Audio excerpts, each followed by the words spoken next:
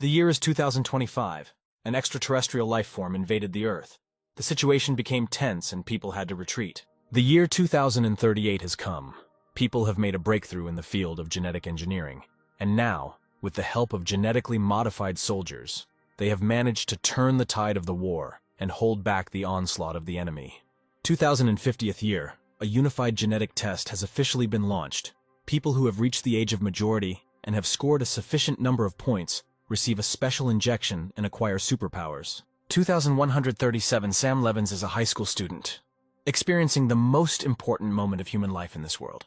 Walking down the street, holograms of great gene soldiers greet people and agitate them to fight the alien invaders. A gene soldier or scientist is the only way to achieve participation in a genetic test. If you miss this opportunity, then this era will throw you to the very bottom of society, where a person simply becomes pathetic trash. Now every person from early childhood goes through countless lessons and exams, and all this for the sake of the coveted pass to participate in the gene test. To have the best physique for the single test, people go through intense physical training day in and day out.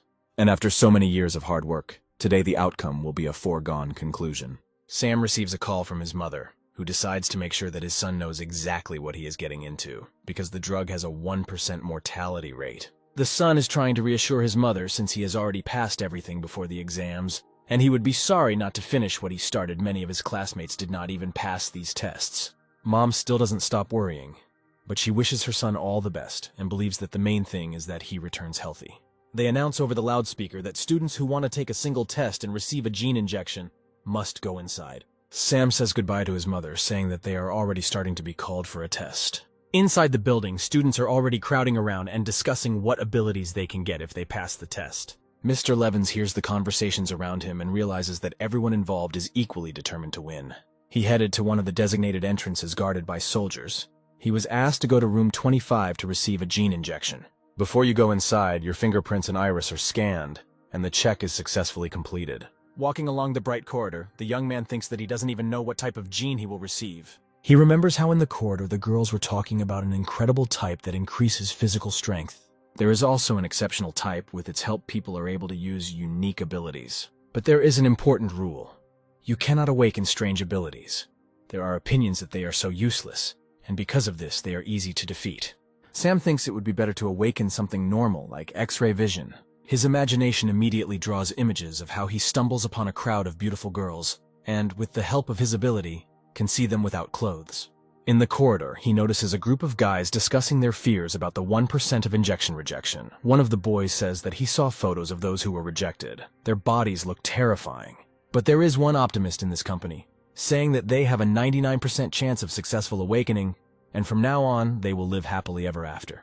The alarmist still insists that there is a big difference between 1% and 0. An optimist is called over the loudspeaker to receive an injection. The young man is sure that he will receive great abilities. Seeing this, Sam thinks that everyone seems to be hoping to successfully awaken the genes like himself. He finally approaches Office 25 and, gathering his strength, wants to enter it. Just as he was about to knock on the office, a powerful explosion occurred to the side of him.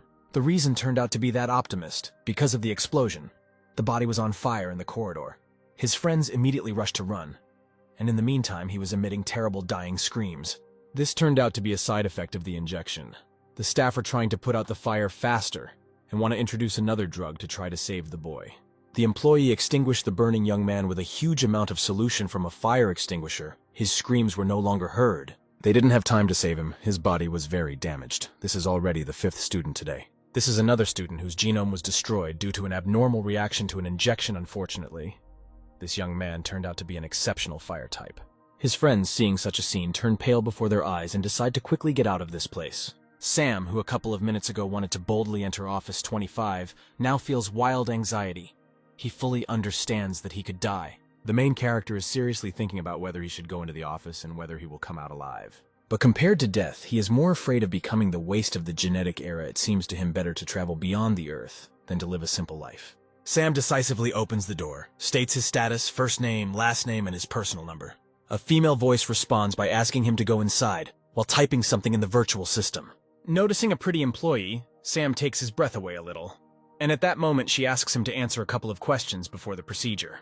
The girl reminds him that he must be aware of the possible side effects of the injection, including death. The young man replies that he knows about this, and she asks the question, if he knows about all the risks, does he agree to take responsibility?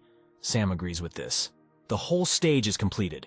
The employee takes the syringe and asks the last question whether he is sure that he wants to receive this injection, thereby awakening the hidden genes in himself. Sam thinks for a couple of seconds, remembering the optimist who was firmly convinced that it would pass, but in the end turned out to be fried by fire. But even despite all this, he is sure that he will never back down. And in the end, Sam loudly says that he is confident in his decision. The employee is satisfied with the answer. She calls his name, status, personal number, and asks him to take off his pants. Hearing her words about pants, the hero was a little taken aback. It's not every day that a girl asks him to take off his pants in order to stick a needle in his ass. She explains that the injection will trigger the activation of the gene, and for best effect, it is injected into the femoral artery. After the explanation, the young man certainly doesn't feel any better, but he obediently begins to pull off his pants. He asks her to be more gentle, but apparently the employee did not have a light hand, because his screams were heard throughout the entire floor. The girl summarizes that the drug was successfully administered and distributed throughout the body. The young man's vital signs are stable. The frequency of brainwaves is also normal, like the rest of the body. The employee decides to find out how the test subject feels. Sam replies that he feels absolutely nothing, but in his butt he clearly feels a throbbing pain from the injection. 10 minutes later, she rechecks his vitals and asks again about his condition. But he still doesn't feel anything? This worries him because any changes indicate the effectiveness of the injection. Will he really not be able to wake up? Another 30 minutes pass. The employee notes that no changes were detected during the observation of student Sam Levins. The girl rises from her chair and, turning to the young man, says that this is unusual, and this is the first time she has encountered something like this. The employee approached him and asked him to stand up. For a second, the thought ran through his mind that this was the end, and he would never achieve anything. But he couldn't get up anymore. Sam feels like he's been shaken, and the pressure in his head begins to seem stronger and stronger. He abruptly falls off the couch and begins to make agonizing screams. The employee does not understand what is happening. He no longer hears the girl's screams and questions. He is only worried about his head, which feels like it's about to explode, whether the drug has really rejected him. The employee does not pay attention, begins to check his indicators at the terrible screams. His heart rate has reached 180. His temperature has reached 50 degrees. All his vital signs have deteriorated sharply. Sam feels that he is falling into the abyss. He ceases to feel his body. The hero feels the approach of his death. Finally, he feels light throughout his body. Sam wonders if he is dead. Opening his eyes, the hero sees that sitting in front of him is a huge astral body, resembling him in appearance. Looking at the body, he never ceases to wonder where he is, who is in front of him, and at the same time, he begins to distantly hear the countdown. The countdown goes on, and a powerful discharge occurs, so strong that it returns Sam to reality. The young man sits up on the couch and hears the employee report that after the first discharge, the student regained consciousness. Recovering from pain, he wants to find out what happened to him. The girl says that 14 hidden genes have awakened in his body. Sam cannot help but be pleased with this news, because 14 hidden genes are quite cool. But he is not pleased with the further words of the employee that all these genes belong to the class of erudition. She provides him with a form, after filling it out, which they will enter into the database. Sam still doesn't want to believe that all his genes are with the erudition type. He heard that they usually work in public relations departments. Most of the positions will be clerical. He may have to work as an office clerk all his life. The employee asks if he has any more questions, since she has already finished the report and he can read it. Almost crying, Sam wants to find out more about his newfound powers. The girl explains that awakening hidden genes does not mean that he will receive abilities. Even if he received them, they are unlikely to appear immediately, which is why they are classified as a hidden type. It seems that everything is clear to Sam from her words. In addition to everything in common, the employee offers him her business card. If he wants to apply to their university or learn more about the hidden type, he can contact her. Taking the business card, Sam learns that the employee's name is Annabelle Prince, and she's a professor at the Institute for the Study of Hidden Types. He could not even imagine that at such a fairly young age one could already be a professor. Rising from the bed, he says goodbye to the employee and is already reaching to open the door. But the girl tells him to wait. Annabelle warns him not to get caught by an organization called Dawn Redemption. To Miss Prince's surprise, Sam apparently had heard of this organization before. The Dawn Redemption was the name given to a group of people who betrayed humanity and colluded with alien invaders. Because of these traitors, they have suffered quite large losses for the last 100 years outside the Earth. Even now, they do not sleep. They mainly kidnap gifted people for their experiments. The employee adds that 5 students who awakened 10 hidden genes have already gone missing. Sam thanks her for the warnings, but inside he begins to feel fear. He has as many as 14 hidden genes. The thought that he could become a target depresses him. Coming out into the central hall, he can't stop thinking about what abilities he has now. He thinks that it would be useful to gain some kind of combat skill. Sam remembers that when he lost consciousness, he saw 14 points of light. What is the connection between his genes and this astral body with points? His head still hurts by this time. Perhaps these are side effects from the injection. But his thoughts are disturbed by exclamations trying to draw his attention to themselves. He hears someone shouting his name. In front of Sam are his classmates, the joyful Stan Vaughn and the clearly not healthy-looking Chuck Engel. They ask how many genes the young man has awakened. Stan immediately says that Chuck awakened 11 genes, but they are all concentrated in his stomach, and in the future he may gain weight and be fatter than him. The prospect of becoming fatter than Stan clearly does not please the young man, and besides, it's not so easy to endure this pain in the stomach. Mr. Vaughn adds fuel to the fire, saying that there is nothing to worry about. Chuck must be destined to become the first transmutant glutton in history. The guy can't stand it and starts fighting with Stan, shouting that he shouldn't delude himself because his 8 genes are concentrated in the speed of his hands. Only God knows how useless he is. Meanwhile, Chuck decides to ask how many genes Sam has expressed, to which Sam awkwardly reveals that he has 14 hidden genes. The guys forget about their fight, and, jumping up to the young man, begin to enthusiastically tell that they have heard the maximum about people who awakened 10 or more genes, but they could not have expected that Sam would have as many as 14. But in order to cool their enthusiastic exclamations, the main character says that he has an erudition class. They immediately distance themselves from him and will not help him believe what they just heard. Stan thoughtfully says that this is a rather difficult situation. Such genes are difficult to develop, and one cannot immediately find work with them. But Chuck tells the story of his relative, who is also an erudite before becoming a monarch. He changed 7 jobs, and now he is preparing to become an abbot. Sam in front of them argues that scholars are not in great demand. Their work is mainly related to the public. The choice of universities is also small. They can only enroll in care. His situation is also complicated by the fact that he has a hidden type, so he doesn't even know what abilities he has. Perhaps he can contact a university professor. Maybe she can help him. Chuck decides to cheer up his friend, saying that thinking too much is harmful, suggests that everyone go have a snack together. He knows a place with a buffet. Sam refuses the offer, citing his headache, and promises that next time he will definitely treat them. As the friends follow the young man, they wonder if everything is okay with Sam. On the streets of the city, interactive advertising stands carry news about what is happening in the world, talk about new federal policies, new plans for space railways, and also missing students. It is also reported that a team of famous heroes recently encountered drug sales. Sam's headaches do not let him go.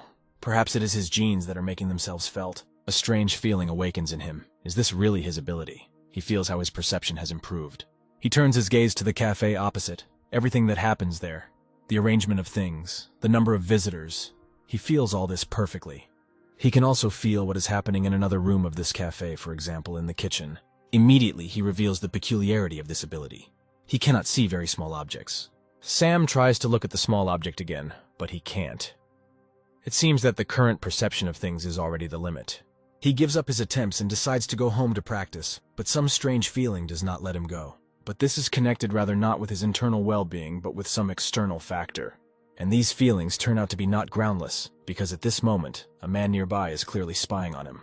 Sam decides to walk down the street a little more to confirm his suspicions. After walking a couple of meters, he notices that there are actually 3 guys following on his heels. They keep a certain distance from him, with members of the Dawn Redemption organization behind him. Sam begins to frantically calculate options for getting out of this situation if they call the police.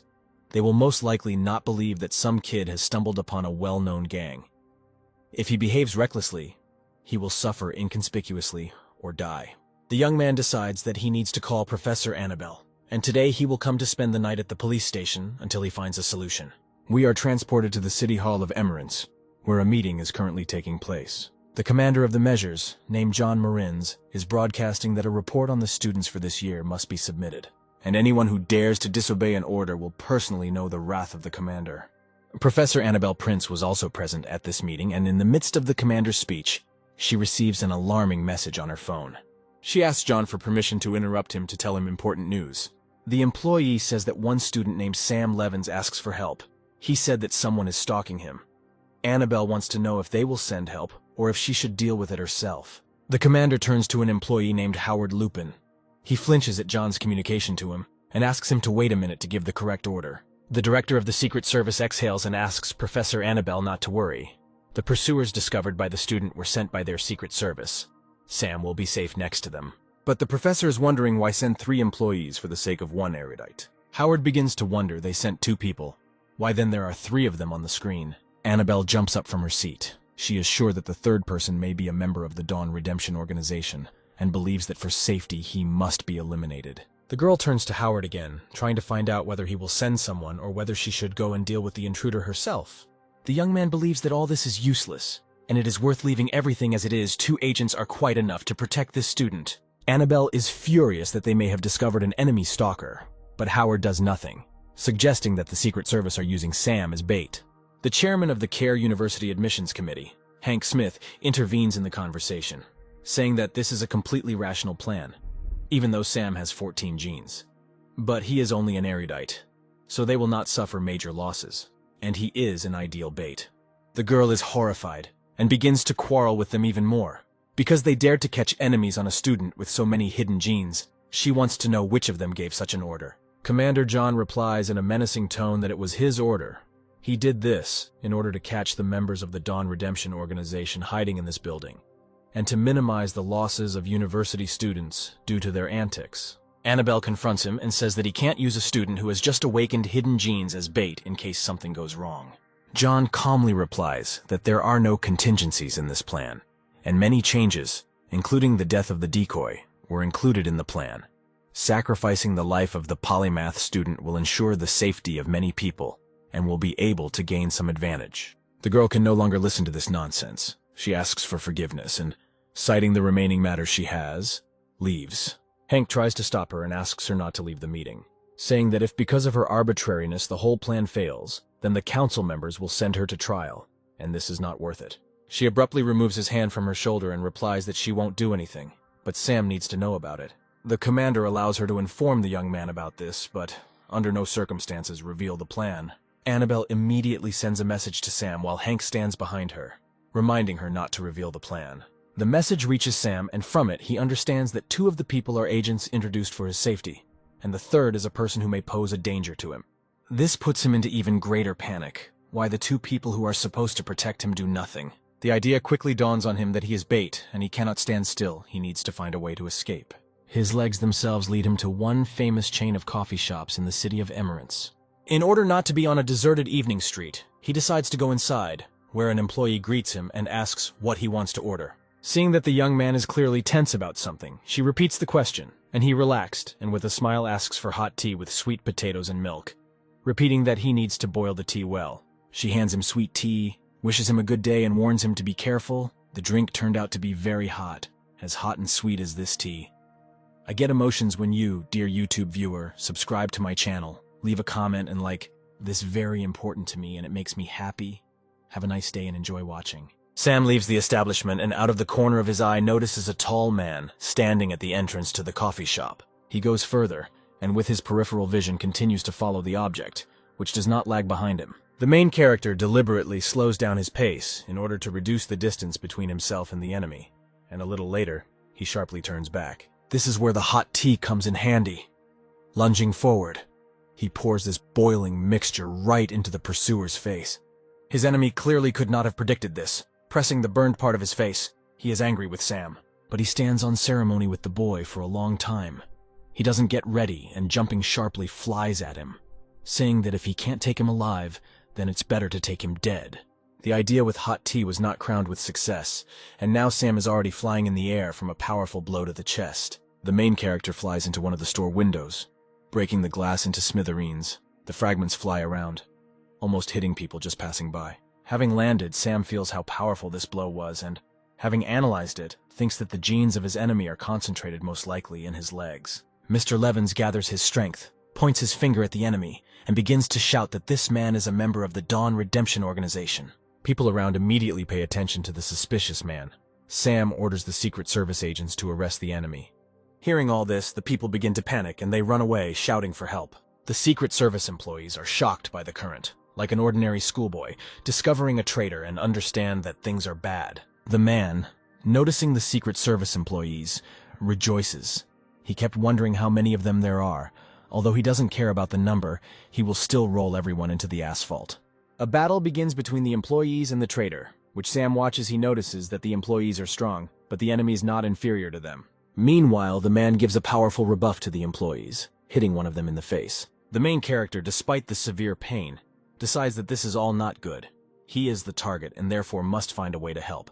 But his attempts to get up were unsuccessful. He was really beaten well. He sadly realizes that someone is in danger and he cannot help. Sam regrets that he is just an erudite. Suddenly, he again falls into a space unknown to him and sees his astral body. Taking a closer look, he now understands that the 14 luminous points are his awakened genes. And from this, the following conclusion follows. It means that the gray ones are genetic base points that are not awakened in his body. Sam realizes that he can see the structure of his body right now. Perhaps this is his personal ability. Seeing in the projection that the stomach digests food to produce energy, and this power is immediately used by various parts of the body. The main character decides to see if he can control the flow of energy. He feels that there is a reaction. The energy on the astral body moves into the hand. Sam feels like his right arm is starting to hurt, as if the blood vessels are about to burst if he wants to awaken a new gene point. He will have to train hard and for a long time or use expensive drugs. There is no other way out. He must redirect the flow of energy with the help of consciousness. But something goes wrong, and the point in his hand begins to glow more and more. At the same time, the enemy does not cease to actively rebuff the Secret Service employees. Even the fact that he is alone and there are 2 of them does not help them, and the enemy deftly avoids the blows. He clearly has more strength and skill. Using his signature kick, he sends his opponent flying. A little more time passed, and now the Special Forces officers were knocked out while the enemy towered over them and rejoiced in their victory. He finally turns his attention to Sam, sitting outside the building, and suggests that he surrender. The rival comes closer to the young man and warns that no one will save him. He was about to reach out to him with his hand, but suddenly Sam woke up and opened his eyes.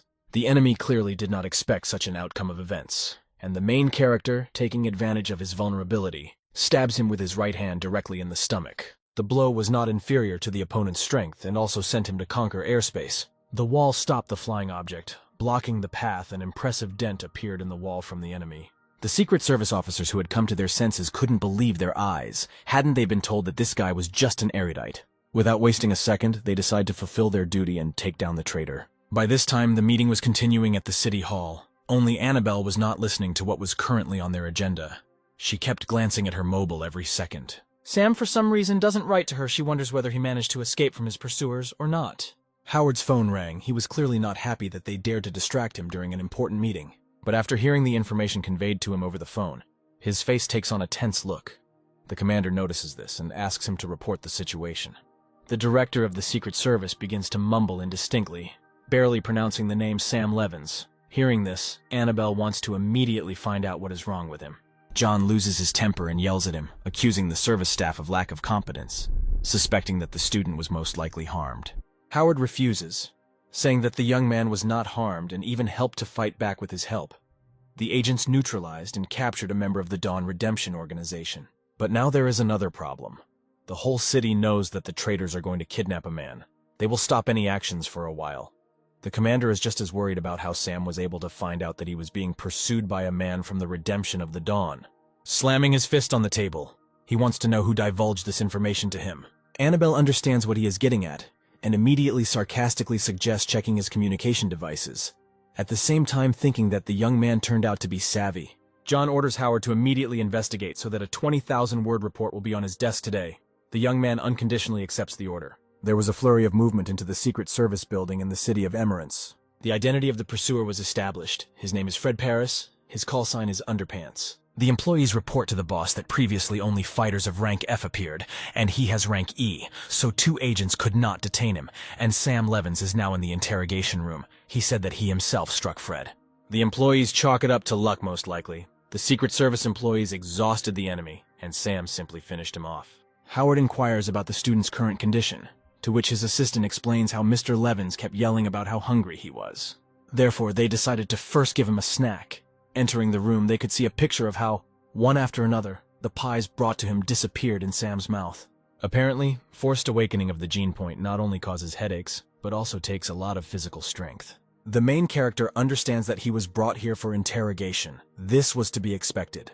The ability turned out to be very strong, but he cannot show it. Otherwise, he will end up on the surgical table for research. Sam admits that he received a message from Professor Annabelle and himself assumed that one of the observers was a bad person.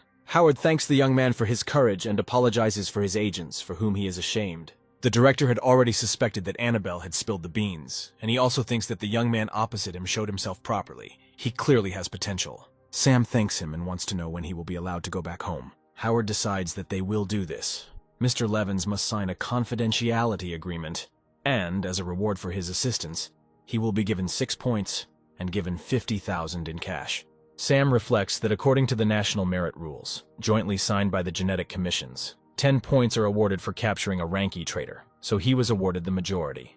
The director had already gotten up and wanted to leave, but a young man stopped him, asking if they planned to continue using him as bait. Howard responds that every year, geniuses with more genes appear in different cities, but many of them later became the target of the Dawn Redemption organization. Therefore, they decided to secretly work with the Secret Service. As for Sam, the director mentions that he awakened 16 genes today, and now he is under the protection of Secret Service officers. There is only one unpleasant detail. The previous students with genes exceeding the number of 15 were not so resourceful, so they were all captured. Howard has already said a lot of unnecessary things, so he says goodbye and leaves to finish the remaining business. Going outside, Sam immediately decides to dial Annabelle's number and say that he has applied to Keir University, Faculty of Erudition, and perhaps he will soon become her student.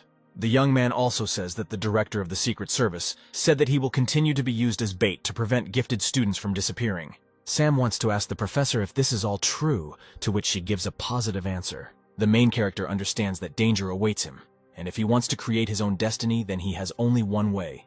This is to become stronger. Meanwhile, in the Secret Service lobby, the main computer lights up and begins to transmit a message that object number 37 has begun to show unusual activity, and that if there is no response for a long time, the task will be solved according to plan number 1. 3 days later, good news comes to the Levinson house. Sam has been accepted into Keir University. While his mother rejoices, the son barely crawls out of his room, holding his stomach from hunger. He immediately heads to the table to have breakfast, and his parents never cease to rejoice and already want to send this good news to all their relatives. It's not without reason that Sam is plagued by hunger. In 3 days, he's exhausted his strength to open another gene base point in his left leg. His body can no longer withstand it. The young man even fainted while concentrating. But what's even worse is that it had zero effect. For some reason, the right hand seems more sensitive. It is difficult for him today to become strong, but by entering the University of Genetic Evolution, studying advanced knowledge and using it in practice, he will undoubtedly be able to achieve his goal.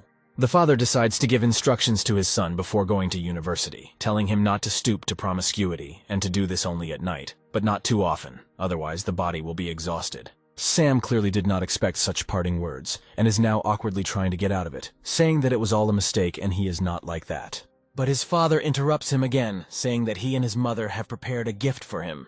Looking into the box, Sam sees rows of evenly laid capsules. His parents explain to him that the university will require a lot of resources from him, so they give him energy capsules. The main character again did not expect this kind of gift from his parents. These were energy capsules of rank E. These capsules are an important gene supplement for enhancing strength, but the vast majority of ordinary people can only afford F-rank capsules since they are cheaper. Sam begins to worry that his parents have spent too much on him. The father objects to him, but they do not have high salaries.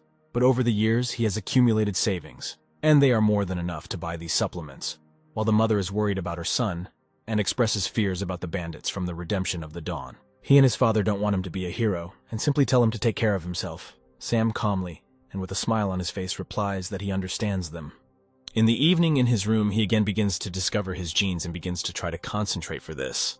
As a result, after a while, he manages to get into the world of his astral body. Sam watches as many lines appear in his left leg, showing accumulated energy. He feels pain in his physical body. His leg is swollen again because there is too much energy, and if it is concentrated in one point, it will explode. The main character begins to concentrate more strongly. Changes are immediately noticeable on the astral body. Energy begins to be distributed throughout the body.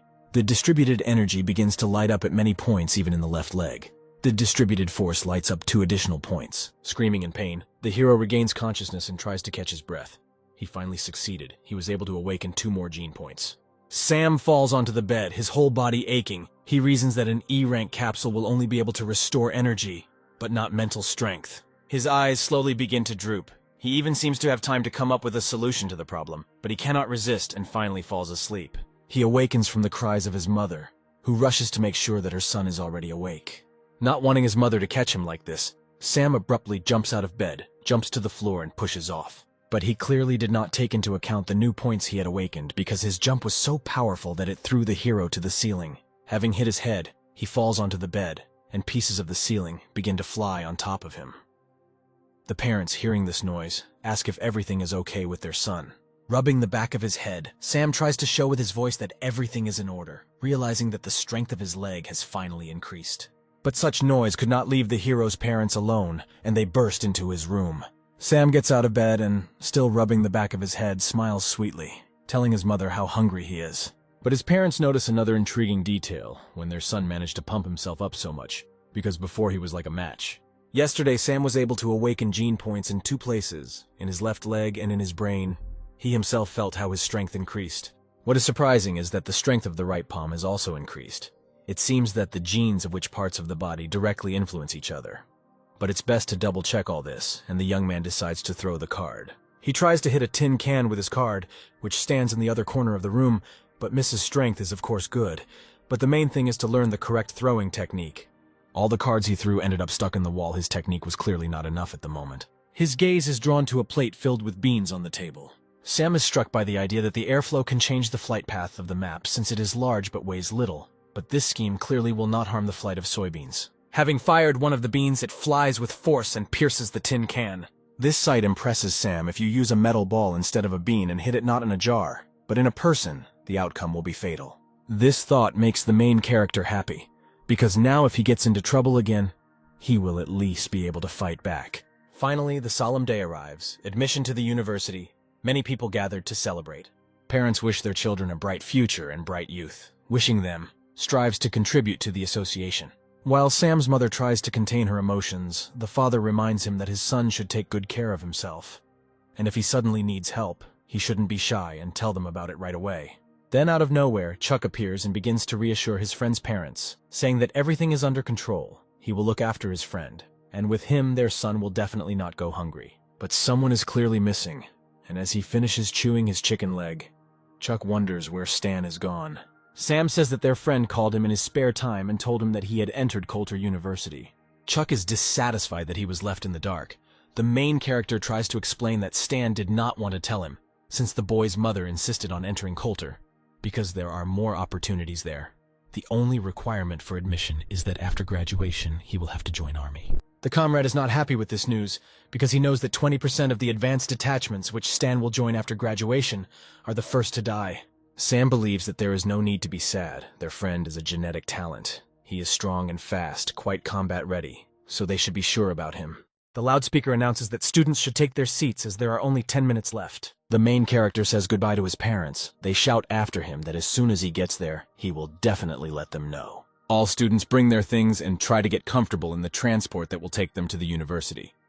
Throwing his suitcase onto the shelf, Chuck promises that he will have an affair with the first beauty of the university, since he spent his pink school years on knowledge and preparation.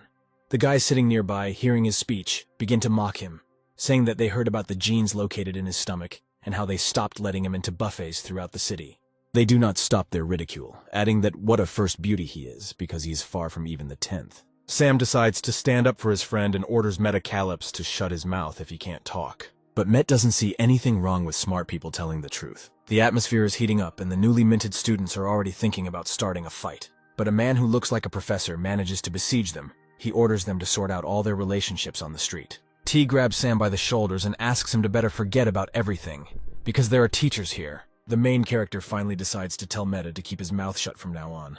This is for his own safety. The teacher once again warns the children that one more such prank and he will show them a happy future. The stern man decides to finally introduce himself. His name is Roast Fomet. He works in the education department of the city of Emerance, and he was appointed to accompany them. Roast hopes that students will listen to his commands and maintain discipline on the road. But if someone decides to excel, he will be more than happy to teach them a lesson.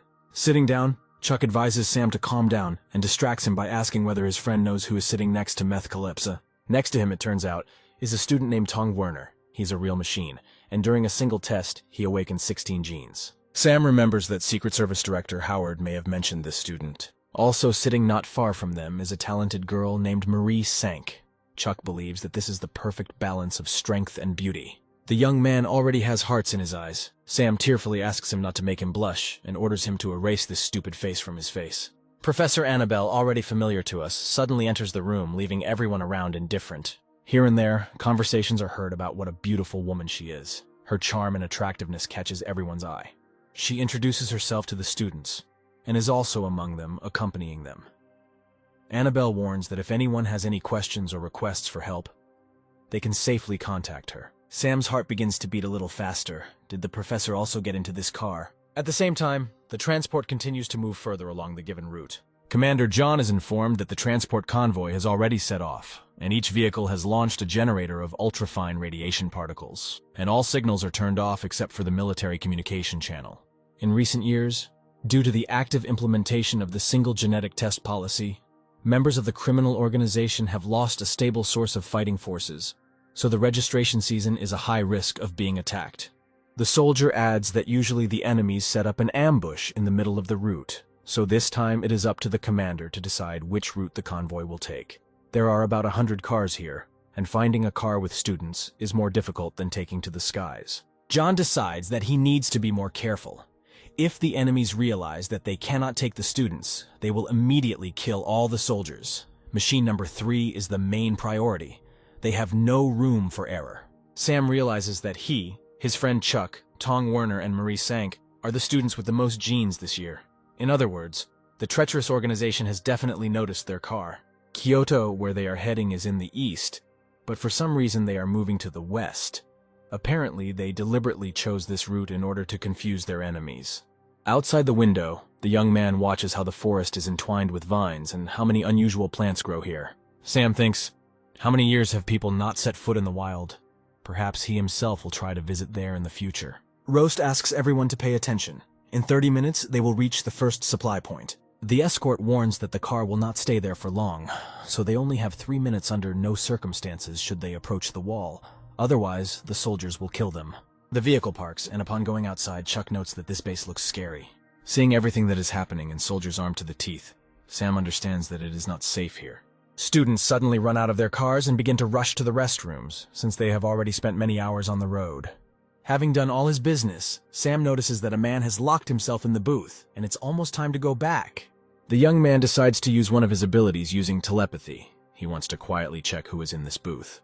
Having illuminated the booth, he realizes to his surprise that their teacher Roast is in it, who is trying to stuff something into his mouth. Sensing something strange, the teacher quickly opens the door and looks outside.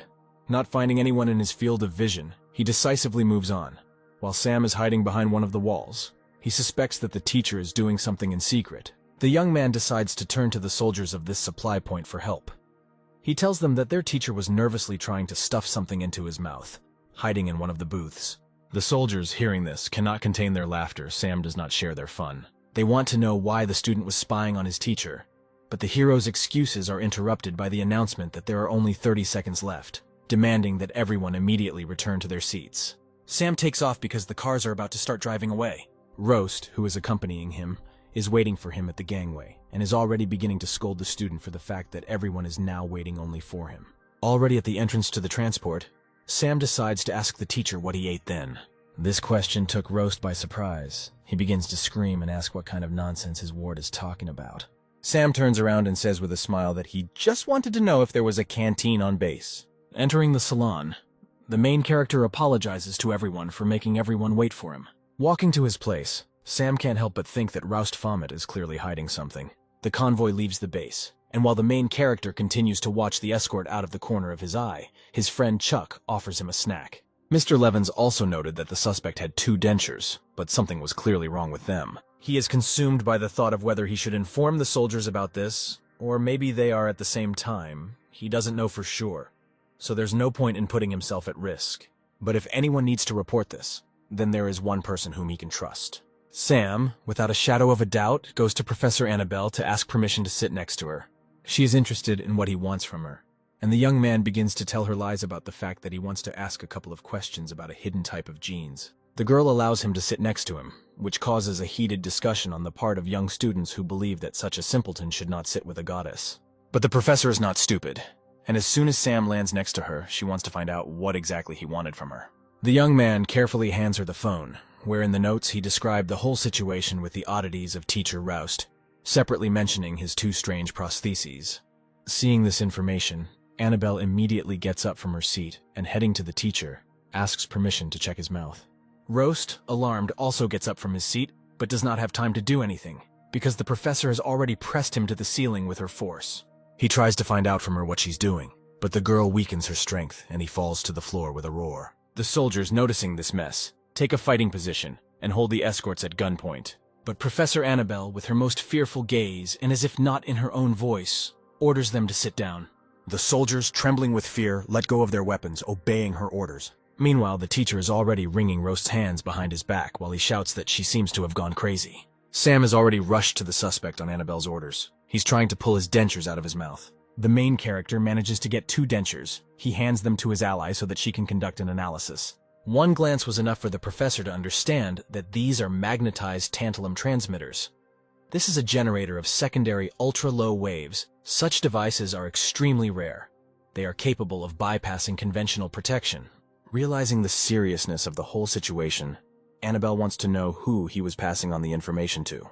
Roast begins to laugh. He didn't even think that he would be discovered. But even with this outcome, they won't be able to do anything. Now no one will be able to escape. Meanwhile, the employee reports to the commander that the transport convoy has begun to move as soon as they reach the plane. The organization of traitors will no longer reach them. But then another employee bursts into the office and reports that car number 3 has gone off the intended course. The messenger reports that vehicle number 3 is requesting direct communication with the commander. Professor Annabelle gets in touch. She reports that an enemy spy was caught in their car, and at the moment their route has been revealed. Commander John is beside himself with rage. He orders to immediately go to car number 3 and change the route. Also, while a convoy of vehicles is moving forward to help, he requests that aviation equipment be convened from nearby military units. The controller standing at the control panel shouts that he notices several flying objects in the air. Energy charges were launched by the enemies in the direction of their transport column. John commands the vehicles to maneuver, but his subordinates were no longer able to carry out this order. The discharges turned out to be faster and had already undermined the middle of the column. John takes the helm and tells all employees that the enemy has precision weapons. The remaining vehicles must hold the line and wait for reinforcements.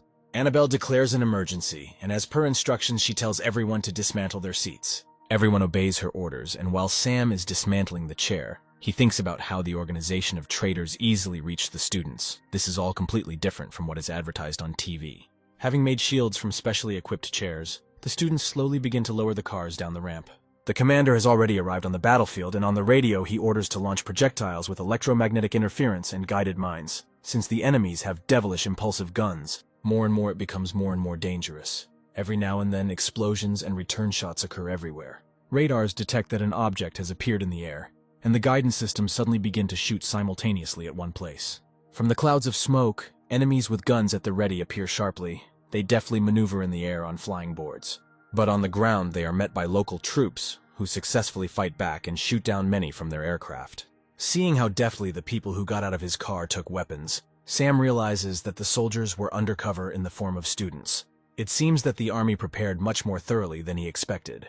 The commander is informed that reinforcements will arrive at their location in about 3 minutes. Suddenly, the ground under their feet begins to shake, and John, realizing that something is clearly about to happen, shouts that the enemy is underground. As soon as they manage to jump and lift their heels off the ground, they begin to fight their way up under them. Like spears made of stones at that moment, many soldiers are overtaken by death. It becomes clear to everyone that this is not just a weapon, it is the ability of the owner of a hidden type. Annabelle immediately clarifies that this is at least a gradually altered V-rank genetic mutant. Perhaps he has a complete transformation, but his attack radius is limited. In the distance of the forest, they notice 2 opponents, one of whom clearly launched a final deadly attack on them. The troops concentrate on the enemies and return fire. But not everything is so simple. The enemy takes out a katana, and with lightning speed he fights off and dodges bullets. The villain shouts that there is no benefit from training soldiers. Today they will all die. With a new round of strength, he makes his earthen spears even larger and is already pushing the machine onto him with soldiers. The ground where ordinary students stand is also not in a calm state. It begins to collapse. The enemy's target is a car with students. Realizing that things can't get any worse, the commander quickly heads out to neutralize the enemy. The enemy does not have time to get his bearings, before John has already cut his katana and pierced the traitor through with a spear. A powerful explosion occurs which throws the accomplice to the side. Henchmen run to the traitor, and the man with the hidden gene orders them to buy him a little more time. At this time, help finally arrives for the guys. Chuck notices that the commander attracted all the enemy fire to himself. Having formed a strong shield around himself, not a single bullet could injure John. He successfully continues to withstand the onslaught of his opponents, and scatters them with his spear in all directions. Chuck and Sam, watching this, understand what the expression transcendental power means. Strange sounds begin to be heard from the forest, similar to the clatter of huge paws and hooves. Marie is the first to notice this. Annabelle immediately realizes that these sounds can only be made by mutants who came to the aid of their enemy. Noticing these creatures, the army does not stand still and begins to fire at them from cannons in order to prevent them from getting closer. But the animals turn out to be no less agile, and now the tiger destroys one of the cannons, thereby allowing its relatives to break through. The wolves begin to cut the soldiers with their claws and bite their teeth into human flesh. Sam realizes with horror that the last line of defense is almost destroyed. Roast, lying on the ground, continues to gloat, saying that he warned them of the consequences. Annabelle orders him to be silent and tramples the traitor's head into the ground with all her might. She tries to calm down the panicking students by saying that there are other teachers here besides her, so no one will touch them. Having gathered with other teachers who also have more than one ability, they act as the last line of defense. One of the mutants already wanted to attack the remaining soldiers, but the teacher manages to stop him in time, who suddenly appeared behind him, and grabbing the tiger's skull, began to squeeze it with force. Another young man who looks like a wolverine is constantly cutting down wolves right and left. Commander John yells for them to quickly move towards the third vehicle because the traitors are targeting it. Annabelle replies that everyone has already understood this and there is no point in commanding now. Sam thinks that the professor most likely also has a hidden type. He wonders what methods of struggle she will use. He expected to see anything, but Annabelle simply took out metal balls and throwing them with force inflicted a ton of lethal damage on the enemies. She notices another mutant who has already closed his paw on the neck of one of the students. The girl immediately carries out the same attack on him. The tiger manages to dodge while releasing the hostage. The enemy is angry.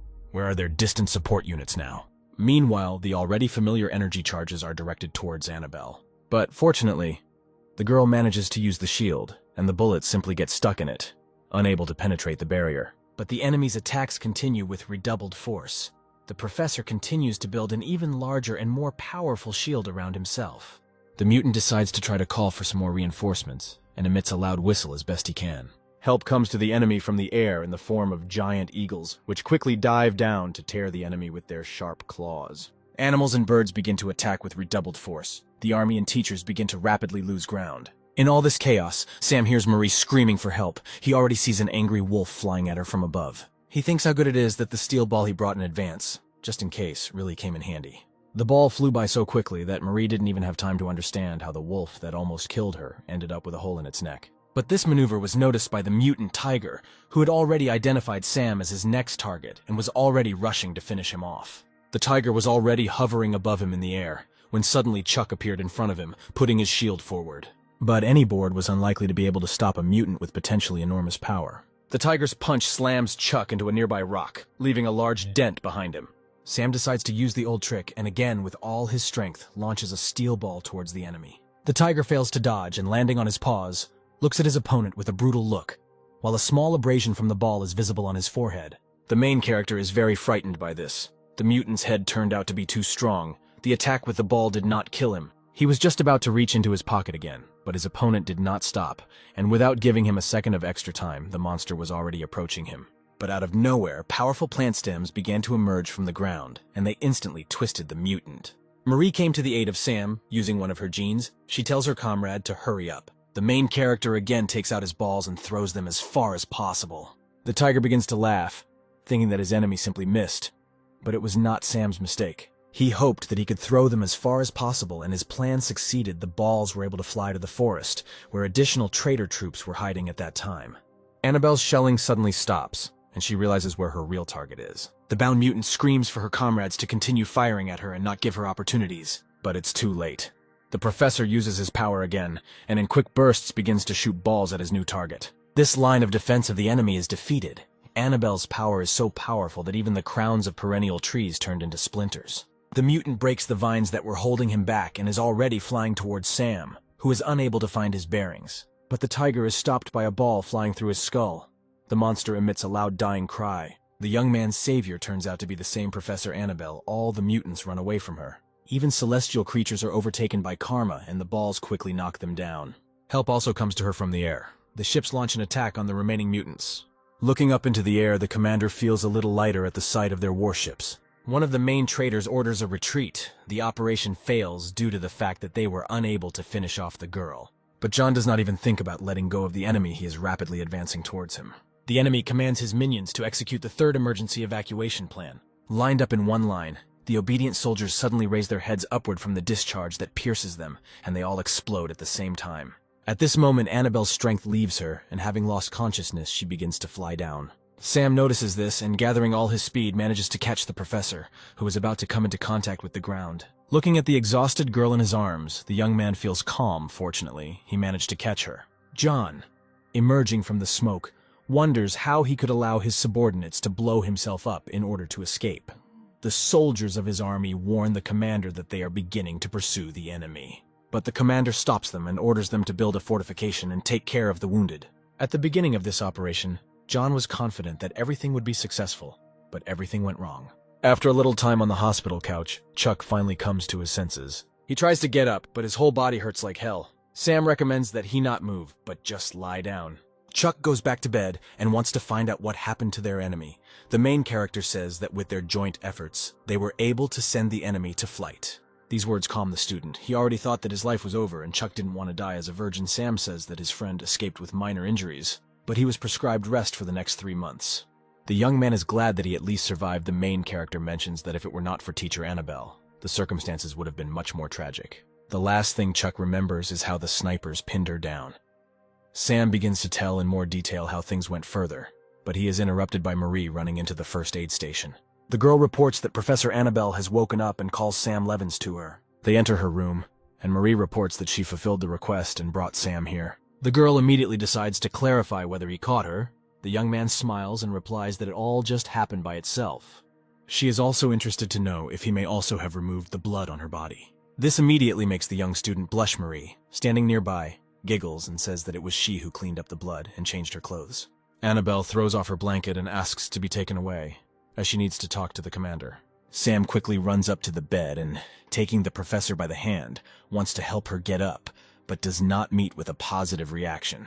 Behind him, Marie laughs again, and says that she would rather help the teacher get there. The young man burns with shame, and quickly removes his hands from Annabelle. At the same time, the traitor roast is being electrocuted. Despite the pain, he screams for them to continue and not stop. Annabelle enters the room with Marie and Sam. John inquires about the professor's well-being. The girl reports that she's feeling better, and she thanks them for their care, and besides this, she asks if there are any results. John says that no amount of torture or drugs forced Roast to speak, and his neighbors said that his family disappeared a few days ago. Apparently he thought of everything. Annabelle wants to know what he will do about it, to which the commander believes that the traitor should be brought to a military court. Mr. Marins reports that the enemies made a technological breakthrough. The transmitters they removed almost immediately turned off, and now they are ordinary prosthetics that they cannot present as evidence in court. Roast lets out a loud laugh, saying that they are accusing an innocent man. The man will not admit to anything and will wait for trial, and he also promises that Sam Levins will answer for everything. Annabelle asks the commander if wartime rules are still in effect, and John replies that after the attack he gave permission to accept a military situation. The professor thinks that there will be another attack soon and they would do well to intensify the interrogation of the spy right now. The commander unconditionally agrees with her and orders the immediate use of unconventional means against the spy during interrogation. Hearing this, Roast begins to shout that they have no right to do this, and when he sees Annabelle approaching him, he begins to shout that he will tell everything and answer all questions. The girl already understands that most likely he did not leave any traces, and his accomplices already know that he was captured. So now he is of no value.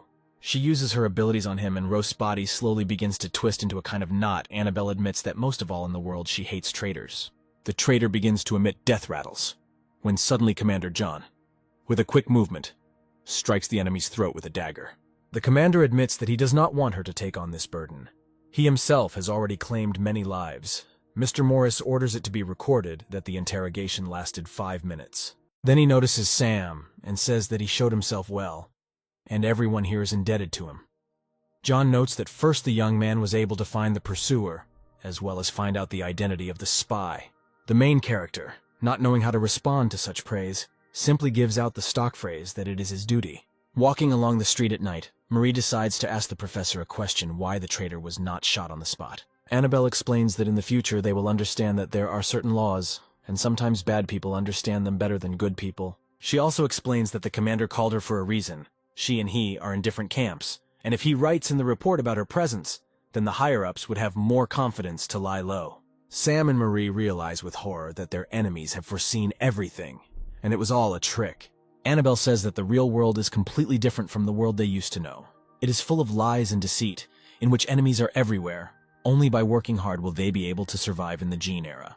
And the first lesson that the guys must learn is the ability to protect themselves. The convoy of equipment accompanied by air continues on its way. Marie believes that if they were accompanied by air forces, the enemies would definitely not dare to attack. But Sam reminds her that these are the guards of other schools that have just been liberated and flew here. Chuck, lying on the couch and eating a corn dog, argues that yesterday's guy managing the land is a real devil. He almost destroyed the entire convoy. Even the commander could not catch him. Annabelle joins the conversation and says that all the enemy's actions were clearly planned, so they attacked them with the help of the owner of earthly genes. She also notes that Maurice Sank has the ability to control plants and radiation, and if it weren't for the plants on the battlefield, she would hardly have been able to contain that mutant, so she and Sam were very lucky. The student decides to ask what their professor's rank is. Annabelle believes that now they can already know that she is a permanently changed C rank. Sam is surprised to hear this news. It turns out that with an S rank, you can be a professor at Care Genetics University. The girl adds that as for the transcendental type, the professor must at least have a complete transformation, however. The requirements for the hidden type are relatively small for those who have special abilities. An exception can be made. Marie does not lag behind the teacher and wants to find out her abilities, but Annabelle only advises in the future not to reveal her abilities to others. This will guarantee that they will live much longer. She tells us to never forget about this, and everyone answers in unison that they understood her. But there is a small discrepancy. Sam reminds that after enrollment they must report their genetic data. He wants to know if this will be a problem. But Annabelle hastens to reassure them, because their data will have a very high level of confidentiality. A large metropolis finally appeared outside the window. The guys, despite all the difficulties, were able to get to Kyoto. The guys see flying skateboards outside the window that cost about $1 million and begin to dream of the same ones. Meth at this moment mocks his classmates, calling them a bunch of sheep who have never seen anything in the world. Chuck decides to approach Sam and ask if he thinks Maurice Sank likes him, because yesterday she literally didn't leave his side. The young man begins to refuse, and at this moment the girl just decides to sit down with the guys, driving Sam into even greater embarrassment. The cars finally reach Kier University, and the loudspeaker immediately announces that students can take their things and leave the vehicle. It is also loudly announced that the entrance test will be held tomorrow. Chuck is sure that in his current state he will definitely not pass, and he will be immediately expelled. Sam offers to find out if he will be allowed to take this test later. How lucky it was that paramedics were already heading towards them, and when they saw Chuck, they ordered him to go with them, since in the near future he would be released from any activities. The young man cannot believe his luck, and decides just in case to find out if it is free, and the answer pleases him even more, because for this period all his expenses are covered by the university. Despite his diagnoses, he surprisingly quickly jumps onto the bed and is ready to go for treatment. Marie warily asks Sam what is happening to their comrade, but the hero only replies that their comrade was happy that he will be eating for free for a month. Finally, the main character gets to his room. During this time so much has happened and he is pretty tired. He immediately starts thinking about training, but he can't take that risk right now. Although his parents told him not to worry about money, progress in training would come at a cost. If he gets a grade of C in tomorrow's test, he will be rewarded with 20 F-rank energy capsules. Roughly speaking, if you count in money, it will be more than his father's salary, but even if so, subsequent capsules will cost him just as much. At the moment, he has only two problems: money and supplements. Tomorrow he must try. To achieve C rank, he needs to open at least 20 gene points. He's still missing 2. If he can break through today, then almost 1/3 of the entire year's training costs will be solved. This time, his left hand will also be able to throw soybeans. In the morning, exhausted from yesterday's training, he wakes up on the floor to a knock on his door. Getting up and opening the door, he discovers that Professor Annabelle has visited him. She doesn't stand on ceremony. She immediately walks inside without an invitation and orders Sam to close the door. The girl also interrupts him and asks him not to look in her direction. She puts a piece of paper with words on his desk and asks him to focus and read what is written there. Using his telepathic ability, he reads that the piece of paper contains the number of kilograms of apples and their price per unit. Annabelle says that this is enough and asks him to put on his pants. Sam agrees, although he thinks to himself that she herself was stealing here and is now giving orders. At the same second, an older student named Sasha Finke bursts into the room. She is here to raise all the first ones. But she comes across a picture where a freshman is pulling on his pants, and a rather beautiful girl is standing next to him. This makes the whole situation quite awkward, and Sasha hurries to leave as quickly as possible. Sam is shocked by everything that is happening, but the professor doesn't care about all these teenage habits. She wants to know how many base points he has already awakened. He admits that he has opened 20 points so far and wants to find out if he has a chance of getting a C rank. The teacher assures him that if he tries hard, he can reach C rank, but she is here to tell him something important. The professor advises him that when the time comes to undergo testing, she advises him not to show his full strength. Seeing the silent question in his eyes, the teacher invites him to guess where his telepathy can be used. Sam has an idea that his skill could be useful in surveillance. Annabelle is sure that this is the ideal option, and she is also convinced that if everyone finds out about this, he will be drawn into all the internal wars and intrigues of their universities. Of course, he can ignore her instructions and show strength left and right, but Sam says that he understands everything and wants to find out whether he should hide all his strength. She recommends not showing at least half of it. Besides, he studies at the Faculty of the Hidden Type, and therefore completely switched under her name. Annabelle wants to know if this state of affairs suits him, to which she receives a positive answer. Since he is satisfied with everything, the professor allows him to sign the report. He sees that he needs to sign a paper stating that he neutralized the enemy during an enemy attack. Sam turns to Annabelle because he has nothing to do with it. It was she who killed the tiger. But the teacher tells him that without him, nothing would have worked out for her, so this is his merit. In addition, the association will give him a good monetary reward. The young man decides to sign the report, because the extra money won't hurt him now. They finish here, and Annabelle says that she and Chuck should go take the test. But the main character is a little perplexed, because his friend is now undergoing treatment. At the same time, leaning his ear to the door, Sasha tries to hear what they are talking about. Hearing footsteps approaching the door, he quietly jumps to the side and pretends that he is just wandering along the corridor. Sam follows Annabelle out of the room, and seeing Sasha, says that he is ready to go. Sasha grabs him by the shoulders and calls the young man cool. Because he spent the night with the Ice Queen goddess of the faculty, he wants to know how he managed it. Sam tries to explain to him that he understood everything wrong. She only came to him so that he would sign the documents. He continues to not believe the freshman, because he and she were the only two here. The main character says that now, unfortunately, his neighbor is in the hospital. This news puts Sasha into even greater shock. He thinks that Sam specifically sent his friend to the hospital to stay with the beauty, and already considers him a real alpha male. The young man understands that he cannot allow this crazy talker to say such things. Otherwise, rumors will quickly spread about him. He must somehow be forced to remain silent. Sam invites Sasha to reveal his secret of seduction and make a bet, to which the guy immediately agrees.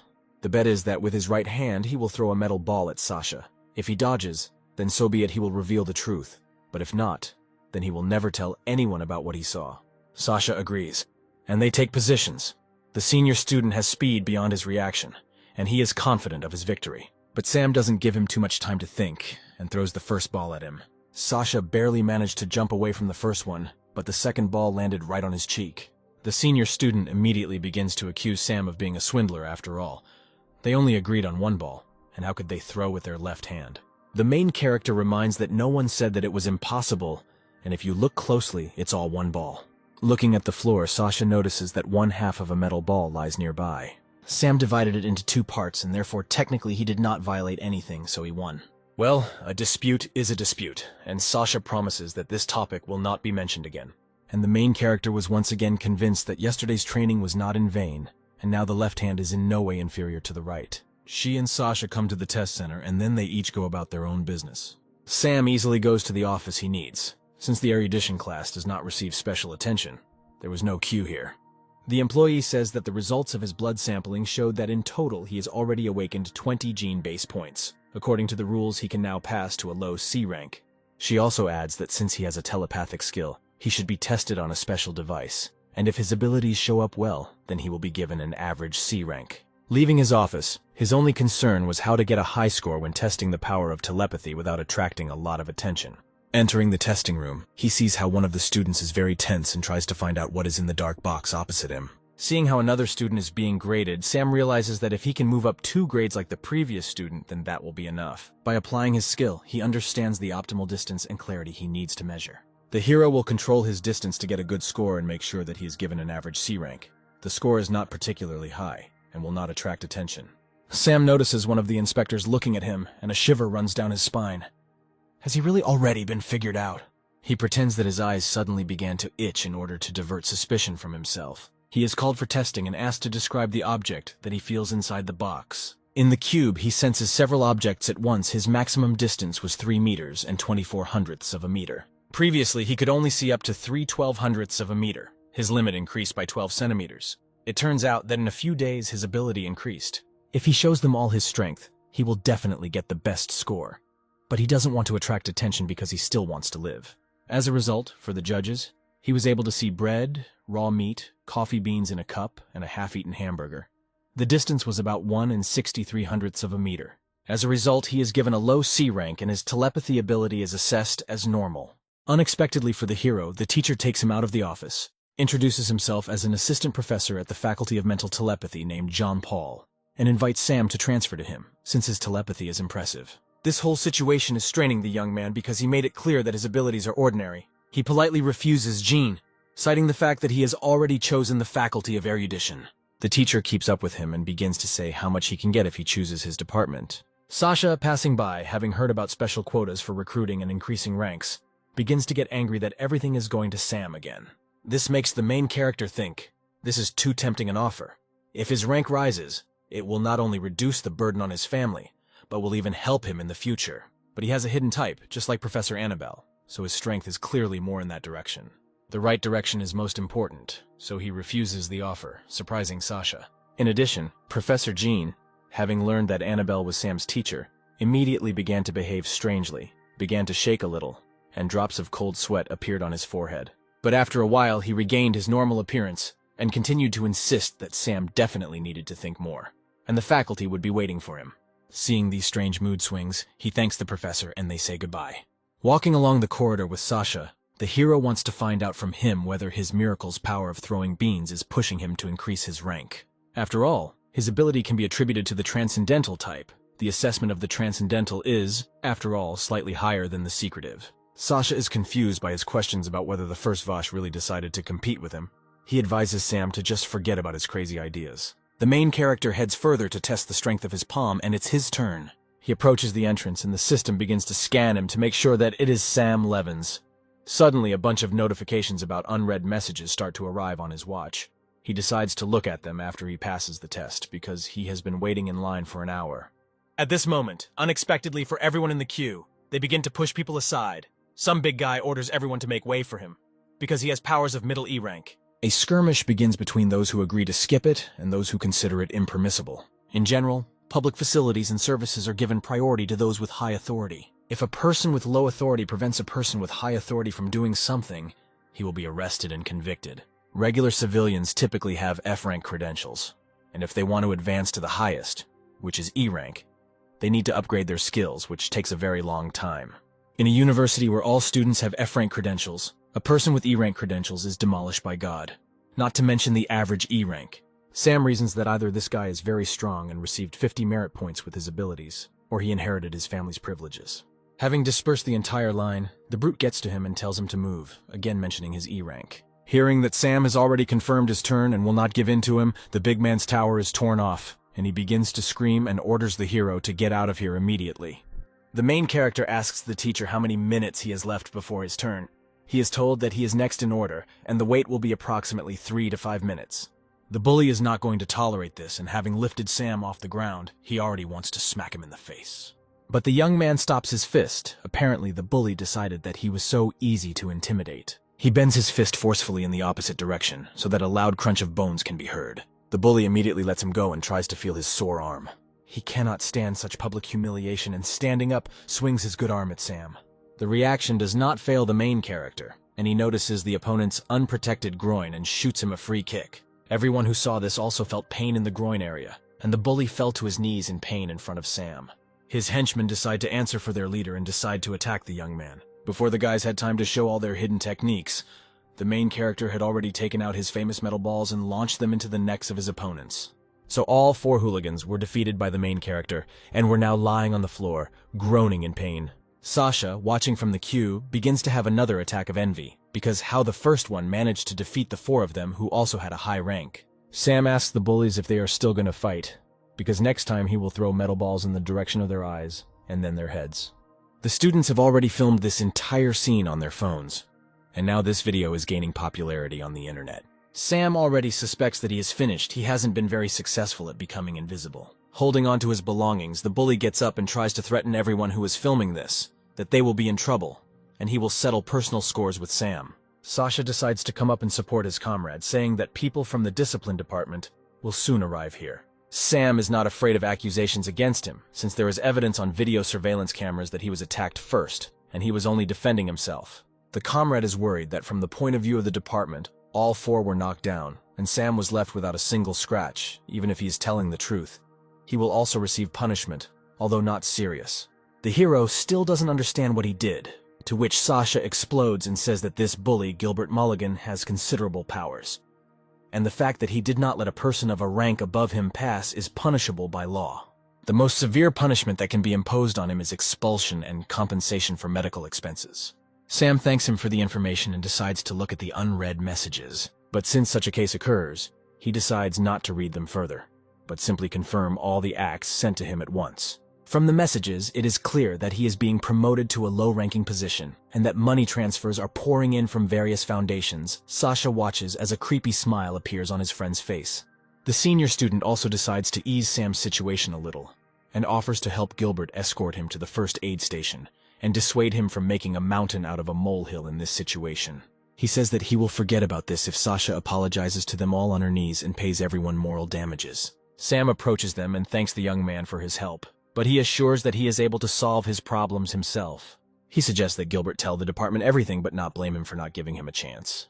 Mr. Mulligan looks down on his rival and says that Sam will regret his words.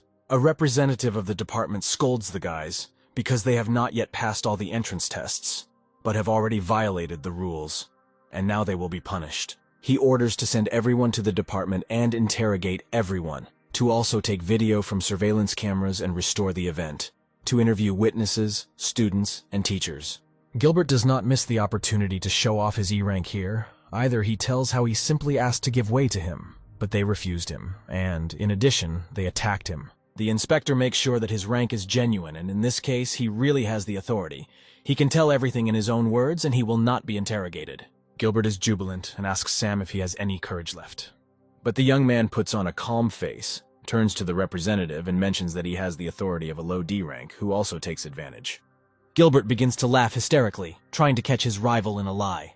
The representative himself doubts that a freshman can have a low D rank. This is impossible. He himself worked for many years to get the credentials to a high E rank, and for a low D rank, hundreds of points are needed. After checking the data, the representative confirms that Sam Levins is not lying, but has a low D rank. He will now be asked to write a report and send it to the discipline department, and is also in contact if he has problems. Gilbert can't believe his ears that this all turned out to be true.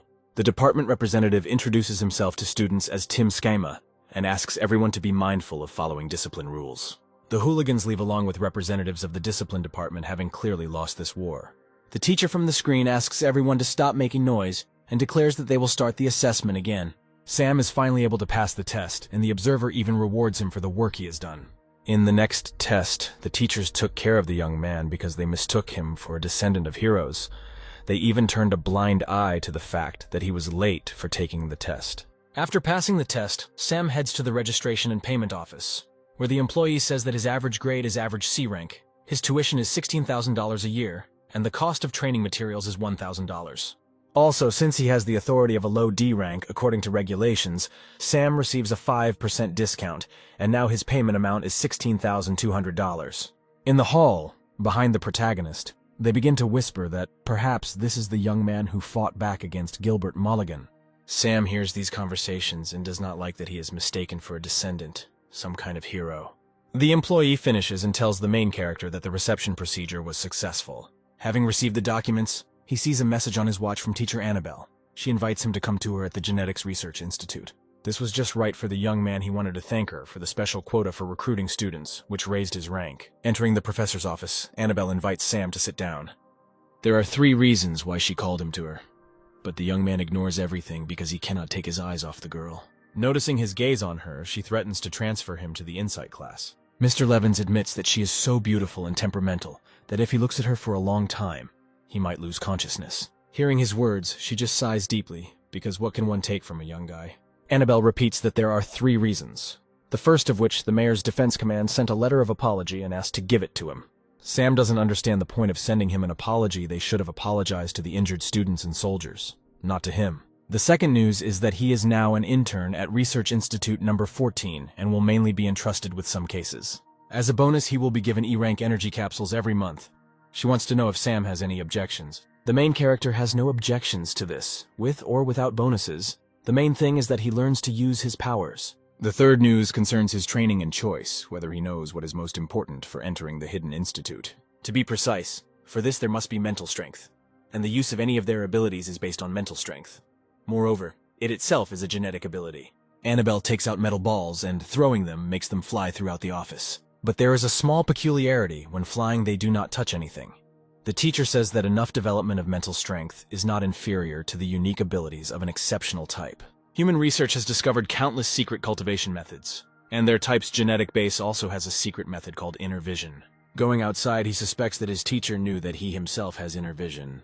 She also mentioned that anyone who is able to sense the smallest things has inner vision. However, only a small number of genetically modified people and gradually named mutants are able to possess it. Students using this unique method discover an average of 15 gene base points, but they can be either useful or useless. Plus, there are various side effects. This news makes Sam a little happy, because in fact everything depends on luck. Annabelle corrects him, saying that this is not entirely true before it could be compared to playing roulette. But after 100 years, humanity has developed safer methods of awakening genes. The main character also wants to find out if their type has something else besides internal vision. The professor claims that, unlike others, they have a greater chance of discovering new genes. The girl also reminds that full development requires the formation of a series of chains of genetic abilities. Sam also wonders what else inner vision is capable of besides the new genes they awaken. Annabelle says inner vision has several functions, but other than activating new genes, there isn't much to it. The main character thinks that his inner vision is different from others. The teacher gave him these training methods to practice. Walking towards his room, in the corridor he again bumps into his now comrade Sasha. He comes into the room with him to talk about something. While the young man is unpacking his purchases, he notes that their rooms are much better than their old ones. Sam hands him a can of cola and says that Sasha can speak directly to him. As it turns out, Sasha was contacted by representatives of the Mulligan family, and they asked for all the problems to go away. They also talked with Sasha's father, and now he has no opportunity to refuse them. The Mulligan family enjoys authority in government circles in Kyoto. The young man asks Sam not to worry, because they will not get to their university. He is only infuriated by the fact that they had the impudence to say something to his father. Also, there is not exactly enmity between their family, because no matter how you look at it, the Mulligan family has enemies all over the world. Sasha just wants his comrade to be as careful as possible with them. Bad thoughts immediately enter the main character's head about what will happen if he tries to chew this family apart. Sasha thinks that if he puts pressure on them, they could be expelled. There is a high probability that the discipline department will simply take them under supervision. Sam suspects that it was they who sent his comrade to this conversation so that he would soften up and they would not be expelled at his request. This turns out to be true, but Sasha swears that he just wants no one to get into trouble. And on top of all this, he gives Sam a card with a lot of money, which the Mulligan family presented as an apology. For such a huge sum, all he needs to do is write that there was a small fight among students and not a violation of his authority. With that, they decided. He escorts Sasha to the door and he thanks him and apologizes for the trouble. Having slammed the door, he is left alone with his huge capital with 8 or 10 of his classmates. He would instantly become rich. He decides now is the time to try the workouts Annabelle recommended to him. Having found a meditation that suits him, he makes himself comfortable on the couch and begins it. Only his concentration is disrupted by thoughts of a beautiful goddess named Annabelle. He remembers how majestic she looked on the battlefield. Just as he wanted to concentrate again, a new message arrived on his watch from Marie Sank. She said that she had already checked into the hostel and invited him to her place, mentioning that she lived with a very beautiful neighbor. And now again, youthful impulses excite Sam's heart. How strong neighbor Marie must be. These thoughts do not leave his head. No matter how much he wants, he's no longer able to return to training today. Gilbert, having finished talking on the phone, reports to his colleague that all issues have been resolved and they will not leave. One of the bullies wants to know if they will just forget about this incident, but Gilbert's father made it clear that they should call it a day. Another of his comrades says that Sam is studying at the Faculty of Erudition, and they are at the Beyond. They have a fairly small chance of meeting him and taking revenge. But one of the hooligans does not calm down, and he has a plan brewing to take revenge on him without doing anything to Sam. All they need to do is lift their fingers. He proposes to use the internet and make all the kids from the exorbitant university hate Sam Levins, so much so that he walks without raising his head. The second day at the university began, walking down the street with full bags of food. The main character thinks that maybe Gilbert is not so bad. Without his generosity, he would hardly have been able to buy so much. On the way, he decides to check the news, and to his surprise, stumbles upon angry posts about himself. Sam realizes that someone definitely built this. It seems that they are trying to provoke him into a conflict between him and the Transcendental University. But the young man decides not to care about all this, because he has an opening ceremony ahead. Crowds of students have already gathered in the square, and the solemn speech begins, in which every student admitted to this university is called Heaven's Chosen Ones, saying that they have the ability to think independently. This speech was given by the rector of the university named Adore Wolt. He wants to end his speech colorfully, so he releases purple lightning into the sky. With one snap of his finger, Mr. Wood makes lightning thunder and clouds thicken. From such impending bad weather, all students' ears begin to block. Then the lightning abruptly disappears somewhere, and the students see again a clear sky with no signs of an approaching hurricane. One of the students notices that there is still something in the sky, and shouts for everyone to pay attention to it. At that moment, a man descends from the sky like lightning, and everyone, for some reason, immediately takes him for Superman and begins to chant it. But it just turns out to be their rector named Tom, even if he is outrageous. But today he agrees to be a Superman for the students. As the crowd cheers, Rector Ador declares the ceremony over. Here comes the time of long school days, and the first couple of this year. A teacher named Severus North introduces himself to his new students. For the next couple of years, he will teach them spiritual power training, the basics of the hidden type theory, and the basic practices of the hidden type. He also notes the horn on his head, which has already attracted the attention of the students. Severus says that this is a consequence of an error during training, and if among the students there are those who want to get a pair of horns, then he allows them to sleep on the pairs. From his speech, Sam understands what Annabelle's teacher was saying about useless genes at the base point. Having said the preface, the teacher suggests starting today's lesson and orders the assistants to distribute the teaching materials. Severus reminds them that they should all know that spiritual power is core to the hidden type. Now they will begin the first lesson on her training, pointing to the flask. He tells that this technology is needed to accumulate and test this power in the initial and middle stages. The material in the bottle is extremely rare. He orders everyone to pick up the instrument and focus on it, saying that they must give it their all, because this is the only way they can improve their spiritual power. First of all, you should focus your gaze inside the bottle, and then feel with all your might what is inside it. Severus reminds that the first time will be a little difficult. The main thing is not to worry, but to slowly pour in your spiritual strength. He just wanted to tell what would happen if he rushed in this matter, when a loud explosion rang out across the entire audience. The bottle exploded right in the hands of Sam, who clearly did not imagine his first day of school this way. Severus takes the student to his office, treats his wounds, and asks how the young man is feeling. Sam replies that everything is fine, and the teacher notes that he saw his name in the erudition class magazine. Surprisingly, the professor is pleased with his result, the first pair, and he has already blown up the flask, which is already quite talented. He also says that Sam would be better off with 20-gram stones instead of 1 or 5-gram stones. The same story repeats with Severus, as with the other teacher. He again offers a special quota so that Sam goes to him.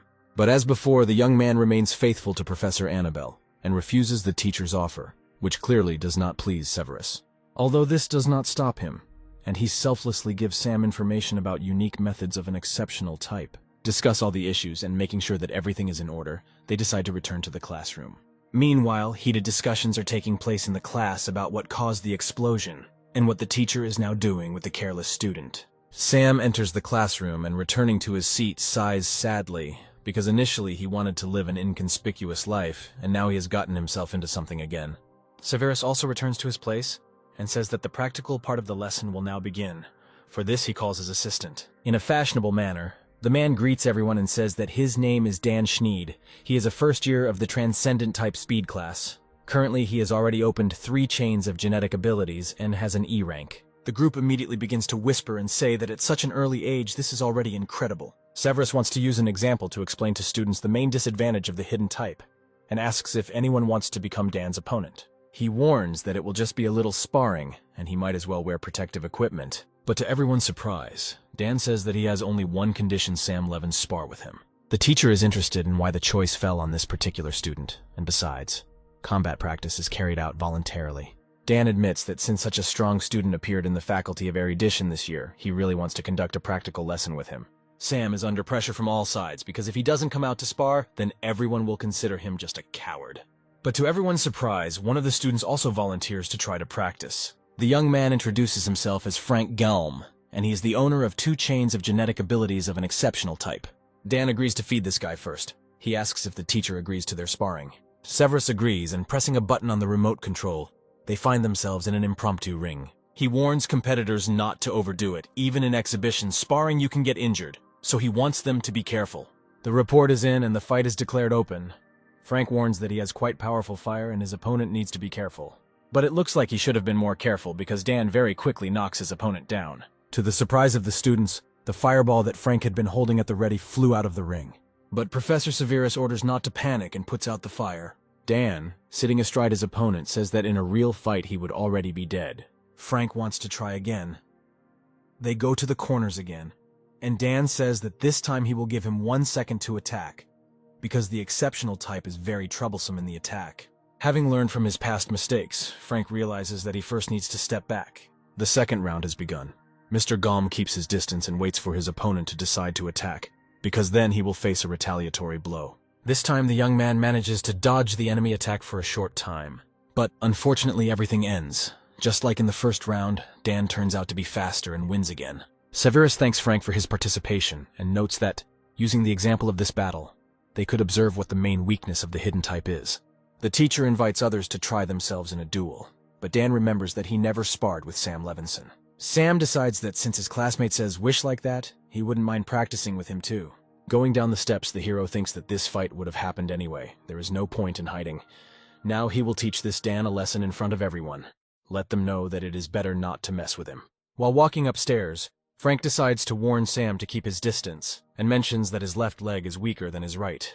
While his opponent is warming up in the ring, Dan decides to record their fight on camera. Sam, noticing this, was only glad, so he could see the ins and outs of their battle. The fighters take their positions, and the next round is declared open. Dan attacks first. Sam realizes that Frank was not lying about the enemy's speed. He is moving very quickly. But suddenly, before the enemy wanted to hit Sam, he seemed to disappear into thin air. An object resembling a pyramid hovered in the air for a second, and while Dan hesitated, it crashed right on his head.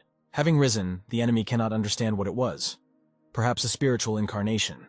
But do first-year students really study this? Watching the fight, Severus realizes that even though the technique was done roughly, Sam Levins in his eyes is becoming a real genius.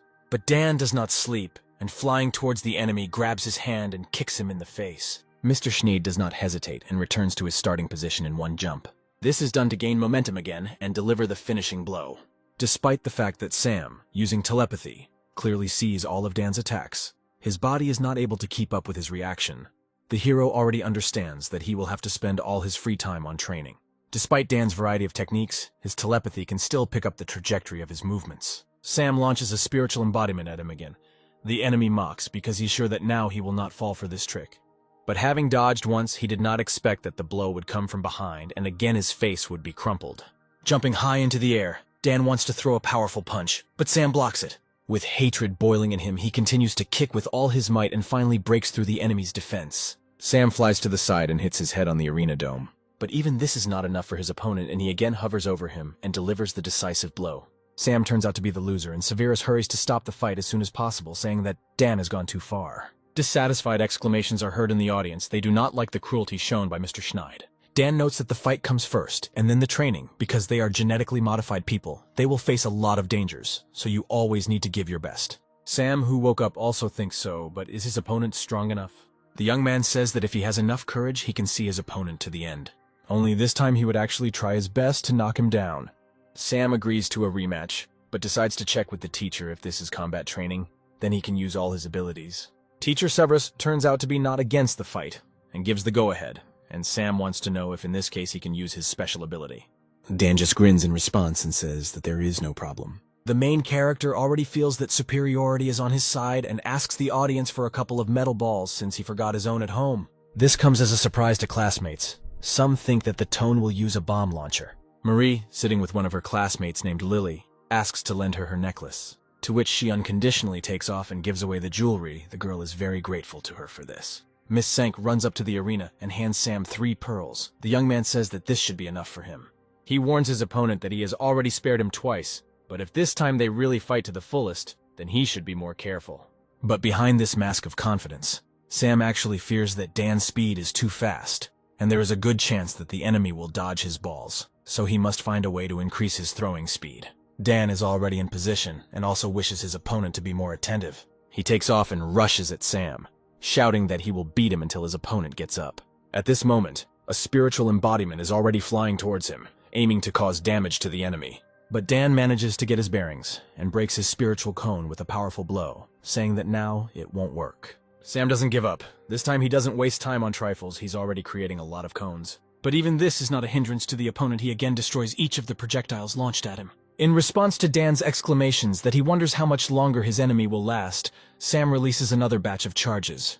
Mr. Schneid dodges the blows again, but he understands that sooner or later these cones will hit him, so he needs to somehow get out of this circle. He wants to win some space for himself, and therefore pushing off from the ground, soars into the air. Now being, as he thinks, in a more advantageous position, he shouts that Sam will not fool him. The young man grins and takes out his 3 treasured balls and is already preparing to load them. Undoubtedly, Dan is very fast for a prohibitive type, but without support he cannot be so nimble. The enemy realizes with horror that his enemy deliberately directed the cones along such a trajectory. Sam has already collected enough energy, and, concentrating the power of his hand, he releases all 3 balls into flight. Dan is so unlucky that one of the balls flies directly into his groin with ultrasonic force. The enemy turns out to be knocked out, and now, languishing in pain, holds onto his bells. The classmates begin to applaud and shout about how beautiful Sam made the teaching assistant. Severus is not amused at this time.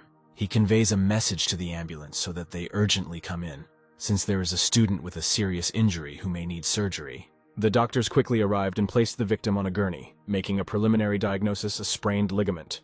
The meniscus and the synovial membrane were seriously damaged. The rest will be known after the operation, but it is believed that even the operation can leave consequences. The medical worker asks Severus how it all happened. The teacher covers his face with his hand and replies that first of all, everything possible must be done to cure the student, and he will write a report on the incident later. The doctors agree and take the victim away. Frank decides to approach Sam, who is sitting at his desk, and find out if he regrets that he beat Dan up. But the young man doesn't regret it at all. If he had given in, he would now have ended up on a stretcher.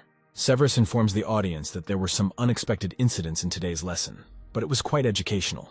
He believes that this should not be given much importance, since they are freshmen, and after the next 3 months, any serious injuries will become a daily routine for them.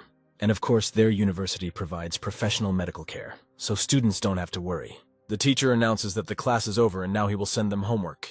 At the same time, students were glued to the screens of their tablets, where videos had already appeared of how an upstart from an out-of-this-world institute was beaten during a combat exercise.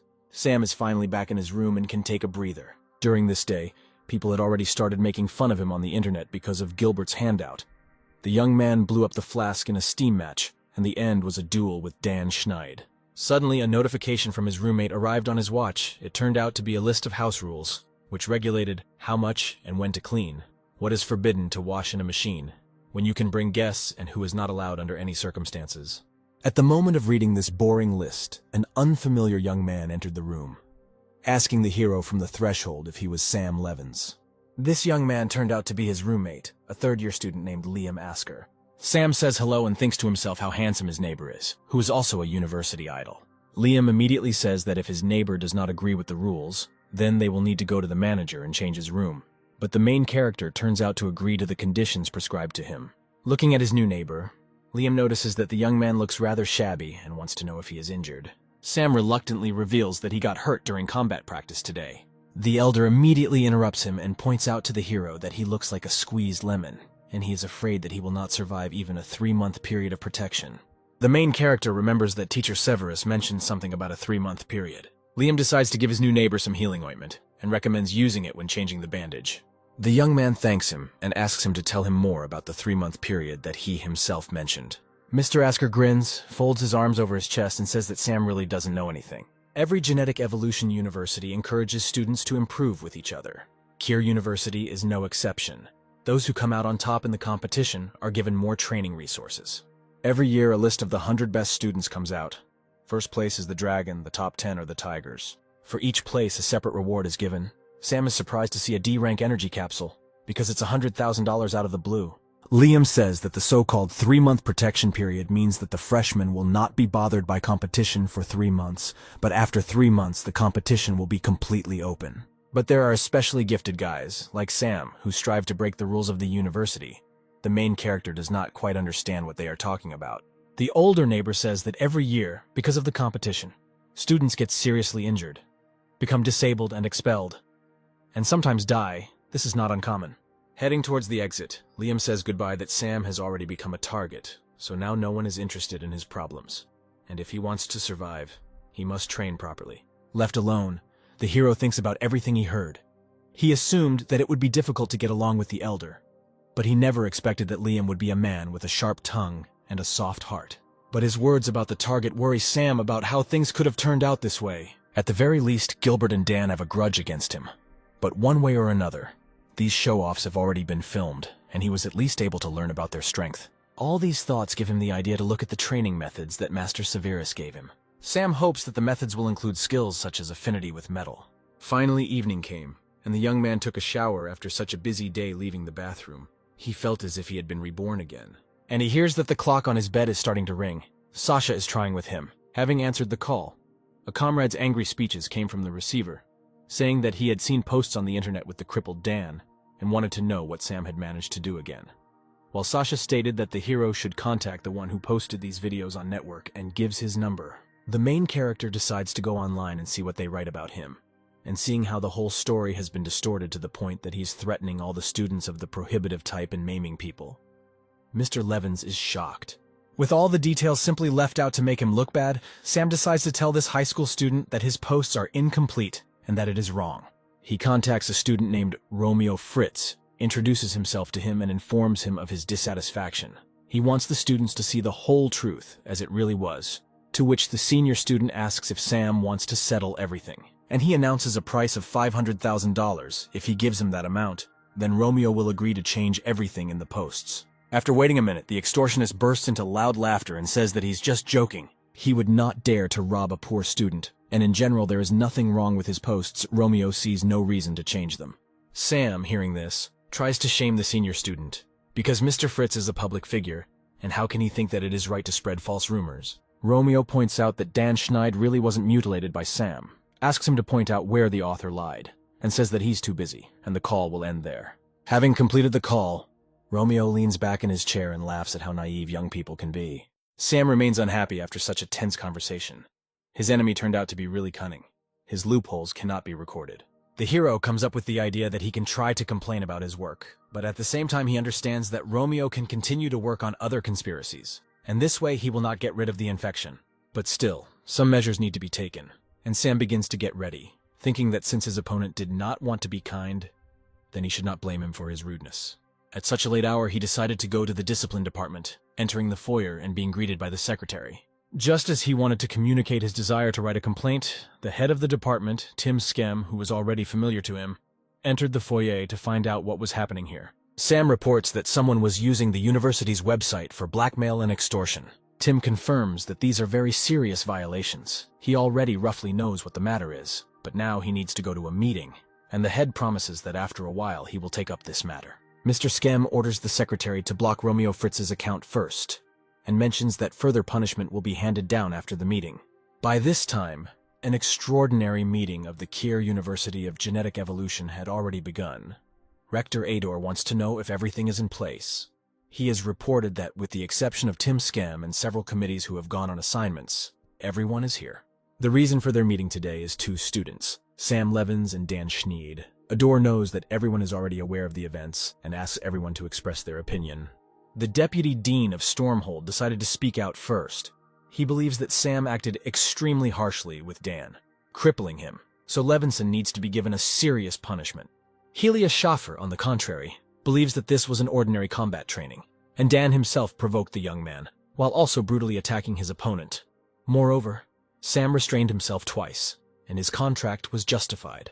Vice Rector Tom repeats that the problem is not a counterattack, but that he crippled Dan. Deputy Information Department Denver believes that the young man should not be punished too harshly, but he certainly cannot be left without punishment. Salvatore Haynes believes that Sam Levins had bad intentions, The bad thing is that he took the fight tape. Because of this, they had a problem. So the Office of Academic Affairs believes that this young man should bear the main responsibility. Adore listened to all the deputies and managers and now wants to find out what Teacher Severus thinks about this. Sweating with excitement, he admits that he too is responsible for this incident because he did not follow their fight. The rector loses his temper and begins to shout at the professor, because he has a huge responsibility. After what happened, he did not reprimand Sam, but allowed the situation to develop further. In addition, he should have immediately contacted the information department of the Hidden Institute and posted the full video of the battle on the internet. But due to his negligence, such a commotion occurred. Adore thinks that Severus wanted to glorify the student of his institute, but first of all he should support the students, and not engage in conflicts for personal gain. The rector also wants to know after they finish the opinions of his colleagues on what to do with Severus. Opinions are divided. Some believe that the teacher is to blame, but Sam should not go unpunished. Tom suggests giving them a warning for the future. Adore asks the question, if the students of their university do not want to resist the deliberate humiliation of their rivals, then why are they teaching them? He bursts out with a speech that even if those students who resist are punished, will other students maintain the spirit of resistance in the face of powerful enemies of the future? The rector suggests that Severus take on the main responsibility regarding other students. Let the teachers of their respective faculties limit themselves to educational conversations. All those present fully agreed with his decision. Towards the end of the meeting, Tim approached Adore and brought him a completed full report on the incident. Having glanced over the report, the rector throws the tablet with it to Denver and asks him to look at it for himself, because he did not expect that this could happen at their university. Adore says that a student named Romeo used his popularity to blackmail and extort money. 3 cases were confirmed, and the video itself is in the Denver Information Department. The head of the university offers Denver to go to the front instead of the director, if he copes with his duties so poorly. Meanwhile, Romeo taunts Sam because the freshman thinks that if his number is blocked, he won't be able to do anything. Hearing knocks behind the door, he decided to go up and open it. A man appeared from behind the door, handing the senior student his ID. Having mentioned his name, the people introduced themselves as employees of a special department of the intelligence department. They had an order to arrest Romeo for extortion and blackmail, and they asked him to go with them. A scream is heard in one of the dorm rooms early in the morning. It turns out that all the videos that the students filmed were deleted, and they will now not be able to make money from it. The students notice they are notified that they could be prosecuted for the video and their use of blackmail and extortion. Professor Severus is removed from his position as vice dean, and the university states that it encourages rivalry among students so they can create strong heroes. That same morning, Sam continues to meditate and persistently train his genes. Having finished, he falls tiredly onto the bed. The last 36th base point of the first level has finally been opened. Usually it takes at least 6 months, but he did it in 4 weeks. Sam feels that although his spiritual power has not skyrocketed, but the intensity has increased significantly, he is confident that in the next battle against Dan or anyone else, his spiritual cone will not break so easily. Jumping up sharply, he decides to test his skills and see the progress of telepathy. He feels that while his range is about 6 meters, it is more than his room. Sam tries to look a little further, and now he sees the older neighbor's room. Right now, he is training. The young man can even see his martial arts books. But to his surprise, he feels Liam's gaze turn to him, and Sam clearly hears him being called a bastard. Mr. Levinson feels as if he was thrown out of his visions. He does not understand how this could happen. Liam immediately comes into his room, clearly not liking the freshman's tricks. Sam tries to apologize to him, pointing out that he just tried it out of curiosity, but the elder does not listen to him, and only notes that if in 1 month he exceeded the 4 meters mark, then that is not bad. But he still warns him that the freshman must be careful, otherwise he will receive a response for any negligence. The main character swears to him that he will be extremely careful from now on, and after hesitating awkwardly, he wants to find out what genetic abilities Liam has. The senior student declares that he not only has genetic abilities, he has an ancient martial art called Lion's Roar, adjusted to his gene points. This art is capable of resisting telepathy. Sam is surprised. He is hearing about this for the first time. Liam says that there are many types of genetic abilities. Also embarrassed, the main character asks his neighbor for a book that he saw he himself would also like to learn a little of his martial art. Liam agrees, but on the condition that he himself goes to the room to get her and bring her to Sam, reminding the neighbor that under no circumstances should he enter his room, much less spy on him. The hero willingly agrees to everything. As a result, the books ended up in his possession, and he began to read them all day long. Even if it was a busy street, he did not miss the opportunity to pick up a book and start studying a new martial art for him. While sitting in a class on erudition, the book also did not leave his hands. The knowledge from there was really useful. Now he, for example, learned how great practices were reduced to ordinary meditation. After reading about this, Sam even felt a little nostalgic because his dad taught him to meditate. He only remembered that during meditation, a person should be completely relaxed, take deep breaths or something like that. The young man decides that he will ask his neighbor about this as soon as he finishes reading the book. Suddenly, a classmate ran up to him and offered to go have a snack together, saying that he was treating him. Sam is a little embarrassed and says that he will probably be poorer with him. Hearing their conversation, the rest of their classmates also decide to join. Because when will they have lunch with their already famous prefect? Sam, delighted at this reaction from those around him, agrees for them to all go together. But can everything in his life be so simple? As soon as he decided to go to lunch with the team, students entered the classroom, looking for him with clearly not very good intentions. Having found Sam, the leader of this gang introduces himself as a third-year speed class named Jeffrey Sifrin. Mr. Levinson wants, so why did they need him? To which Jeffrey declares that he wants to fight him. The third-year student tries to explain that they are not like Dan Schneid, and they do not want enmity, but Sam does not believe their words. He replies that they started it all for the sake of revenge. Other students who came with Jeffrey claim that they have nothing to do with that identical person because Dan was too self-confident and wanted to become famous. Mr. Sifrin decides to get straight to the point. The Dragon and Tigers rankings are coming up soon, and since Sam's fighting abilities are very unusual, they want to fight against him to hone their fighting skills. Having heard this, the main character doesn't even really know whether to tense up or relax. It turns out that the students are preparing for the ranking of Tigers and Dragons. Jeffrey invites him to fight in the training building. If the opponent is worried about safety, they can also ask the teacher on duty to be the judge. They are even willing to offer him money. Sam suspects that they have already prepared the money from the very beginning, but despite all the persuasion, he refuses. He simply doesn't want to waste his precious time on this and is getting ready to leave. Seeing their opponent leave, they throw their last trump card at the students and offer him an E-rank capsule. They notice that Sam has stopped at the entrance and begin to raise the stakes, offering even more capsules for each of his exits. Turning to them, the hero clarifies whether he will receive the capsule if he loses, and the whole gang gives him a positive answer. As a result, they will move into the fourth hall of the combat training building. All the students admire the technological equipment of this room. The observing teacher warns that this is just practice and tells the students not to hurt each other. He especially addresses Sam, warning him not to turn out like last time. Mr. Levins wants to know who will start first, and Jeffrey volunteers to be first. The third-year student turns to his comrades and asks them to carefully watch their battle and then sum up the results. The fight begins, and Jeffrey warns that he will now begin to attack.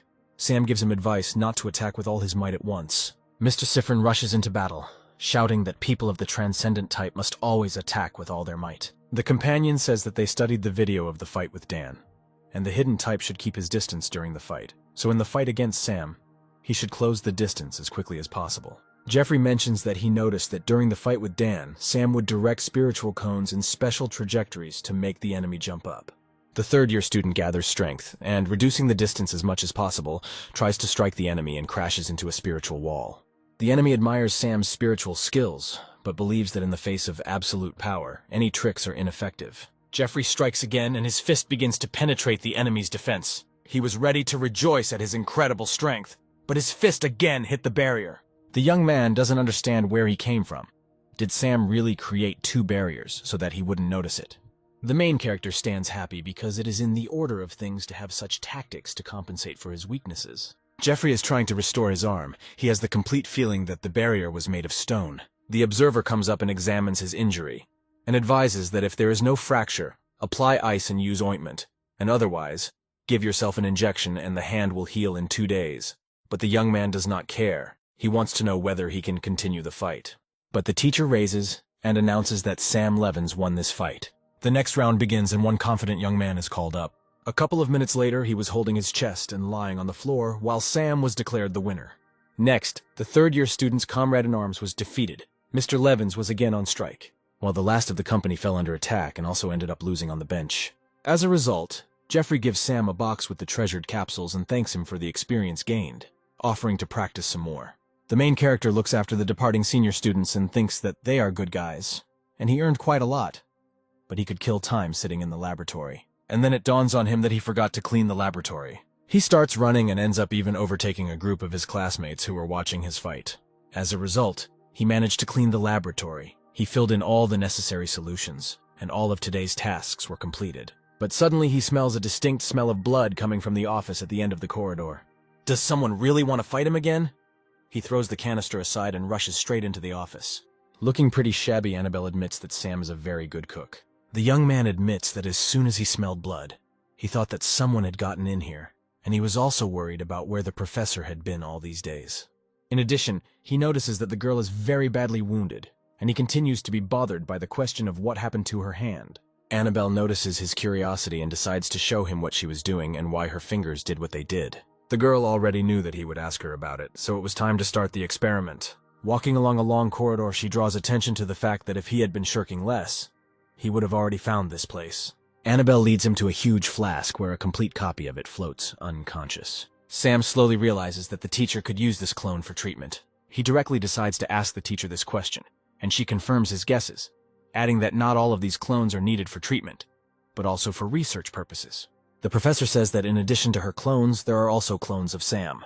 Mr. Levins doesn't understand when they manage to take his DNA, but everything turns out to be as simple as shelling pears. They took him when he received his pass. Annabelle asks him to deploy modules numbered 10 and 50 in the large hall. They will soon begin the experiment. Sam obediently agrees to everything, and the teacher decides to warn him not to be too surprised by the presence of 40 of his clones.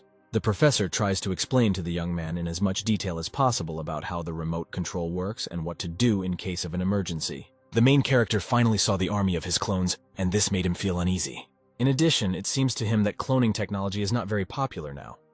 Annabelle explains that there are only 2 cloning laboratories in the world, and one of them is here. The main character is wondering where their institute gets such rare resources and whether it is worth spending these resources on it. Sam wants to somehow repay all this, even if it is just an experiment. The professor asks him a question whether he has heard about the new Gene People project. Their number 14 institute is also a branch called FAD.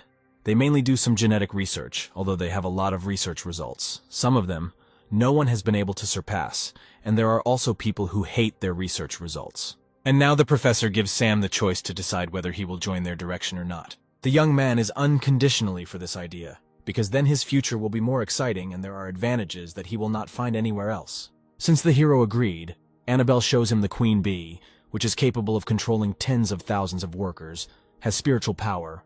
Moreover, it is of great value, and now her head is in front of them. Scientists wanted to inject the spiritual gene data of the queen bee into the experimental body to obtain enhanced gene mutations, with the possibility of obtaining the queen bee skill, mental control.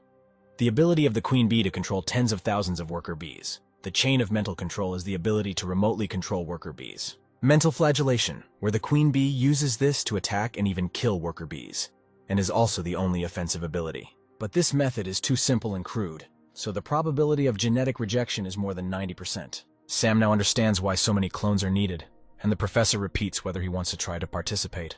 Annabelle advises him to remember that even though he enters the clone's body, all the pain he experiences will not be alleviated even by half. The young man agrees with everything, and the teacher orders him to go through and sit in a chair. She further says that this device will connect him with the clones. And when she says the word start, he will release all his spiritual power and transfer his consciousness into the clone. Sam agrees, and Annabelle presses the lever. The experiment begins. Suddenly, a half-naked clone of Sam falls out of one of the flasks onto the ground. The professor tries to contact him to find out how he is feeling, if there is discomfort or loss of control. The young man replies that everything is fine. He does not experience any discomfort, and moreover, freely controls his body. Annabelle orders him to go to a place under the glass window of the control room, where there is a through-hole. He must stick his hand there when he is ready to inject. At the same time, the girl begins to record that experiment number 01 with the black crown queen bee has begun. Now the injection stage is underway. The observation time is 30 seconds. Sam had already taken the injection by this time, and was now starting to feel a little sleepy, which he immediately reported to the professor. To his surprise, all his senses stopped working at once. His vision went dark, and he found himself lying on the floor. The recording continues. Miss Prince reports that brain death occurred during experiment 01. 10 seconds have passed. She asked the original what the body felt during death, but he could only remember a headache. Annabelle decides to begin the second experiment. Another clone comes out, unaware of what executions await his new body. Sometime later, the floor of the research laboratory was littered with the bodies of Sam's clones, due to failed experiments. Annabelle decides to try the experiment one last time. They open one of the flasks again, administer the injection. The teacher wants to figure out what is wrong in their research. But to her surprise, the last clone remained alive and they succeeded. Mr. Levins, sighing heavily, takes off his helmet and tries to rise from his chair. Miss Prince runs up to him and tries to find out how he feels. Staggering, Sam approaches her, and unable to resist, falls into her arms, saying that his spiritual power feels like it has increased by at least 25%. The professor wants to know about his abilities, whether he has acquired any powers. And she was right, the young man actually received 2 new abilities. One of them is a chain of mental control, and much to the surprise of the teacher, a mental whip. Annabelle grabs her charge by the scruff of the neck and rushes him to try out new skills, while Sam just wants to rest and eat something to recuperate. His professor was not a monster, so she fed the student. Sam admits that the experiment was too tedious. The girl praises him. He achieved excellent results with less than 40 clones. At this moment, a robot assistant flies into the room and offers Annabelle a glass of water. At the same time, pointing out that she needs to pay attention because when Sam saw her clone, his pupils and heartbeat changed dramatically. He ends this monologue with the assumption that Mr. Levins is most likely a bad person. Sam tries to explain everything, but Annabelle interrupts him and says that this is Flaber, a special supercomputer of their research institute. He couldn't see Flaber before because he has an unhealthy interest in secret observations. Sam now has only good thoughts in his head. In addition to 2 cloning devices, he also has his own artificial intelligence. Apparently, it's good that he entered the Institute of Research Institute number 14. Flaber begins to shout that he feels the young man's heartbeat quickening, and perhaps he is thinking about something bad. And the main character is no longer so happy about this piece of iron, and is already ready to call this pile of metal a mentally retarded intellect. Annabelle just sighs and decides that if Sam has the strength to argue with Flaber, then they will continue the experiment. The girl also reports that from now on he receives special privileges, second only to her own and some teachers. They stand opposite each other, and the professor orders the young man to attack her. Sam concentrates, and to everyone's surprise, he manages to pull out a mental whip. It almost hits the professor. Annabelle orders to do this again because today is the first time erudition received this skill. So they must test the combat effectiveness of the skill on her. The young man tries to strike again with the whip, but as the teacher notes, he does not have enough power because he still has less spiritual strength than she does, so attacking below the neck is useless, but it may work on others. She notices that he used very little spiritual power. With experience, he would be able to use 1/10 or even half of that spiritual power at a time to make the attack powerful. For now, they stop there, and Sam wilts, having failed to impress Annabelle. The girl comes up to him and says that his results are not bad, and calls him their genetic miracle, the only one who acquired 2 skills at once. Everyone else, including the founders, only acquired 1 skill each. Annabelle advises Sam to rest while she writes the report. If they can identify the basic gene center, the mental control circuits, then the fruits of their class will increase. But so far, they are lacking. The young man himself should know how difficult it is for the erudition class to train, and the liquid of the black crown queen bee can help them with this. Besides, the corpse of the queen bee is extremely difficult to get, so the professor does not know when they will be able to recruit new volunteers. Flaber expresses his dissatisfaction because Annabelle said that Research Institute number 14 was just her and Sam, forgetting to mention him. The girl apologizes to the artificial intelligence and approaches the young man to give him a gift for his work. Having opened the box, he cannot understand what it is, and at first assumes that he was given a keychain. Having given a little hint to his student, Sam finally understands that there is a flying sword in front of him. He had only seen this in films before. Since the hero received a chain of mental control, according to Annabelle, he can easily control the sword, and even offers to try it out. The young man, full of determination, agrees to another small experiment. He tries to carefully lift the knife into the air and already feels that it takes a lot of strength. Annabelle calms him down, saying that in the end, he will gradually get used to it. She suggests that the theoretical distance of mental control could be up to 500 kilometers. But with his current spiritual strength, he could try 100 meters first. Sam tries and gradually succeeds in holding the sword in the air and sending it further and further. He has already reached a distance of almost 100 meters. The teacher now advises him to try to return the sword in the same condition. The sword suddenly turns back and lands next to its new owner. Annabelle was a little scared by his maneuver and tells him not to act rashly. And after returning to train, better control, especially the moments associated with acceleration, deceleration, and turns. Suddenly, Miss Prince received a call on her mobile phone, and she answered the call instantly, ending the call. The girl calls Sam with her, because someone is waiting for them. Walking along the corridor and continuing to practice with the sword at the same time, the hero is curious why the professor has such a serious face and who the caller could be. They come to the office of Deputy Rector Helia Schaffer. Annabelle assumes that he didn't just invite them to have tea here. He replies that she should know that this applies to last time.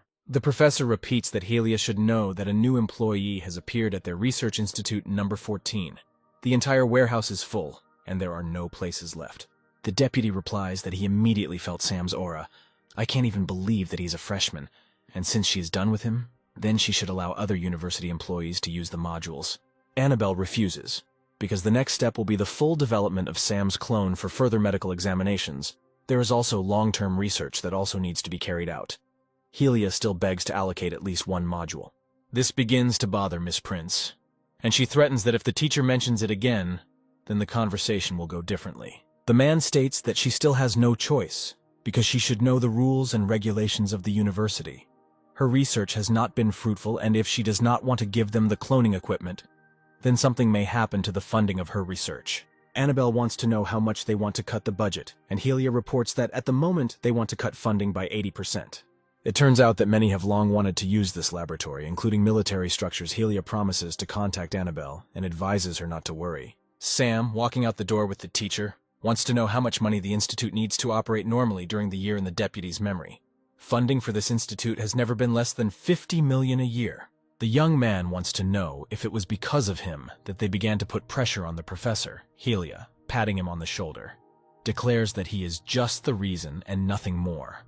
Their arms are getting longer and longer, and even the founder's idea of cloning attracted their attention. Previously, Teacher Annabelle did not work alone. Some left, and some betrayed them. Helia wishes Sam to grow up quickly and help his beloved professor. The protagonist wonders how he can help her, but the deputy says that there are many ways to help, such as new research and performance evaluation. But there is a more direct and effective method.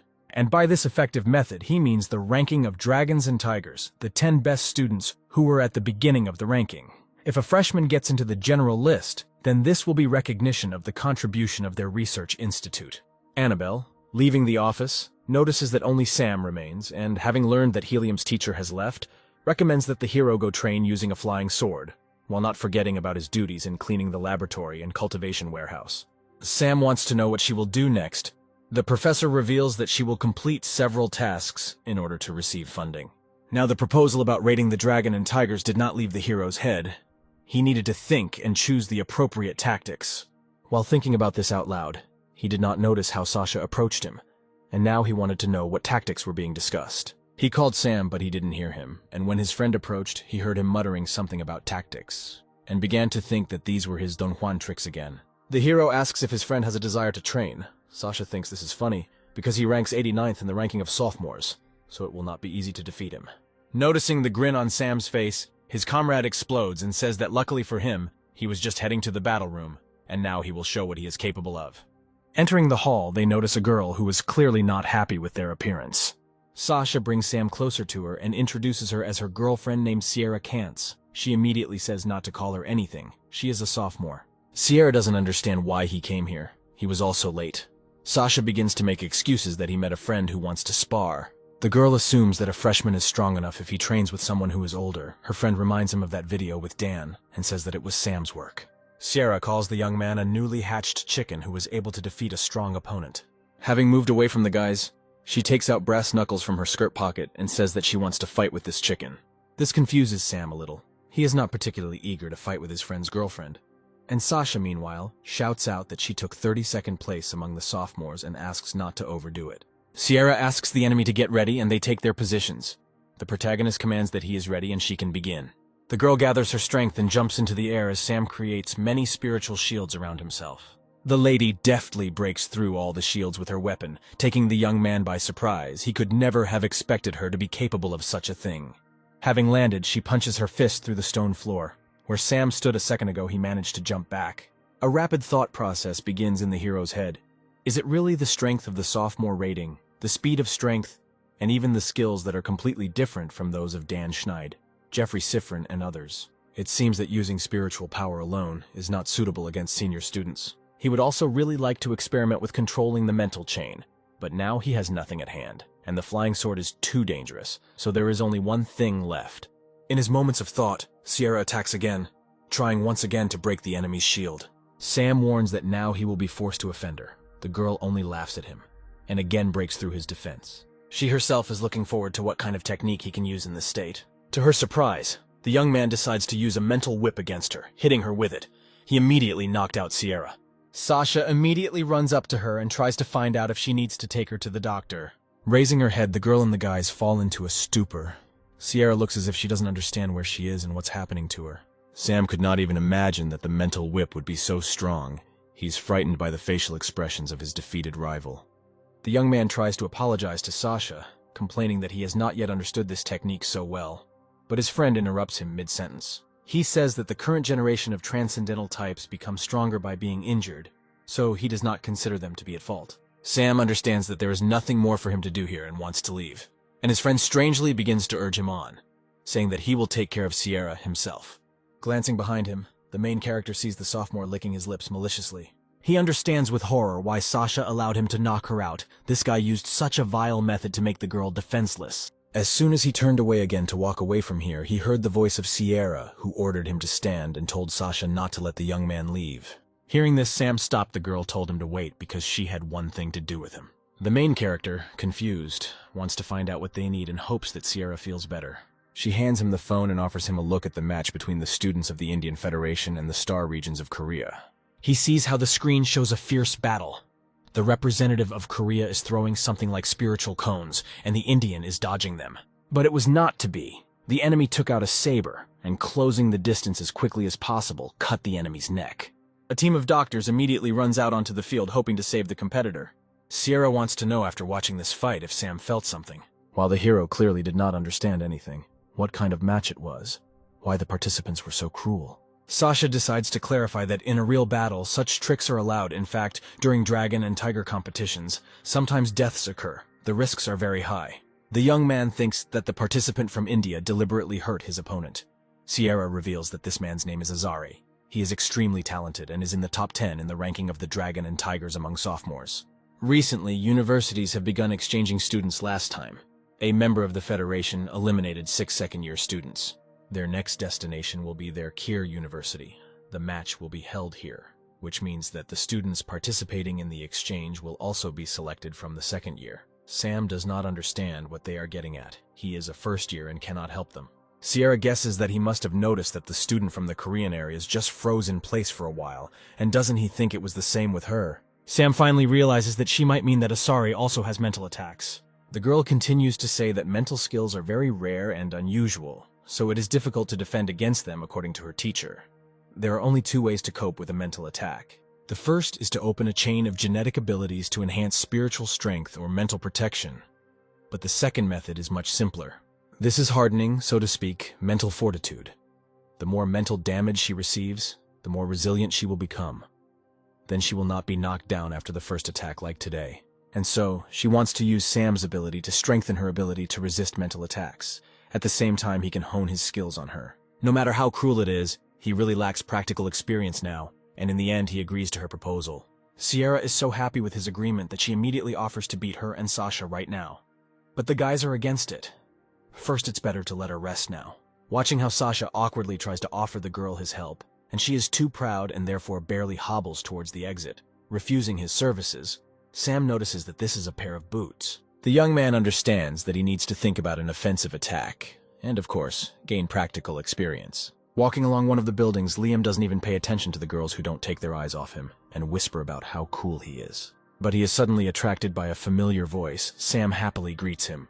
The hero immediately rushes to tell him that he has read all the books he gave him, but now many questions have accumulated in his head. But Liam asks him to slow down, because at the moment he is in a hurry, Sam wonders where his neighbor really needs to go. A senior student is scheduled to give a lecture on ancient martial arts, and upon hearing this, a neighbor suddenly blocks his way and demands to take him with him. But Liam explains that if the student does not have an invitation, then he needs a recommendation. This only further stimulates the freshman's interest, and he promises that if a friend takes him to this lesson, he will clean for 2 weeks. And such a neat guy like Liam, understandably, could not refuse such an offer, and in the end, agrees to take Sam with him. They got to the main building by airmobile, and Mr. Levins wondered how much it cost. Liam replies that it's not that expensive, something around 2 million. Sam reasons that it is good to have a rich family. His neighbor supports him. He himself undoubtedly comes from a rich family, but he earned all this himself. Liam tries to explain to the freshman that he must understand that times have changed. They are genetically modified people at the pinnacle of evolution. For ordinary people, 1 or 2 million is an exorbitant price. but for them, it is a reward for 1 or 2 tasks. Obviously, the difficulties and dangers of a mission are also unimaginable for ordinary people. But when you are strong and meet the requirements of the university, you can also complete these tasks. Entering the classroom, Liam continues to talk about the fact that today Seth Rogen, vice chairman of the Association of Ancient Gene Martial Arts, is giving a closed lecture, and since Sam wants to dispel his doubts, he should first listen to the lecture, and then they will see if he understood something. While standing looking for a seat, a girl notices a local idol and willingly calls him over, saying that she has saved a place for him. She says that she came here at 5 o'clock in the morning and managed to take the 2 best places. Liam thanks her and invites her to sit in Sam's reserved seat. The young man immediately understands that this is a very bad idea, noticing the look of the person in love. Liam sees that his friend does not want to sit in this place and offers to sit in the other remaining free ones. Sam decides to sit down in the place reserved for Liam. The idol asks the girl to choose where he will sit, either next to Sam or in the opposite row. The lover will especially allow Liam to sit with a guy than with those hungry wolves from the neighboring rows. This is what she did, giving way to him and sitting down in his prepared row. Sam managed to sweat all over from the exertion. This girl, in his opinion, simply has a murderous aura. He decides to ask his neighbor why he refuses, because everyone dreams of being in his place, but Liam only throws out the phrase that he won't understand him. Finally, Seth Rogen comes to the podium. He says that everyone who has gathered here today already has an understanding of ancient genetic martial arts, so he will not talk about these well-known things. Liam glances briefly at his neighbor and cannot understand when he already managed to take out a notebook and began to write down. The lecturer announces that today they will be discussing energy fields. In fact, they prefer to call them internal chi, or true ki. Seth invites interested students to try what he just talked about right now. After all, the secrets of cultivating the energy field of ancient gene martial arts are not suitable for everyone. The student must act based on his capabilities, so if someone present feels ki, he can press the button under the armrest of the seat. Sam questions Liam, and it turns out that this is the main technique. He wonders how long it took his neighbor to feel the chi. Liam rolls his eyes and doesn't want to compare himself to his neighbor because he's a genius and managed to master this technique in an hour, at which time Sam begins to feel something. Noticing this, the senior student does not hold back. He wants to know if Mr. Levins felt something and receives a positive answer. The inspectors approach their places. Since Liam pressed the button, the employees look at Sam and do not believe that in 15 minutes he was able to feel something. Noticing Mr. Asker sitting nearby, they lower their irritated tone and find out that it was he who pressed the button, and he has complete confidence in his neighbor. Liam suggests approaching the venerable Mr. Rogen and seeing everything with his own eyes. Lecturer Seth at that time was sitting calmly in his rocking chair and listening to music. The attendant brought the young people and briefly outlined the situation to him. Mr. Rogen is intrigued by this news and asks Sam to let him see it so that the young man can feel the ki as he did then. The main character agrees, and in just a couple of seconds he was able to feel that same ki, which greatly surprised the old man. He asks Liam if he taught this young guy. The older student replies that no, he was just studying his books. Old man Rogen rejoices when he hears this news and calls Sam a good seedling. Seth approaches the young man and offers to join their association of ancient martial arts. The main character apologizes and refuses him, since he is already a member of a school called Gene Miracle. Having heard this news and comparing all the facts, the old man suggests that if within 7 days, Sam can open the place where vital forces are concentrated and condense a mass of internal ki. In this case, Seth will make an exception and personally take on his training. The guys couldn't believe their ears when they heard these words. Leaving the classroom, Liam says that he could not even imagine that his freshman neighbor would learn so much today. Sam thanks him and says that this is all only thanks to his help. The main character's watch receives an alarming call from Sasha Annabelle, did not answer his calls, and he also recommends reading the news quickly if he is not aware of what happened. A bacchanalia is happening in popular queries. The first of the queries comes out with news about a hot woman professor who's being challenged by a man named Hiroji from the Indian Federation. Sam does not understand what is happening. He immediately rushes to look for Annabelle and finds her in the training laboratory. The professor doesn't understand why he visited her at noon. Does he really have something to do with her? Sam immediately begins to tell what he saw in the search engine queries, and Annabelle was already aware of this. They are trying to provoke her, and the students are very worried about her. The young man wants to know how the teacher is going to respond to this. He suggests that she take a photo of her hand and send it to Hiroji. After getting comfortable, Annabelle asks if Sam wants to make her admit defeat and bow her head. The young man tries to say that he didn't mean that the teacher, of course, herself understands that he's just worried about her. She says that this time she suffered at the hands of Hiroji. Their school also studies mental attacks, but Hiroji cannot capture the Black Crown Queen alone, so he resorted to dirty methods, caught the teacher by surprise. And when she had no strength left after killing the queen, and now challenges her when she is injured. But Sam reminded her that she had to teach him a lesson. The main character had never seen such a look from the professor before. This time she was really angry. Sam immediately promises that as soon as he gets such an opportunity, he will definitely hit this Hiroji in the neck so that he will not say anything more about her. Her words made her feel better in her heart, but for now she can only rub her eyes and wait. But she must remind her student that kindness to the enemy is, first of all, cruelty to oneself. After leaving the laboratory, Sam thought about this whole situation and the professor's words. And when Sasha and his friend approached him in time, Mr. Levins was just about to disturb his friend. Sasha is happy about his friend's requests, but now wants to introduce his friend named Christopher Kai. He provides some specialized goods for students at their university. Sam and Christopher shake hands, and the new acquaintance notes that Sam's name is already like a clap of thunder at their university. And Christopher decides that it's better to say less and do more. He takes Mr. Levin's order out of his pocket. It turns out to be a whole bundle of metal balls. Now that Sam has this, he won't be afraid to remain unarmed if his flying sword is taken away from him. Just as he wanted to reach out for payment, Christopher decided to find out if the young man was really going to participate in ranking matches. Hearing that it is true, the merchant says that he has a good idea. Sam will quickly and easily solve his problem, but it will require a small expense. The whole trio sent the dragon and tigers into the battle arena of the rating matches. At this time, fierce battles are already taking place there. Two young men are fighting in the ring. A couple more powerful moves and a new winner is declared. Christopher notices how Sam looks at everything with admiration and understands that the guy is seeing such a sight for the first time. He takes the banner and says that he thinks Mr. Levin's name will appear on it soon. Taking the sign, Christopher begins to climb up the stairs. People see him come to the top of one of the arenas and recognize him as one of the local merchants. A photo of Sam appears on a small screen, and next to it there is information that he is challenging the second-year students of the Dragons and Tigers ranking. The crowd is clearly not happy with this trick. They are annoyed by the self-confident first year. As expected from a professional businessman, getting attention by using viewers' hatred is quite clever. Sam tells Sasha that he will go then, and his friend supports him, and says that he is already prepared. The young man enters the arena, where Christopher stands with a sign and calls on the sophomores to fight him. The first person to come appears.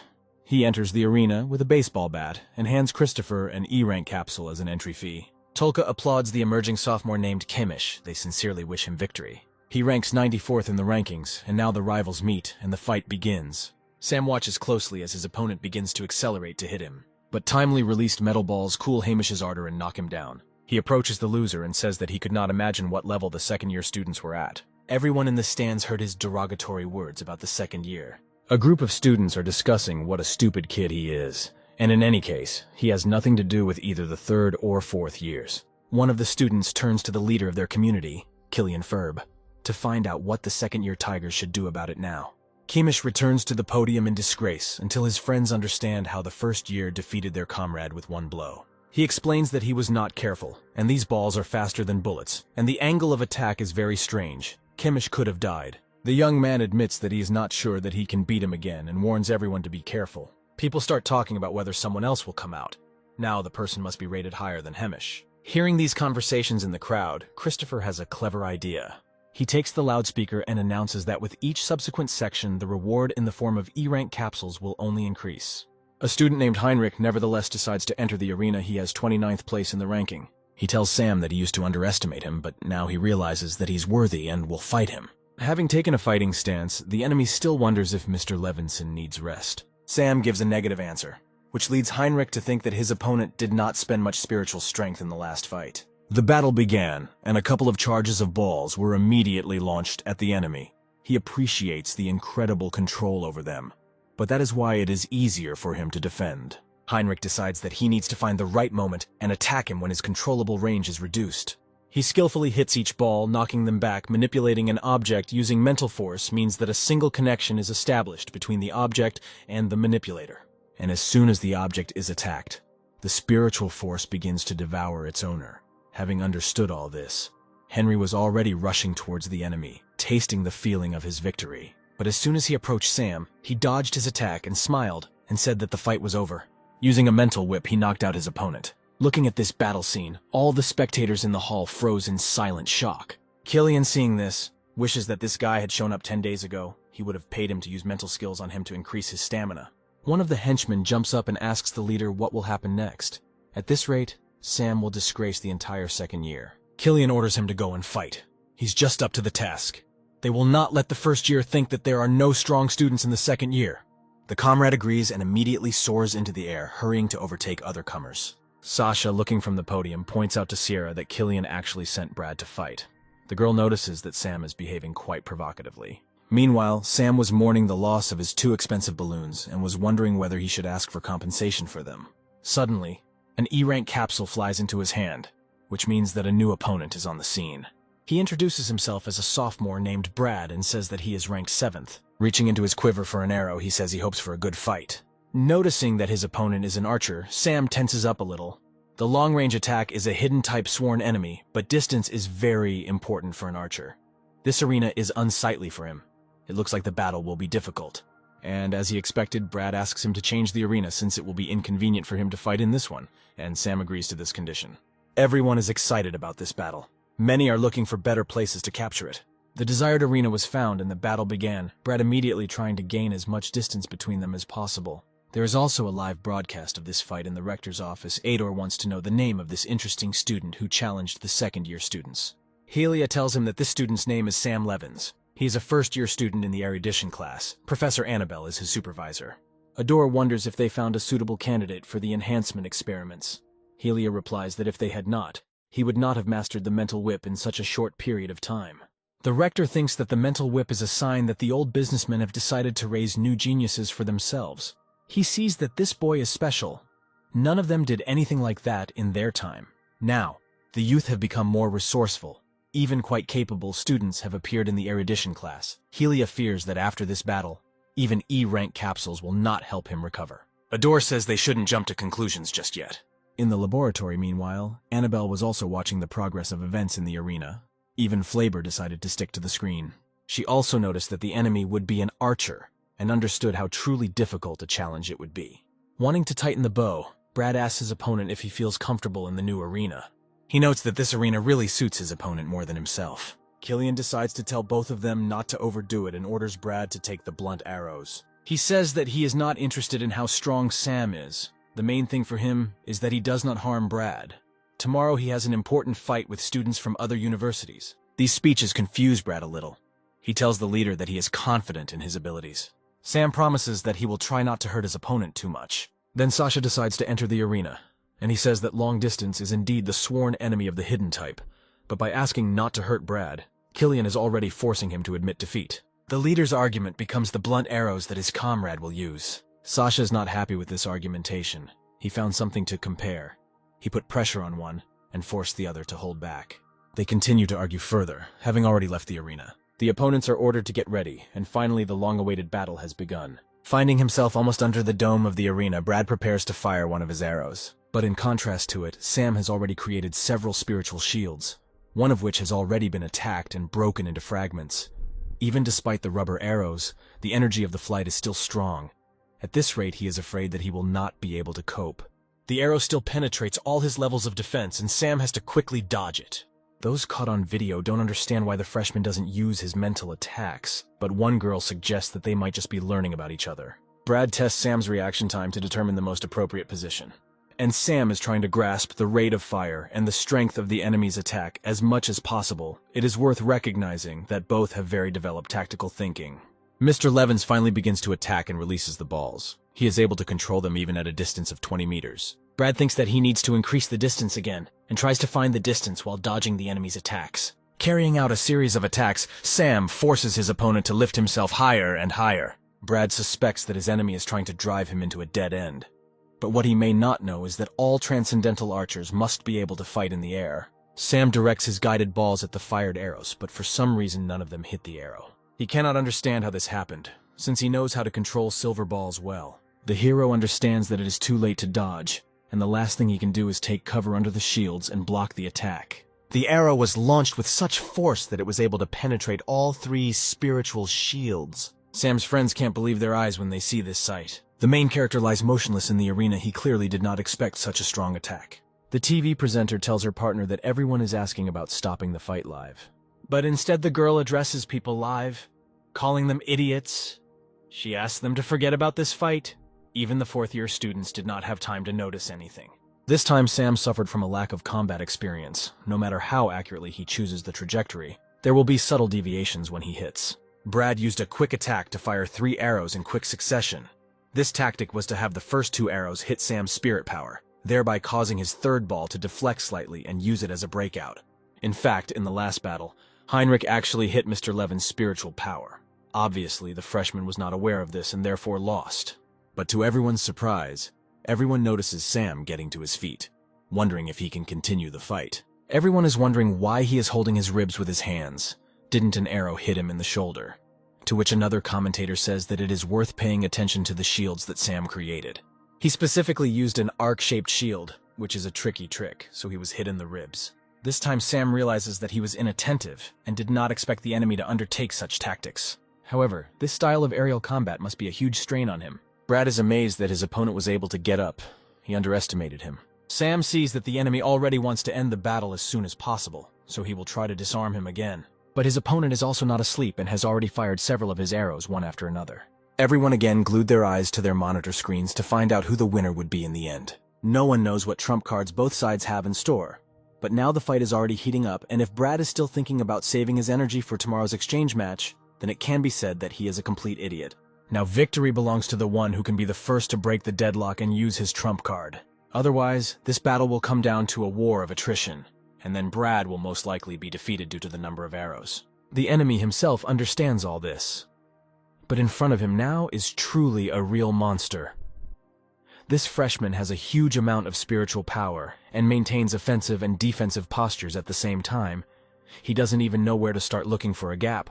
He can use his trump card, but it all depends on whether Brad can recover before tomorrow's fight, and this will only hinder the team. To his surprise, the balls are already reaching him, and this is a distance of at least 30 meters from the arena. Sam at this time realizes that he has almost got him. Now all the enemy's attention is focused on the distance of his attack, and the next step will be to deal a fatal blow to the enemy. He starts shouting to Brad that distance shouldn't bother him.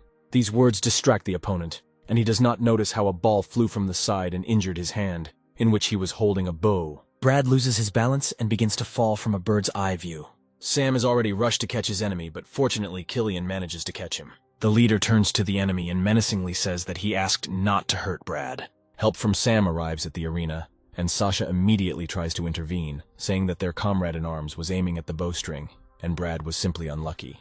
The whole gang of sophomores has arrived and is helping their friend up. The commentators themselves did not really have time to understand anything, just like the audience. Brad tells Killian that the tendon on the back of his arm is completely torn. One of his comrades begins to scold Sam, saying that he has no sense of collective honor, and that their comrade was needed for tomorrow's fight with students from the Indian Federation. Sasha replies that their own weakness is to blame for this. He believes that Sam acted more than humanely. Brad admits that he was confused by the balls, and at the same time he wanted to increase the attack distance. The young man did not expect an attack at that moment. Sasha again enters into controversy, saying that even their comrade-in-arms admitted that he did everything he could. And again they begin to blurt out the same fact that Brad was wounded. Sam stops his friend, defiantly turning his head until his friend understands what's going on. And just when the sophomore thought that his words had finally reached these fools, a flying sword appeared near his neck. Mr. Levins, tired of these accusations, took serious measures. Finally, Killian commands his friends that they've had enough of this. He orders Dave to take Brad to the medical center instead of this altercation so that he can undergo ultra-precise surgery to stitch the tendons together. Now, the leader decided to ask Sam about his injuries. It turns out that the young man's ribs were broken. Killian realizes that he can't be impulsive and blame him now since it was an even fight. The leader admits to the freshman that he underestimated him and that he himself wants to fight him, but not today. Sam reciprocates and says that he is waiting for him in the arena. Killian is amazed by his bravery and also looks forward to their battle. The leader also understands that even with surgery on Brad's tendons, it will take more than 10 days of recovery. And the exchange battles are tomorrow, and based on this situation, he decides to invite Sam to their team to replace their crippled comrade. And if the freshman agrees, then Killian, as team captain, will be able to solve some of his problems. Sam immediately agrees because it only benefits him. He came today to challenge the elders, only to qualify for tomorrow's competition. And tomorrow he will participate on behalf of his professor Annabelle Prince. Killian, hearing about all this, falls into a stupor. He heard about Professor Annabelle and that Hiroji challenged her. Sam explains that his teacher was injured and is having a hard time fighting, so he wants to enter the competition on her behalf. The leader is satisfied with his explanations, and he bids him farewell until tomorrow, saying that he will take care of the training side. Sierra didn't like Killian, with his eternal talk about principles and collective honor, and Sasha is already advising Sam to use a flying sword during their training. Mr. Levins abruptly remembers that his balloons were broken and he rushes to Christopher to see if they can be repaired. He says that they cannot be restored and can only be recycled as material, but this will still cost money. As a good businessman, he charges a considerable amount for repairs, and Sam can only agree with it. Christopher also decides to show him a video of their fight, where again the commentators call him Soy Superman in the ball. His friends immediately begin to tease him, calling him a silver sword along the way, and telling him that it's time to refresh himself. Suddenly, Sam himself begins to shout out that he is a silver ball and everyone around them is a silver ball. After watching the fight, Rector Ador says that he will allow the boy to participate as a temporary replacement. But nevertheless, he orders Helia to still remind the boy about one important aspect. Despite his kindness, if he had acted more decisively, the match would have ended faster, and he would have suffered much fewer losses if he was so careful in tomorrow's match. He would certainly suffer. Ador thinks that nowadays people are not able to stand firmly on the ground, so they must be reborn as soon as possible. Only then will they be able to resist. And in the University Hotel of the University of Care, a meeting of students of the Indian Federation is taking place. The teacher tells the students that he has finally received a list of whom they will compete against tomorrow. 2 of them have been replaced. One of them is a girl named Sierra Khanz, a second-year transcendental type. According to information this afternoon, she has reached the 18th level in the second-year Dragon and Tiger ranking. She's good in close combat, her style is characterized by active and brutal attacks, and she has experience fighting hidden type masters. However, she is a replacement and doesn't represent anything major, the most significant change being Sam Levins. He is a freshman, an erudition class, a hidden type. The teacher interrupts the student with a mixture of exposing the freshman as a threat to them. The professor loses his temper and shouts that he's the only stupid one here, and invites them to watch a video from today's match. He turns to a student named Azari so that she, as the owner of the hidden type, says something. The young man noticed that he deftly uses a flying sword, and his range of action is very large. As for his mental attack, he doesn't think that his strength as a whole is great. It can be said that this is a formidable opponent, and he will need to prepare carefully. The teacher believes that by overestimating the enemy's strength, they will be able to prolong their lives and become a nightmare for their rivals. And from now on, within half an hour, the professor needs everyone to come up with at least 3 different battle plans for this Sam Levins. He also needs options for who is best suited to fight him. In the end, he will personally choose who will have to fight Sam. Sam comes to Annabelle and tries to make excuses for today's fight and why everything turned out this way. The teacher gets up and begins to scold the student. She said that by doing good to the enemy, he only harms himself. If this was a real battle, then most likely Sam would have died. The young man tries to explain that he and Brad study at the same university. He couldn't just go and kill him with a flying sword. Isn't that too much? Annabelle also wants to know why Brad didn't admit defeat even when Sam hit his bow twice. His opponent knew that he would be kind to him. Besides, his opponent is a sophomore in 7th place in the ranking, and has more experience. The girl wants to know what her ward was thinking about. She also wants to open Sam's eyes because of Brad. In these 1.5 years, 2 students became crippled. In addition, several dozen students were seriously injured. Mr. Levins should know that no one would definitely feel sorry for him. After listening to all this, the hero comes to the conclusion that he really needs to become harsher and more attentive. He thanks Professor Annabelle and promises her that he will definitely change. As soon as Sam walked out the door, Flaber decided to ask if she was too strict with the student. But it turns out that Rector Ador asked her to convey this, and she herself agrees with his words. Annabelle learns from Flaber that the last 4 clones remain. The girl orders to begin preparing for Plan 37 since she has little time left. The girls are in the educational building. Marie is worried about Sam's health, and Lily tries to calm her down, saying that his injuries are minor and modern medicine is very advanced. But to their surprise, they notice Sam Levins, alive and seemingly healthy in the crowd. From afar, Marie shouts out her friend's name, and coming closer, they greet each other, and the girl invites them to sit down. Sitting down on a bench, Miss Sank offers Sam a bun for breakfast, which turns out to be just right, by the way, because the young man trained all night and even forgot to have breakfast in the morning. Marie also wastes no time asking them to take them to the inside of the arena so they can watch the match, since the outside is too far away for them to notice anything. Sam wasn't even aware of this privilege. Miss Sank says that, theoretically, a participant in exchange battles can take 1 person with him. But the hero has a question: how then will he cheat them both? Marie begins to feel embarrassed and thinks that the university should show leniency. Out of nowhere, Killian comes up to them and says that this will not be a problem. He also received data about the students from the Indian Federation, their strengths and weaknesses. He hands the tablet into Sam's hands and says that all the information about the opponents is there and recommends that they carefully analyze everything. Killian points out that special attention should be paid to Azari, since Sam is the second participant, and he will be put against Azari. And he reminds the hero that he has half an hour left to think about the battle plan. Rector Ader entered the building, and Salvatore, almost from the threshold, announced that there was bad news for him. 20 minutes ago, they received a message from the exchange delegation from the Indian Federation. 2 of the participants had stomach problems last night and had to be replaced. Only their names are known about the new participants. So in this case, their pre-thought-out strategies and plans go nowhere. Adore turns to the second-year students with questions about whether they are afraid of their enemies. Maybe they are not strong enough, if such news puts them into a stupor. Sam is the first to raise his hand and loudly says that they are not afraid of anything, and the crowd immediately begins to chant behind him. This news makes the old man happy, and he wants to talk about the essence of today's competition. Adore believes that you need to live and kill. Killian doesn't like this, because this delegation is of national importance. Won't death cause problems? The rector is happy about the question asked and begins to say that there are 3 things. Fear does not mean sweetness. Second, if the interlocutor is afraid of jackets, then they have nothing to fear. The second-year students quickly pick up the slogan and chant that they will go kill. The competition is declared open. All spectators want to take the best places for viewing. The presenter invites the heroine of the Gene University, Care, to the stage. People in the stands are not particularly happy about this presenter, but they reassure themselves that today everything will be different, and his chatter will not take much time. He hereby announces the start of the competition. To his left is a second-year student from Shinan University named Azari, and opposite him is a second-year student, Sierra Khan's. The first exchange match between Care and Shinan Universities, Sierra versus Azari. The gong is struck, and the fight begins. The rivals begin to get closer, which surprises Sierra because her opponent is not a hidden type.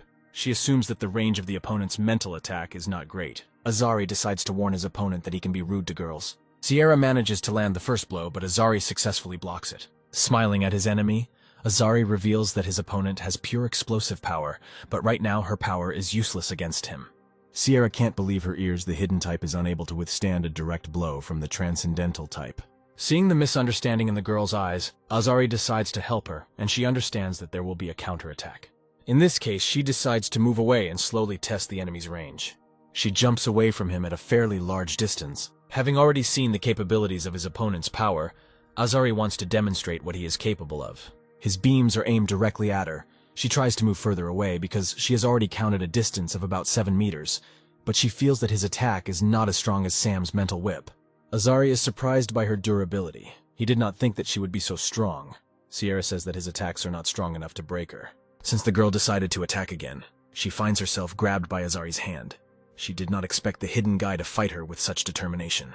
Wanting to carry out another attack, Sierra didn't even really have time to understand how the young man was able to cut her hand so quickly and decisively. One of his weapons turns out to be a genetic skeleton. His left hand remained without any harm. She decides to use her brass knuckles and successfully delivers a couple of blows to the smug enemy. This stunt makes Azari very angry, and he begins to launch a series of attacks, eventually knocking his opponent to the floor. The young man does not hesitate and sticks the tip of his gene skeleton into her chest. The shield is activated around the girl while her opponent sits on her and hits her with all his strength. Pausing for a second, Azari realizes that his blows are no longer landing. Turning back, he sees how one of the teachers cast this shield to keep Sierra alive. The doctors had already arrived at the arena and placed her on a stretcher. Sasha wanted to run to her, climbing into the arena, but Sam stopped him, saying that now she should be entrusted to the doctors. But he still runs up to his chosen one, and she's even able to whisper something to him. Having said goodbye and going up to his friends, Sasha says that Azari's mental attack has a thread-like form, more than 12 times per second, a maximum distance of 7 meters, and the power of the most recent one is explosive half. This was conveyed to him by Sierra. The guys begin to puzzle over what this half means. Sam assumes that she meant half of his attack power. Sasha decides to follow his wife and leaves the arena. Killian understands that Azari is unpredictable. Before, he only used very powerful mental attacks of a hidden type. What is unexpected is that he used gene weapons. The time for the next fight is approaching, and now it's Sam Levin's turn. The leader wants to know if he needs any help. Sam actually has a request. In the middle of the competition, there should be 2 interviews with journalists, and how about giving him the floor? The professor approaches Azari, who is quenching his thirst, and says that now everyone knows about his genetic skeleton. And now they will have to tighten up plan number 3 a little. He orders them to put on the device and beware of Sam's flying sword. Having put on the device, the student wonders whether it is true that his mental attack will be ineffective against such an enemy. The teacher explains that his mental skills are not strong.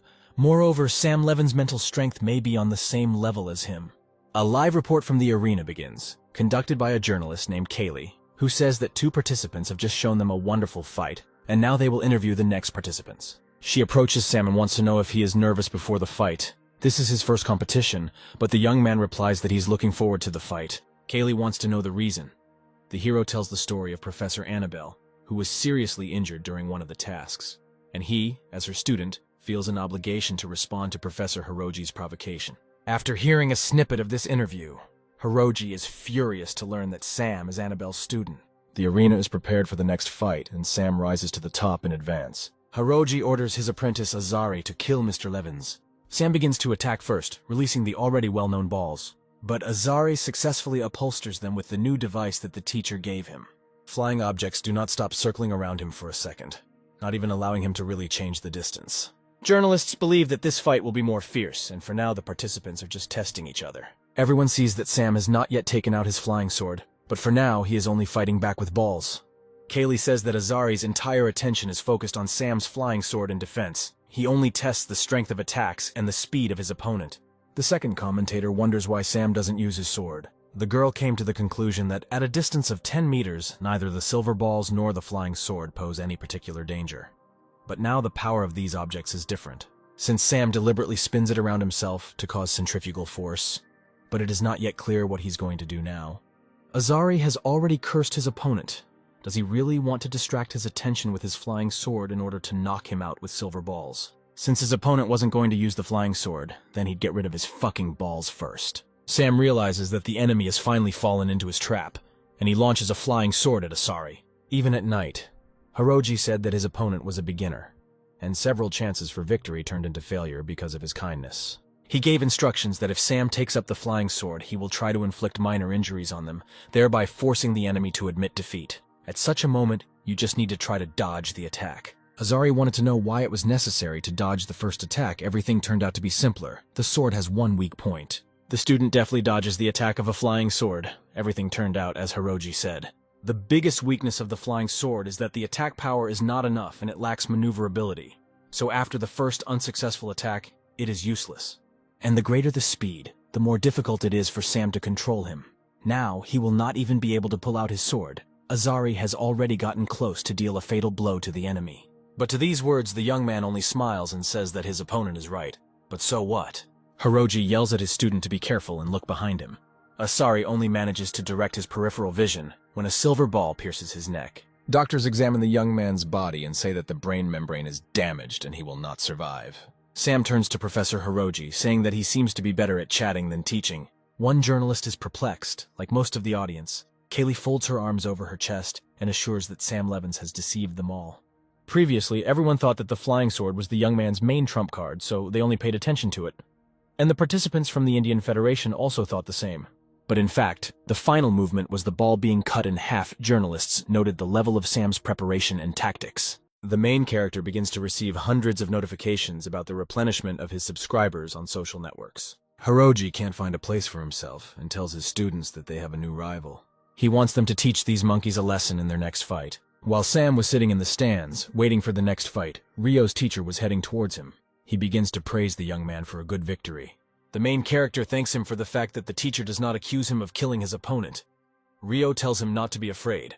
As long as he is within the walls of the university, he can fight safely. The teacher hands him 2 flasks and invites him to use them to restore his strength. Convinced that it is a free gift, Sam drinks the entire contents in one gulp. The gifts don't end there. He's given a set of new silver balls. Ryo tells the young man to try hard because the university will not allow such a loss. The break is over and the host asks who will be leaving Shinen University next. A student named Shakuro enters the arena. With his whole appearance, he studies wild confidence. Ryo's teacher freezes in place and Sam wants to know what he knows about the student. The teacher mentions that Shakuro has a hidden water type in class, but he is worried about something else. He's a 3rd year, and the battle with Sam may not be according to the rules. The judge asks the young man to explain the entire situation if the explanations are not worth it. They will be forced to change him to another participant. Shakaru greets everyone and explains that due to a training accident, he was absent for 1 year, so he is technically a second-year student. The crowd expresses their displeasure, realizing that this will not be a fair fight. The representative addresses the judge, saying that they may not have noticed this problem before, so they have already contacted the right people to complete the information about the 2 new replacements. The representative agrees to require all additional information for the judge, but this will take time. Rio is unhappy that they are citing a lack of documents, which can be found in 15 minutes if desired, and Sam is only now realizing that the 3rd year is pretending to be a 2nd year in order to fight him. The teacher suggests that they had thought this through in advance. They decided to temporarily take him in as a replacement after watching the video of Sam's flying sword. Mr. Levins believes he cannot be intimidated and is ready for this battle. Rio reveals that Shakuro is good at skills such as Ice Shield, Ice Spikes, and Ice Spear, and he also specializes in long fights. The main character understands why he needs these bottles of water that he brought, a really inconvenient ability. The judge says there are no problems with the documents, but if someone insists on appealing, both participants will leave the arenas and others will take their place. Sam shouts that they all agree to participate in further fights. After all, the students of Care University do not need all the mouse fuss. The young man said this especially loudly so that Hiroji would definitely hear these words. The teacher looks at him with a brutal look and thinks that now he is definitely not a tenant. The fight begins and Shakuro wastes no time, immediately emptying the contents of the previously prepared bottles. Sam, of course, has already sent his silver balls around the arena, which are trying to crash into the enemy's ice blocks. Journalists will join in the discussion. The 3rd match began with the familiar fast attack, as everyone could see. Sam and Shakuro control their forces with incredible precision. Kaylee notes that compared to the transcendental type, which relies on physical attributes, the hidden type is more volatile and unpredictable. To minimize predictability, Sam must attack as quickly as possible so Shakuro doesn't have any extra energy. The enemy begins to use ice spikes. He is good at attacking and defending at the same time. This is to be expected from a 3rd year. Sam doesn't understand how he managed to make so many spikes from 1 bottle of water. Is he really not saving energy at all? But the young man notices one peculiarity: the enemy uses mineral water to absorb moisture from the surrounding air. Seeing Shakaru frozen in place, Sam realizes that after this series of attacks, he is preparing for the next step. He was not mistaken in his guesses when he steps on puddles of water. He begins to kick them into the air so that the drops scatter. And then in the air it immediately crystallizes these droplets, turning them into sort of small, sharp needles. Sam tries to keep his distance and at the same time dodge the needles flying at him. The main character decides to use the balls to break a couple of these annoying needles. But to everyone's surprise, the balls turn out to be encased in ice blocks. They fall to the ground and Sam feels the mental connection is broken. He needs to quickly start acting, estimating the distance. He understands that about 8 meters will be enough for him. Sam takes out another metal ball from his pocket and throws it towards the enemy. Shakuro thinks that his opponent, still quite green, first apparently wants to break through his ice shield and then attack with a sword. Just as he wanted to send a couple more of his blocks back, a certain substance exploded above him. The drops and smoke that fall on his skin from this explosion begin to burn terribly. The young man tries to somehow escape from this deadly cloud. Finally, one of the teachers helps erect a shield over the poor young man. As soon as the smokescreen parted, the ball rushed towards Shakuro, who really couldn't even orient himself yet. And this turned out to be a fatal mistake for him. Like the first opponent, his head is also pierced through by a ball. The young man falls to the ground dead. The battle is over. Kaylee immediately explains that Sam crushed his balloons to catch the enemy off guard, making everyone and him think that the balloon fragments caused damage to Shakuro. But in reality, it was different. Sam tried to ensure that in the conditions of sudden house, a gap appeared in the enemy's defense. It was these tenths of a second that gave the hero the opportunity to disrupt the enemy's rhythm with a mental whip. And he also blatantly hung a flying sword in the air to attract the attention of the deputy judge of the Indian Federation, so that in the end, he could kill Shakuro. Comparing all these facts, it's safe to say that Sam was determined to kill his rival. While Shakuro's lifeless body was being carried away on a stretcher, the stranger sitting next to Ador mentioned that he would like the student who won this round to be his student. The rector decides to say that he is already late. The stranger wants to find out who managed to appropriate this talent for himself. Ador replies that this student already belongs to Annabelle Prince from Research Institute number 14, to which the man decides that he will not reap this fruit. The head of the university admits that he also had such thoughts. The stranger laughs. They are both in the same boat and without a chance. But to this, Ador answers with a grin that this is a student of his university, so he is also his student. The man thinks that the old man is saying this on purpose to warn him, and did not attract the attention of Research Institute number 14. And at the same time, he is tormented by the question of whether the student has finished competing or continues to participate. Hiroji looks at Sam angrily and is already thinking that next time he will definitely kill him.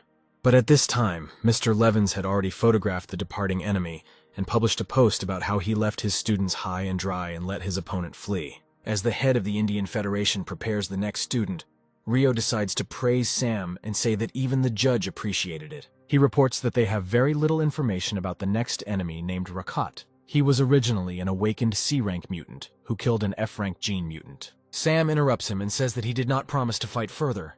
Rio is a little embarrassed and feels bad that he was overly impressed with his fights. The mentor decides to find out if everything is okay with the student, and if he needs a medical team. Sam replies that his spiritual system is a little tense. It would not hurt for him to rest a little. Killian supports him, saying that it's their turn to show themselves, and Rio notes that he actually wanted to take him out of the arena to anger Hiroji. Sam notes that he's delighted to see how Hiroji wants to send his strongest student to fight him, but he will not even give him a chance. The judge interrupts them and wants to know if the student will continue. The main character reports to the judge that due to the consumption of spiritual energy, he chooses to rest until the next match. Hiroji, hearing this, becomes enraged and burps in front of his students, calling Sam a bastard. Marie, sitting next to her friend, shows him how the enemy is beside himself with anger. This sight cannot but please the student. Lily offers Sam various capsules, painkillers, and hemostatic serums. The young man thanks her for her help and asks for E-rank capsules. After drinking the medicine, he wants to take a nap and asks Marie to wake him up if something happens. She replies that he can relax. The judge announces the fourth round between Racht from Shinen University and Met from Care University. Meth is under stress. 2 people died before his eyes today and 1 participant was injured. A premonition that this fight will not end well, but Sierra managed to warn him, and he should not disgrace himself. He begins to attack and shoots ground spikes across the arena floor, but it seems that this does not affect the opponent at all. He, like lightning, dissolves and moves out of the path of the oncoming attack. This seriously scared Meta. He immediately began to form a stone shield on his body, and he did it just in time, because Rakat appeared to his right and was already trying to pierce him with a sword. But the enemy's strength was enough to split the stone hand into several pieces. At this moment, thoughts flashed through Matt's head that this could be the end of his life, but he overcomes himself, thinking that now he has no right to lose. A blade was about to pierce his neck, but the blade rested against some kind of shield.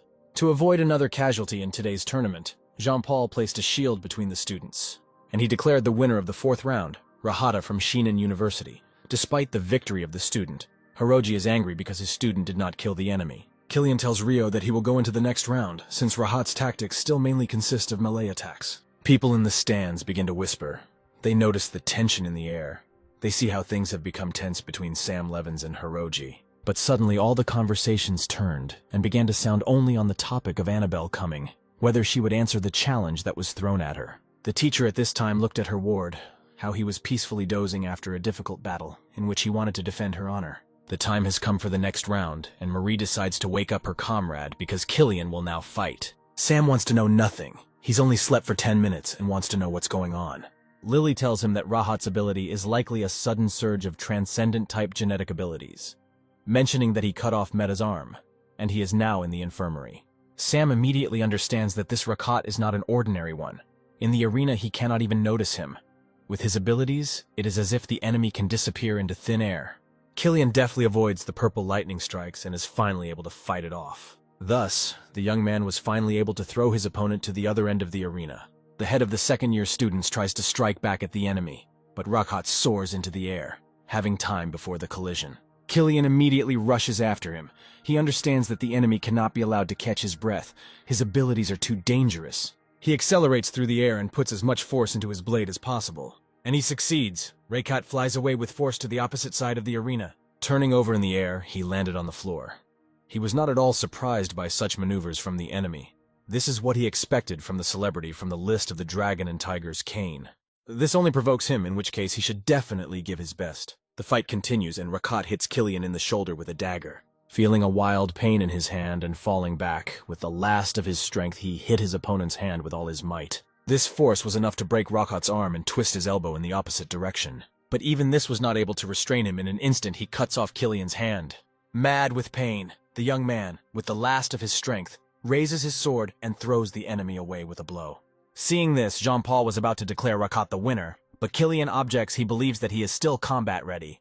The enemy adds fuel to the fire by calling Killian a damn monkey. He rushes at him with a sword, but he disappears into thin air again. Jean shouts for them to stop immediately. Rakat was already behind and raised his blade over the enemy's severed limb. The young man, with a devilish smile on his face, tells Killian to get ready to say goodbye to his hand forever. The opponent rushes back while Rakat's blade again rests against the protective field. Jean again applied measures, which made Hiroji unhappy. He believes that one of the judges is maliciously interfering in the fighting competition. The spectators in the stands are unhappy. They do not understand why the mentor of dishonest students has the right to protest. The judge asks Jean to give a reasonable explanation for his intervention in the fight. He replies that he noticed how a member named Rahat deliberately wanted to mutilate Killian's limb, and he was trying to prevent the students of their university from becoming permanently disabled. Hiroji begins to scream loudly. For them, this is not malicious intent, but tactics. This makes the judge think that according to the rules, they can only intervene if the student's life is in serious danger. After reflection, he nevertheless declares Rakat the winner and admits that Jean-Paul broke the rule. But he also wants to know if both sides of this fight have any objections. Rio says through gritted teeth that they accept the chief judge's decision.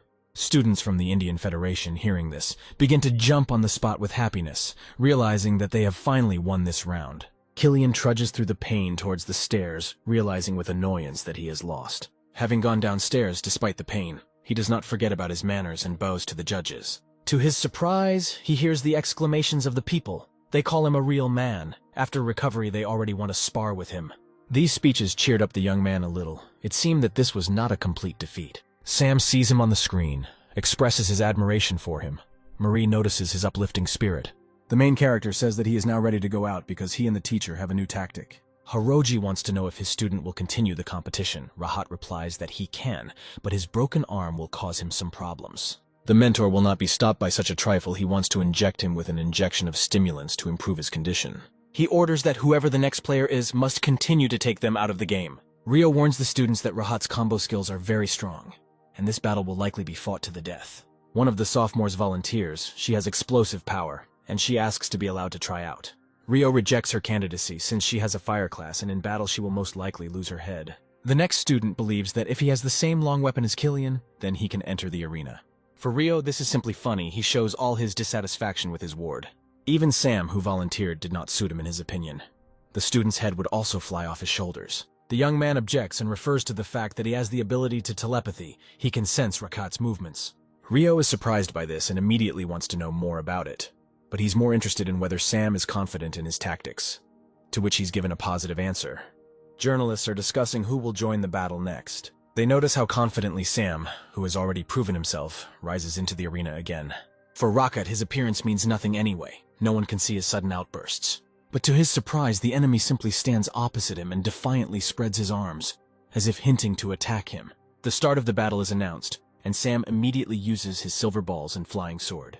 Rahat disappears. Mr. Levins realizes that he must first summon the spirit cone as a defensive measure. Against a speedy opponent, he may only have one chance. If he wastes this chance, the next attack will be much more difficult. But suddenly he hears a strange sound to the side of him. It turns out to be Rakat. He was struck by an invisible something. The enemy falls in front of him with a crash, as if his entire body was instantly paralyzed. Sam doesn't understand anything. How could his opponent be so unlucky? Journalists do not understand what is happening. Has Rakat really been defeated by a ghost? The commentators suggest that Rakat himself relied on speed. And besides, Sam materialized a spiritual cone from the very beginning of the round. Rakat did not have time to feel this, and when he wanted to repeat the old trick, it was as if a bird collided with a plane in the air. The judge also recovers from the shock and declares Sam Levinson the winner of the round. While the doctors are running to take the victim away, Sam comes down from the arena with a strange feeling. He does not have a feeling of victory. Former opponent Dan Schneid also watched the broadcast of the fight. He understands that the reason for Rakat's loss was the spiritual cone. Mr. Schneid understands what kind of enemy he has made for himself. He thinks that Sam still showed mercy in their battle. In the park, the young man also watched the broadcast and immediately dialed Gilbert's number after the fight. The man, without even really having time to say hello, Gilbert starts shouting from the phone to find out if he saw the broadcast. Mr. Mulligan says that now they need to pretend that they never had a conflict with Mr. Levins, since his grandfather Gilberta said that it is better to be friends with people like Sam. He also believes that there is no future from friendship with disorderly people. The young man, having heard this, understands that he's considered that very disorderly friend. In the next round, the second-year student from Care University again wins. Hiroji is already starting to lose his mind. They have lost again. The score is 6-3 and not in their favor. Seeing his happy opponents, he understands that if they come back like this, he will certainly be punished, and he needs to do something to get back into the game. His vengeful thoughts are interrupted by a journalist who wants to hear his opinion about today's competition. Hiroji says that this exchange match between universities helped reveal shortcomings in his teaching. Despite the regrets, they learned a lot. He explains that his regrets stem from the last time he challenged Annabelle Prince, but she refused and avoided him. The journalist says that most likely the refusal was due to Professor Annabelle's injuries, so she sent her student to fight in the competition. Of course, the enemy knew about her injuries, but now this is the only way he can save his reputation. He hopes that after his return, the authorities will not punish him too much. But to everyone's surprise, he hears Annabelle's voice, who asks if he challenged her. Looking at him with her imperious gaze from above the stands, she announces that she has come to fight. The professor's unusualness does not end there. She takes a step and begins to walk through the air. Hiroji can't believe it. Seeing this trick, he realizes that it seems that her abilities have increased again. She hovers over the arena and offers to continue the challenge he gave her. The enemy understands that if he refuses now, he will not only lose his own face. Hiroji pretends that everything is fine and she is just in time. Meanwhile, Annabelle has descended from heaven into the arena. One of those present notices that Professor Annabelle used to have silver hair, but now it is white. These are noticeable signs of evolution. Perhaps she has undergone a complete transformation. Adore decides to clarify this question with Helia, since he is closest to Research Institute number 14. But even he does not quite understand that this is the only assumption. There is definitely no evolution here. A couple of weeks ago, she certified V rank and could not do that quickly break through. Having overheard this conversation, the man understands that the characteristics of genetic changes do not include white and long hair. Perhaps Research Institute number 14 has begun to study a new direction. Adore laughs and decides that this could be the usual accumulation of Research Institute number 14, because they are eccentric in their direction and have always been ahead of their time. The man is not happy with the news about the progress of this direction of the university. Sam runs up to Annabelle and wants to know how her hand is. The professor calms him down, saying that this will not affect the battle in any way, especially since they have a hidden type. They do not often use their hands in battle. She also says that the change in her hair color is due to a sign of genetic variation that does not affect the body in any way. The young man is still worried about his mentor, but she just grins and calls it all a mousefuss. Helia stands on the platform with a senior consultant and honorary deputy leader of the Indian Federation exchange team named Profo. Mr. Shafre says that he and the invited Profo will lead the competition, and they want to hear the consent of the participants. The judge once again makes sure that the participants definitely need this combat battle, and announces the start of the battle. After the signal, Hiroji immediately takes off and begins to move rapidly. The enemy doesn't hesitate.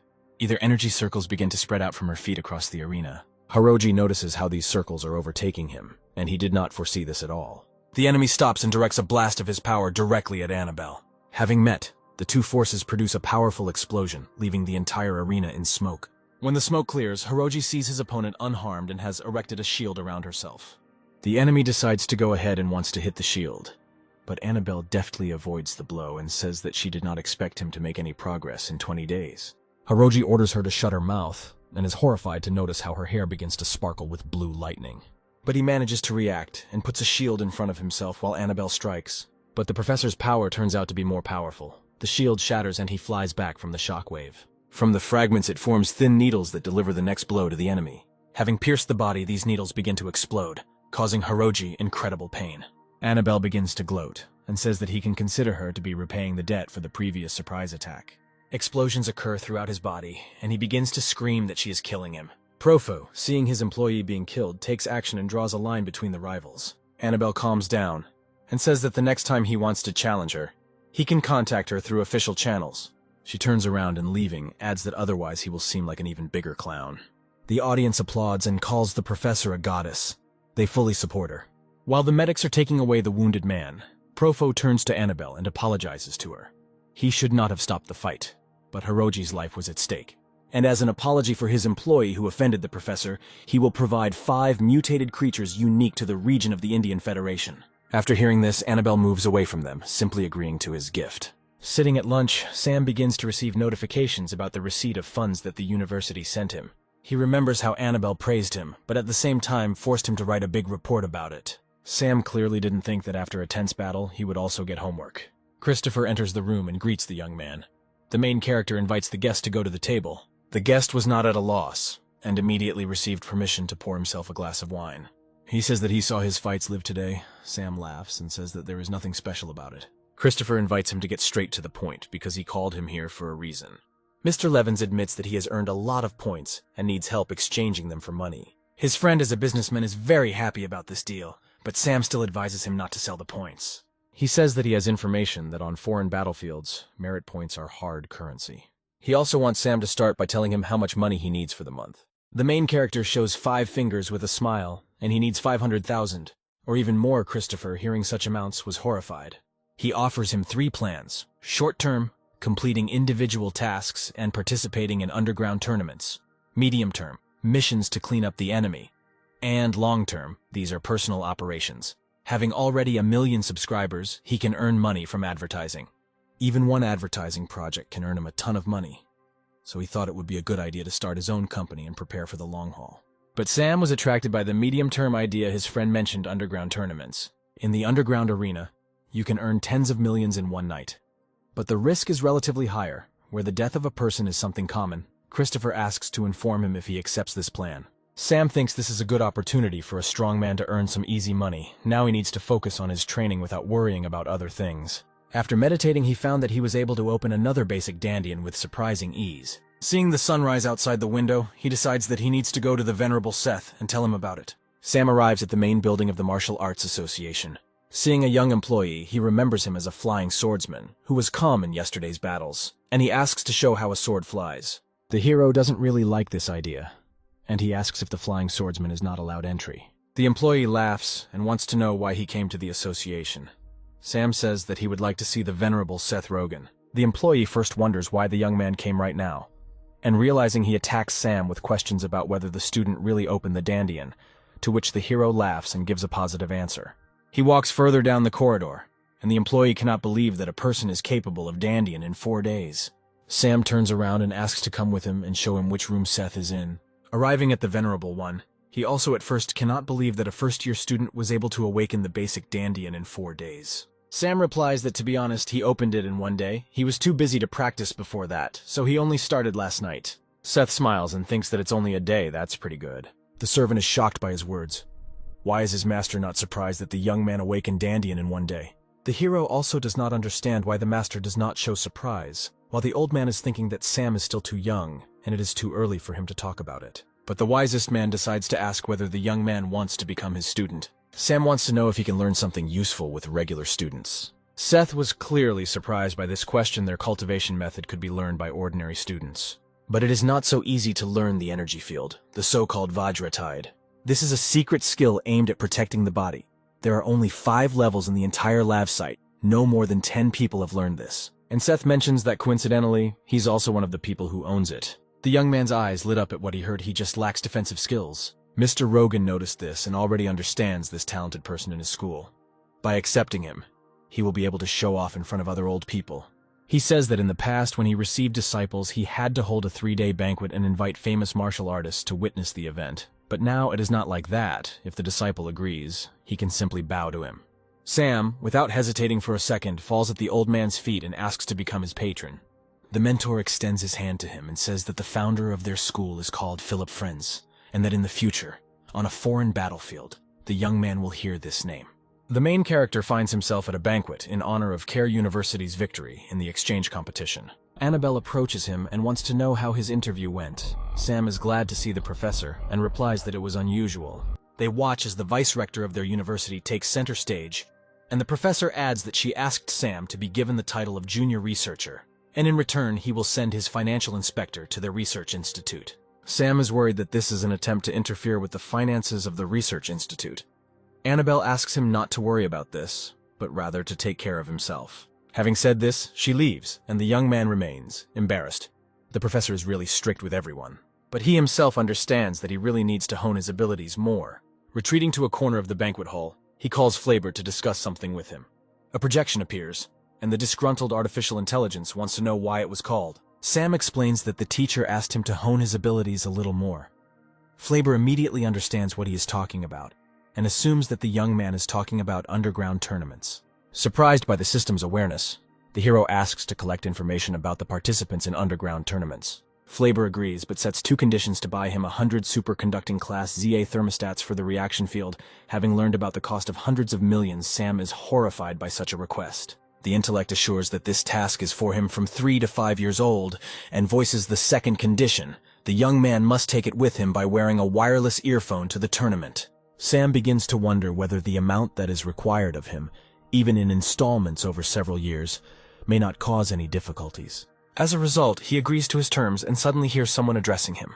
A deputy director named Jin approached him, and noted that the young man in reality was much more energetic than on the other side of the screen. Sam greets him, and Jin wonders if he really is Professor Annabelle Prince's student. He also heard that now this student is also a junior researcher at Research Institute number 14. The hero confirms all his statements. Jin assumes that in the future he will have to help Annabelle, and Sam is counting on this. The deputy reminds him of how the young man was doing a research project on mental strength, and wants to know how progress is being made. Mr. Levins is at a loss, since the teacher did not give him the opportunity to familiarize himself with this project. The man just shrugged and as he left, told them to work hard because this long-term research project was of great importance. Sam notices how, as he leaves next to the man, a dark human silhouette appears. He assumes that this could be his bodyguard. Jin asks the Shadow if his interlocutor was lying. The Shadow confirms that Sam was telling the truth and seems to really know nothing. He also mentions that the young man felt his presence, although his extrasensory senses are rudimentary, but still quite strong and capable of catching him. Leaving the banquet hall, Christopher calls Sam to find out how it is at the festival and whether the hero will go to the agreed place. Sam says with full confidence that it's a matter of strength. Christopher is glad to hear this. He knew that his comrade would agree, so he waited for him near the entrance to the banquet hall. Having boarded the ship, he wants to find out where the tournament site is, but his friend turns it into intrigue. They headed towards the pier, and after flying a little more, they noticed a large tourist liner where they landed on their flying ship. By nightfall, people were already having fun here, talking, dancing, and playing in the casino. While the employee leads them to the right place, Sam admires everything around him. This is his first time in such a place. Before that, he had only seen this in films. Christopher tells him not to believe the films, because where they are now is a real paradise at sea. The doors swing open in front of them and they see another battle arena. A friend tells Sam that they need to go to the recreation area for match participants.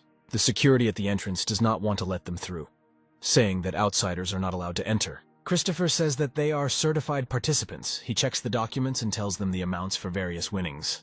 They go to the recreation area. A friend invites Sam to choose a nickname for himself, something strong and bright. At this time, Flaber begins to offer options in his ear through his earpiece and insist on the nickname Hellwolf. Artificial intelligence begins to threaten the young man if he does not use a nickname. He will play a recording in his headphones with an endless dog barking. Sam hesitated a little and awkwardly called out to Christopher. As his face turns redder by the second, he says that his nickname will be Hellwolf. As expected, Sam Levins is making a splash in the arena. Several opponents have already been knocked out. The crowd in the stands is going crazy. They are ready to throw their money and bet on the newcomer of the tournament. During the break, Christopher brings him water and says that the young man has earned a fortune 5 million, but Sam says that at this rate they won't earn 10 million. At the moment, the coefficient is too low. They need to find a way, otherwise they will not reach this figure even if they win 10 rounds in a row. Of course, initially he thought that 8 million was simply an unattainable number, but now 5 million are on his map. After some thought, Christopher admits that his friend is absolutely right, in which case they should challenge the champion, but Sam has heard that you need to win 10 games in a row to challenge. The comrade says that this is true, but in 5 rounds, Mr. Levins won in the first 5 seconds. Now, even if he enters the arena, he most likely will not have an opponent who wants to fight him. The hero thinks that Christopher is exaggerating, but he points his hand at a group of people in the recreation area, as if hinting that there are only boobies left there. The guys in that company heard his words, and they felt very embarrassed for their helplessness. Sam suggests that in this case it is better to try to negotiate with the organizers. Christopher volunteers to help his partner in this important matter, and decides to take on this assignment. When he returns, he says that the job is done. The other side also seems to have no interest in continuing in the same spirit, and now they are contacting the champion. The people watch the participants and continue to cheer actively. The next round is announced between Hellwolf and Fire Lotus. No one expected such a turn of events. Meanwhile, Christopher is trying to push his friend for the reporting fight. Opening his eyes, Sam wants to know what he missed. He finds out that the champion is already in place, and his name is Fire Lotus. And now is the time for Flaber to report the information he has on this participant. He finds out that the enemy has a hidden type, has made 13 victories in a row. There is an assumption that he is stronger than Shakuro. Having heard all this, he orders his partner to place bets and prepares to raise money. The participants' readiness is announced over the loudspeaker. Sam realizes that his opponent is very impatient. Walking to the exit from the recreation area, the thought was spinning in his head about how difficult it is to make money. A cute hologram appears on the stage, a girl in a chic bunny costume. She asks to greet the 19-year-old hidden type genius who has decided to challenge the hidden type champion. And then she announces the champion who maintained a winning streak of 30 fights. She asks everyone to call the Fire Lotus to the stage as loudly as possible. Out of nowhere, a young man jumps onto the stage, leaving behind fiery tongues of flame. Sam thinks Flaber mentioned that his opponent is secretive. He happened to have a short-barreled weapon with him. At first, he will obviously have to keep his distance. The presenter asks everyone to get ready, because the battle of the year is about to begin. Spectators believe that the fiery Lotus should put the upstart in his place. Lotus immediately jumps back up to increase the distance between them. He fired his weapon several times, but luckily Sam was ready for it. But his bullets were able to get past the barrier in the form of balls. The hero understands that the enemy is attaching his fire ability to the bullets. In reality, its flame turns out to be a deadly weapon. Sam manages to dodge the blows. As expected from deadly underground tournaments, his enemy is indeed strong, but he also has an ace up his sleeve. The previously launched silver ball was already rushing towards the back of the Fire Lotus's head. But to his amazement, the enemy with a deft movement deflects the projectile flying at him. Sam doesn't understand why Fire Lotus moves like a transcendent type. He seemed to have relaxed and underestimated his genetic abilities. In an instant, Mr. Levins finds himself trapped, surrounded by a ring of flames. His opponent thinks it's too easy and his attacks are very mediocre. Against students who have no real combat experience, his attacks are possible and good. But now they are in underground battles. Every detail here is a matter of life and death. Sam's tricks are very obvious. Lotus reduces the distance to a minimum and points the trigger at his head. Mr. Levins, sitting on his knee, admits that he underestimated the words of the real fight. Outside the university is truly the best place for a real fight. The protagonist muses that the Fire Lotus uses the explosive characteristics of flames as its main driving force, having achieved what only a transcendent type can do. The enemy was about to pull the trigger when suddenly a silver ball suddenly broke apart next to his foot. But this little misunderstanding only distracted him for a second, and now he is ready to put his plan into action by pulling the trigger. A deafening explosion occurs. The entire arena becomes invisible due to the smoke. The Fire Lotus lets go of the burnt cannon and does not understand what happened. Sam explains that when he pointed the gun at his head, he used mental power to use the spirit rod to block the barrel of the gun. This does not bother the opponent, because even unarmed, he hopes that his opponent does not expect an easy victory.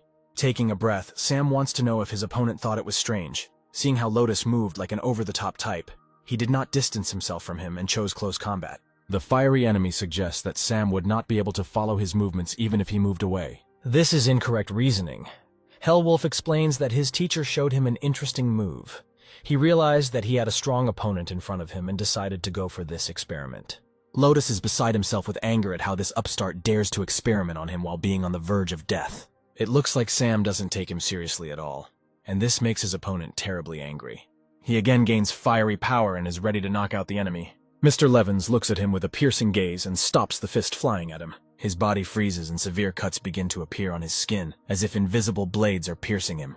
Sam mockingly says that his opponent didn't notice where the silver powder went after the balls exploded. The powder entered his body through a wound on his hand. The balls are made of silver tellurium, and the more the opponent used his abilities, the better the silver powder in his body would explode. Now that he can't use his powers, he looks like a fish on a cutting board that needs to be chopped up. Since Lotus helped Sam with the experiment, he will spare him, and now his choice is to give up or die. The enemy begins to analyze their fight, first with Hellwolf detonating his gun, and then using silver powder to block him from using his fire abilities. He sighs and, having accepted everything that is happening, realizes that there is no choice. He gives up. The hologram announces that tonight's winner is Hellwolf. The young man did not even suspect that his data had already been conveyed to one important manager. This cruise ship underground tournament manager's name is Rex Serby. He found out that today's winner is named Sam Levins, and a few days ago he was showing off his talents at a university exchange match. He is wondering if he can make money from this young phenomenon. The secretary reports that Sam's agent declined the offer to continue the game, the reason being that the participant's mental strength is too depleted, so he will not be able to fight. Rex immediately understands that the young man knows how to retreat beautifully, but one way or another he will spend tonight on the ship, and he also asks the secretary to upload the video and see what can be done with it. After much fighting, Sam was finally able to wash away the burden of that day in his soul. Looking at himself in the mirror, he realizes that he received a lot of benefits today. After he returns back, he will have to train a lot. On the table, Flaber's voice was heard from the communication clock. He reports that he received 2 messages that the supercomputer had read his personal data and sent it over an encrypted network. Sam begins to be bothered by this information. Someone on the ship received information about him. He wants to know if Flaber can track who this information was sent to and receives a negative answer. But the second message was with the text that Sam had become a target for pirates called black-marked ants, and the car they arrived here in was damaged. It shows a 3 times magnified image of the car and slows it down at 3 times the speed so you can see it better. With this, Flaber was able to notice a special intelligent nanorobot. Depending on the scope of application, they can be used for maintenance, location determination, engineering work, and much more. Sam wants to know a specific location, who is targeting them. Artificial intelligence says that among all sea pirates, blood ants take second place. However, the blood ants are a loosely organized group. Each core member will absorb the lower lines to form predatory squads of different sizes. And the reason why this disparate organization was able to take second place is precisely because of their developed intelligence. Relying on their intelligence, they can not only carry out precise robberies, but also avoid captivity. After learning about the hierarchy, Sam assumes that the black-tagged ants are subordinate to the blood ants. The hero urgently contacts Christopher and wants to know how much it costs to hire a personal security guard. The partner gives the amounts with 6 zeros and at the same time asks what happened. Sam says that he received information that one of the blood ant squads was targeting them. Hearing this, the business partner says that he will pay 70% of the cost of security. They need a strong person capable of protecting them. After these words, Mr. Levins decides that if they need a really strong person, he can call someone. The next morning, ships set out for our heroes. The boss of the Black Ants commands everyone to be invisible. A colleague reports that the pursued vehicle has slowed down. It seems that the hero is trying to stop the car. They report that a man on a flying skateboard got out of the car. It looks like he was going to inspect it. The attackers assume that the car has broken down.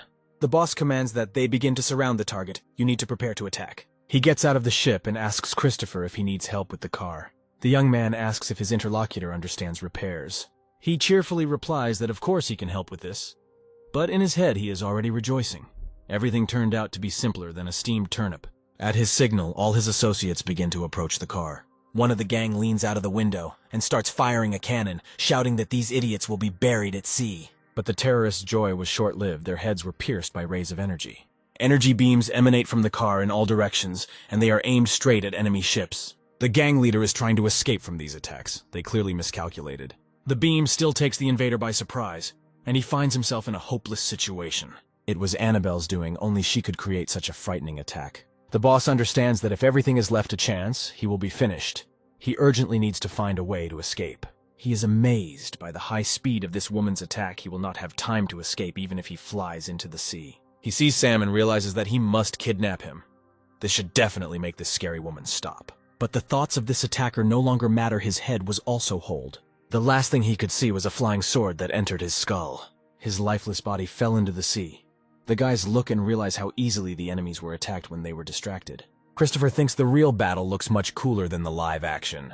After Sam learned about the impending storm, he immediately contacted Professor Annabelle to tell her what she knew about blood ants. The teacher immediately understands that something is wrong. She wants to know what is happening. The student admits that he earned some money, after which he was targeted. Annabelle realizes that the matter smells of frying and wants to know where Sam is. She is ready to come for him. Looking at the sinking ships, he was horrified, of course. He knew about the terrifying power of his teacher, but he never expected that she would deal with the enemies so easily. Annabelle says that she will be on the lookout, and we order the boys to buckle up. She wants them to take supplies, equipment, and anything else that they can pick up and take away.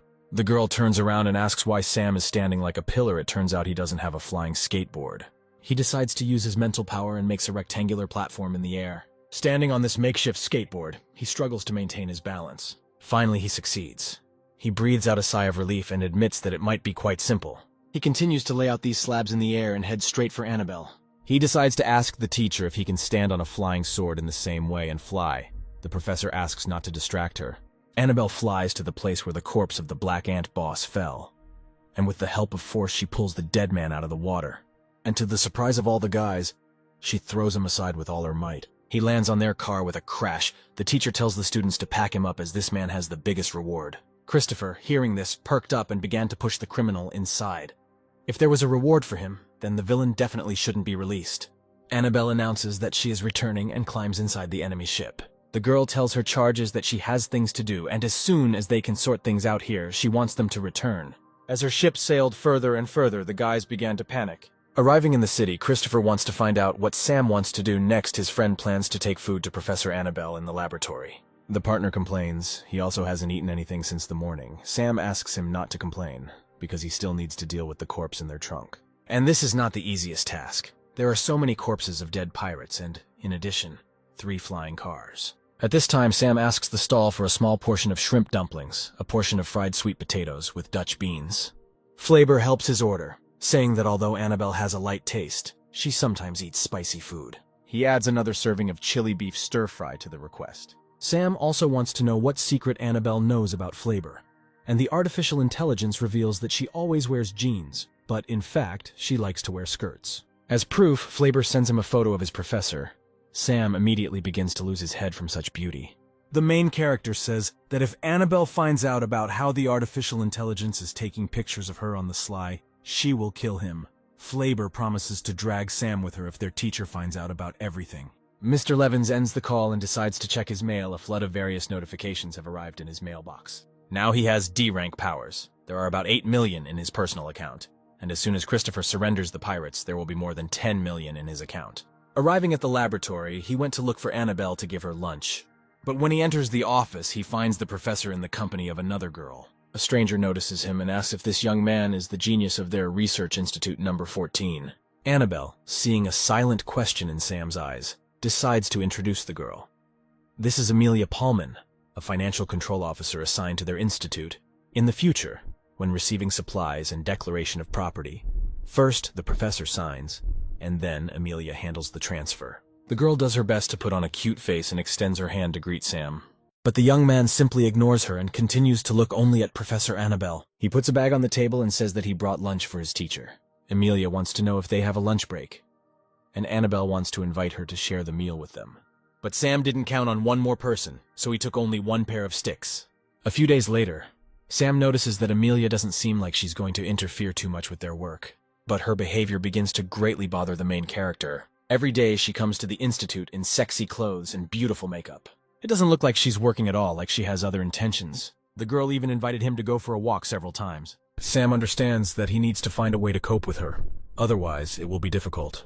Amelia runs up on him from behind and asks if he is free on Saturday, and also asks him to help her carry her luggage to the university. Even though he feels awkward, he agrees and asks her for the address and promises to be there on time.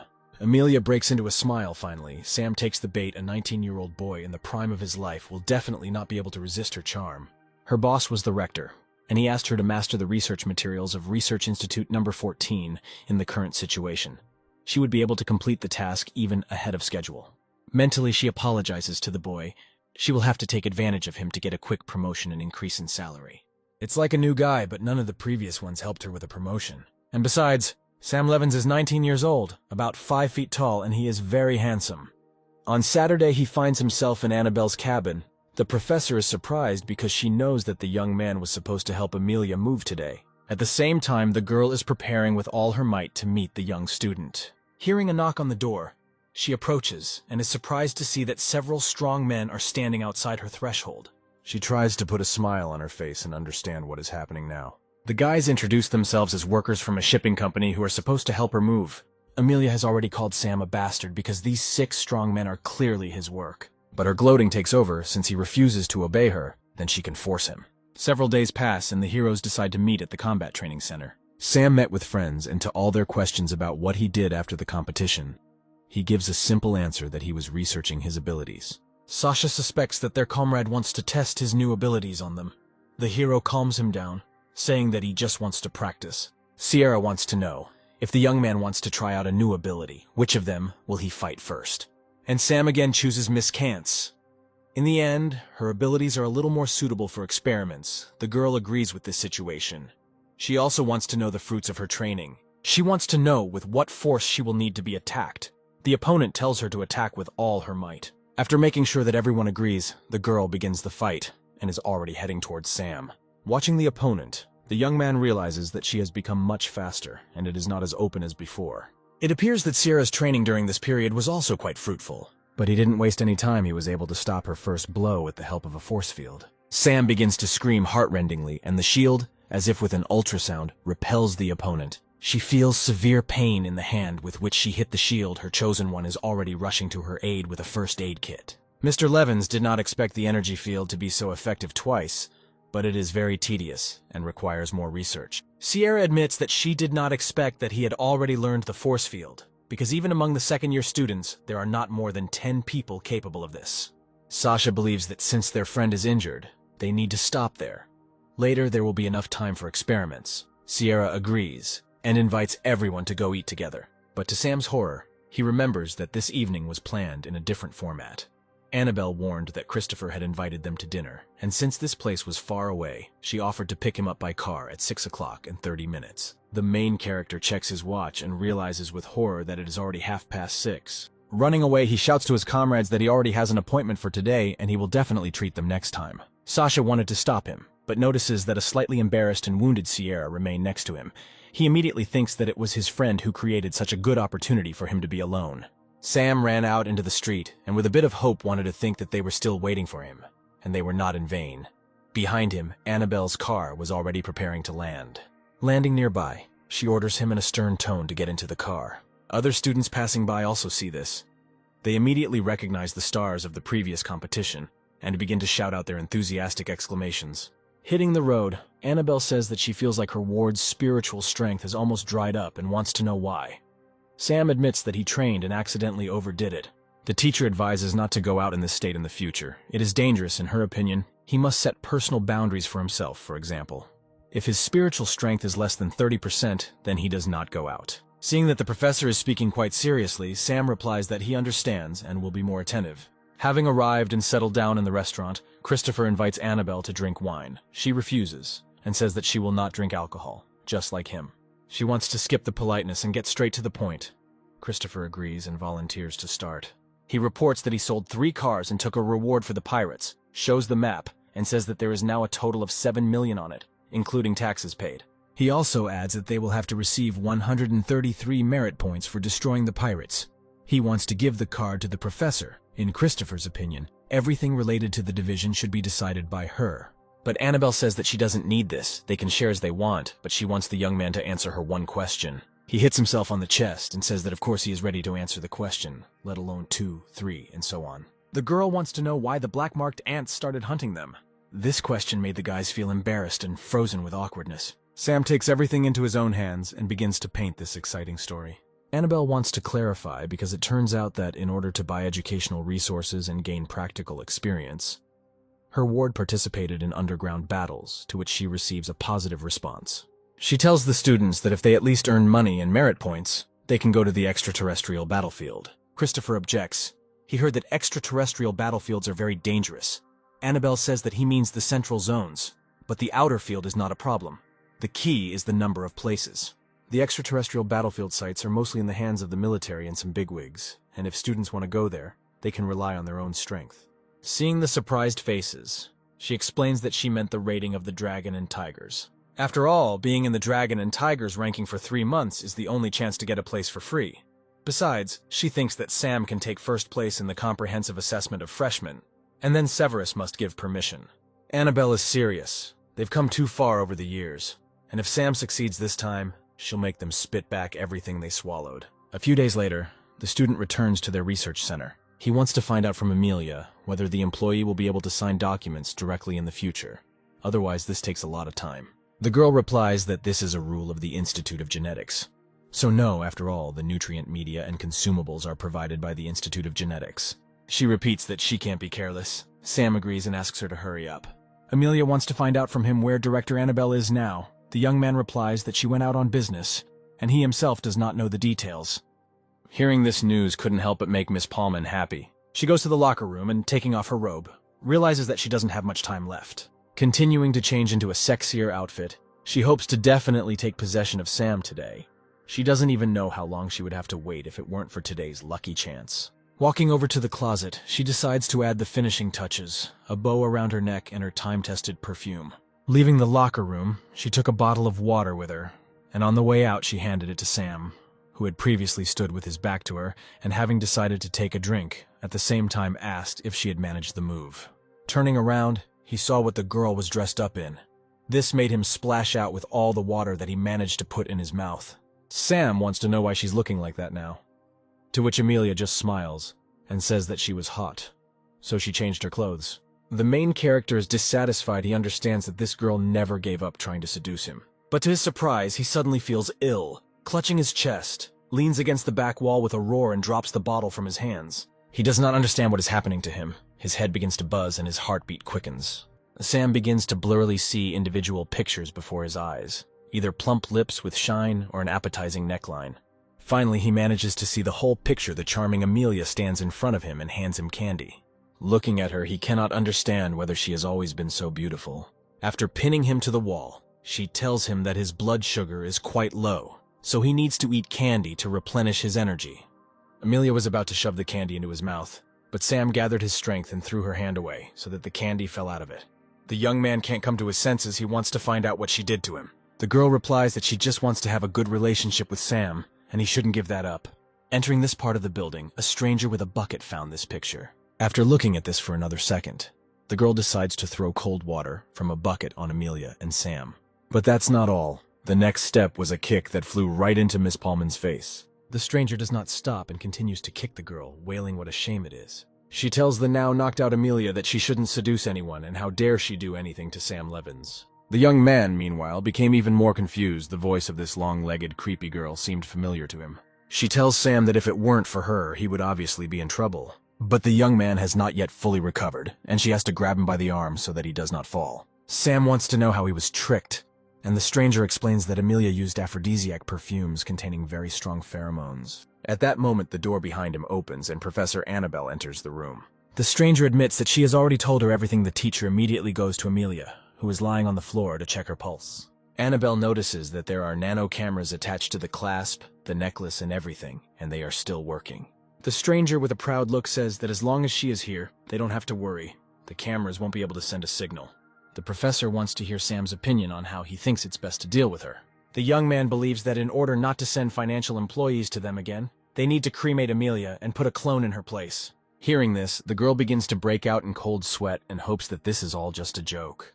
Annabelle turns her head. She believes that this option is all-encompassing. Clones don't last long, and there are significant long-term risks. She sits down and wants to know for what purpose she communicated with Sam, and recommends that she not be cunning, because she is not against using unconventional means of extracting confessions.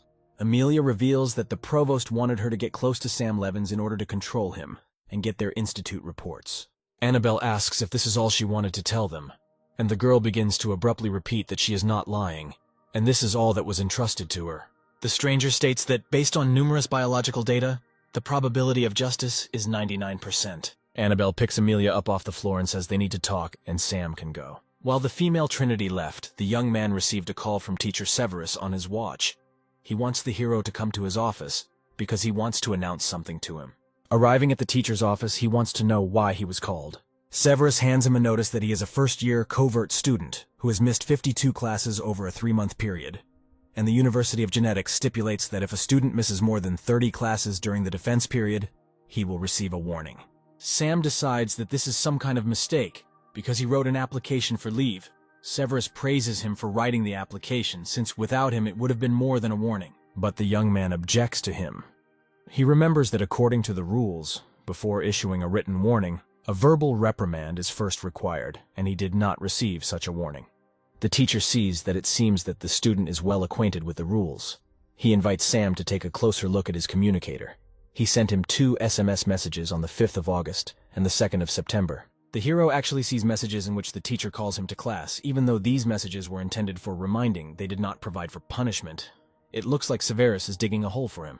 But he cannot figure out why his teacher needs this, but remembering his conversation with Annabelle, he finally understands. This is all to keep him from participating in the Dragon and Tiger's ranking. He wants to know if Severus thinks it's fun, but the teacher claims that the warning is only to force Sam to improve his attitude towards studying. But the 3-month punishment period passed quickly.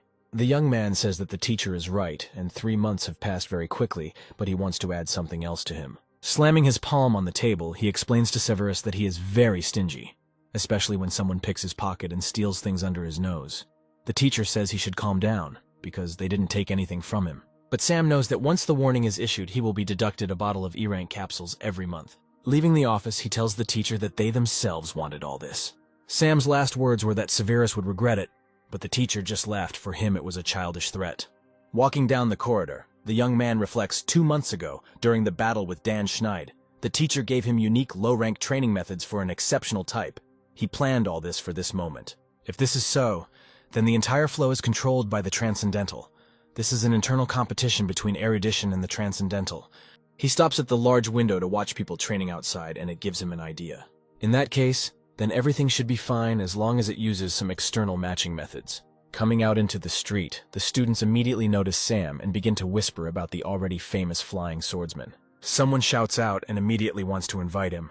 Burst out, some just to ask for advice, and others just to look at the flying sword. Sam says that there are a lot of them and they will absorb all his spiritual power. He cannot defeat them all at once. In the crowd, he is offered to choose his opponent himself. The young man likes this idea, but he offers to choose several opponents. Hearing this, the crowd begins to shout even louder so that the student notices them. The first thing his gaze falls on is the guy in the hat, and he chooses him. The stranger is incredibly happy about this. Sam is trying to select several contenders. He hopes that they will not disappoint him, because it is not often that someone gets the opportunity to fight him. The main character believes that he needs to choose 3 more, otherwise he will not feel any pressure. At this time, a teacher comes to the site. He wants to know what is happening here, and one of the opponents reports everything to him. Having learned that Sam will be 1 against 4, the teacher begins to worry a little. One of the students suggests that the teacher call Professor Severus, since there are quite a lot of people. The student is reminded that they need to be more careful and better inform the associate dean. The student announces that a training battle of 1 against 4 will now begin. They start, and all 4 of them start to surround Sam. They decide to attack him according to the set plan. Someone begins to use earthen spikes, and the abilities of lightning and fire come into play. Sam protects himself from these blows with his strong mental shield. Having repelled enemy attacks, he responds to them with his silver balls. But his rivals were ready for such tricks and set up shields in advance. The first student chosen shouts mockingly that the fire and earth attacks were just a way to distract him. Their final move is to make it so that he cannot stand still. When a person loses concentration, even the strongest psychological qualities can momentarily falter. But even this one moment will be enough for them. While the ground under Sam's feet gives him no rest, his opponents decide to attack at the same time. The leader commands that they all concentrate and take advantage of Sam's lack of support. They must not let him gather. When all the attacking forces met, a large explosion occurred and clouds of smoke rose into the air. The students think that it's all over. They consider the attempt to go 1 against 4 arrogant. He was in vain looking down on the prohibitive type. But then the leader hears a familiar voice above him. Looking up, he sees an unharmed Sam standing above him. The student cannot understand where the freshman got such a high-ranking skill. During the exchange competition, he was not capable of this. Mr. Levins launches an attack, throwing a hail of balls down. They quickly begin to injure arrogant opponents. Professor Severus arrived on the platform, and he orders Sam to stop. The teacher turns to another teacher to find out if medical teams have been called to the scene, and receives a positive answer. Severus wants to know why Sam came here, and the student tells him that he came for a practical lesson. He was punished for not coming to his classes earlier, and if he does not come again, he may be expelled. All students, having learned that the famous student was given warnings, begin to actively whisper to each other. Medical personnel have already arrived at the site and began examining the wounded. They report that all 4 received fractures of the femur, and it will take them about 15 days to recover. Severus begins to boil with anger. What 15 days? Tomorrow the raiding of the dragon and tigers will open. He understands that Sam did all this on purpose. Mr. Levins analyzes that now 4 freshmen from the Beyond type will now not be able to participate. And this is just the beginning. Now he's going to have fun 1 against 6. He wants to know if anyone has the courage to do it. The students begin to back down, seeing as 4 of their group were sent to the hospital by Sam. Severus orders everyone to disperse, replenish their energy, and prepare for tomorrow's dragon versus tiger first-year ranking battle. Sam scoffs and asks the teacher what's the matter. He asked him to come to class, and now he doesn't allow students to fight with him. Why then was he given a punishment? The teacher tries to explain that he issued a warning to save his life and asks not to create problems for him, to which Sam considers this shameless. Why only Severus can create problems for him, but he cannot in return. The young man comes as close to him as possible and reminds him that if anyone takes his things, they will have to spit everything out. and promises that they will continue after tomorrow's Dragon and Tigers ratings. Severus decides to go to Mike Mitchell, another deputy dean, and tell the story that happened to Sam in the first years. Mike is interested in how many students will be in the top 100 of the Dragons and Tigers rankings. The teacher suggests that 20 people will be in the top 100, and only one student named Ian Richter will be in the top 10. The deputy wants to know if this is enough to take first place in the evaluation, to which Severus replies that it will be enough. And the only thing the teacher is worried about is the extraterrestrial quota. Mike believes that the extraterrestrial quota is not a cause for concern. After all, in the 4 years since he led the exceptional type, this type has always been number one. If they win this year too, it will already be 5 wins in a row. After listening to the speech, Severus bows to him and promises that they will definitely take first place in the evaluation points this year. At lunch, Annabelle wants to know if the rumors are true that the teacher gave him a warning, and then he beat up 4 of his students, to which Sam gives a positive answer. It would also not hurt her to know if he still wants to take revenge on Severus North. The young man also agrees, because the teacher constantly bothered him, so now he will bother him in return. Annabelle doesn't mind Sam standing up for himself, but reminds him that everything must be within the rules. Mr. Levins wants to know if the professor will do something to him if he goes beyond the rules. Her gaze immediately became harsher, and she advises that if he crosses these lines, he should immediately contact her. Fireworks and fanfare can be heard as the chief judge declares the 168th First-Year Dragon and Tiger Ranking Tournament officially open. Now the participants had to take an oath. They swear to be honest and fair in this tournament. Christopher points out that many people in the stands are looking at Sam, but the young man is not bothered at all. The business partner invites his friend, in connection with such confidence, to also register. If within 3 days no one challenges him, then the place of the dragon will automatically go to him. But Sam thinks that there is no need to rush, and he reminds that it seems that Christopher wanted to leave the exchange in order to open an order and make a profit. The young man laughs and replies that the university will not allow him to do this. Their conversation is interrupted by a fight suddenly breaking out in the arena between the first participants. Looking at this, the main character understands that the freshmen's battles are taking place without much enthusiasm. In addition, opening battles take place simultaneously in 10 arenas with 2 minutes per battle. The arena can host about 30 battles in an hour. Having considered all this, Sam finally decides to register for the Dragon and Tigers rating for freshmen. The student shows this information to Professor Severus. They learn that he has challenged Clyde Salzburg, the 84th rank of the exceptional house. Mr. North frantically tries to understand why Sam needs this and what he is up to. Only a couple of minutes passed, and the battle was over. Severus jumps from the podium to get to his wounded student as quickly as possible. Doctors conclude that the student has a penetrating wound to his leg without damage to the artery, and his femur is also broken. The student will have to undergo surgery. Seeing one of his bright students being taken away on a gurney, the teacher realizes that Clyde will not be able to participate in the next fight. He looks angrily at Jean-Paul, and a puzzle forms in his head. Sam wants to incapacitate students of an exceptional type. Before Severus even had time to look back, the young man won another victory in another arena. Seeing this, the professor rushes towards Sam, yelling at him to stay still. The young man wonders why the teacher is calling him. Does he really want to personally go into the arena and teach him a lesson? In this case, he can call Professor Annabelle to greet him. Severus asks him not to go too far, but Sam believes that everything is in order because he's officially participating in the opening battles of the rating. The teacher begins to lose his nerves, and the young man does not stop mocking him, saying that maybe he will write him another warning. Severus asks him to stop because this is not good for everyone, and he offers to apologize for his warning. But Sam doesn't need his apology, because it's worth absolutely nothing. The teacher tries to restrain himself, and repeats that there is no need to worsen the situation. Sam approaches the teacher and, taking him by the shoulders, says that it is very easy to stop him. First, Severus needs to cancel the first warning, and then they will talk about the next step. Yesterday, in addition, the young man received a notice of reduction in bonuses from the university. And if the teacher cancels his warning, then his bonuses will be restored. Looking after his student, Sever becomes amused. Sam thinks too highly of him if he thinks that he is able to cancel the warning. The University of Genetic Evolution rests on these rules. This is not something that he or the young man can influence. But then the thought appears in his head that all this time Sam is just making fun of him, and he urgently decides to clarify a couple of questions with Deputy Mike. Christopher approaches his friend and reports that Severus North still has 13 participants left. The friend means that most likely this side will not allow them to fight further, or they will send a powerful character. Sam is not afraid of this, because his goal has already been achieved. As for a powerful character, it's like training for him. Severus, meanwhile, reports everything that happened in the arena to Deputy Mike. He can't believe that among all the freshmen there is no one who can defeat him. The The teacher replies that, at least in this stream, there are definitely no such people. Mike wants to know if another person has returned to them, hinting to Severus about one student. The teacher says that they talked to him before they boarded the plane, and enough time has passed that they can call him now. Everyone begins to head back to the stands after lunch break. Christopher wants to know if Sam will participate after lunch. The young man replies that he will enter the arena if only someone of the exceptional type takes a place in the rankings.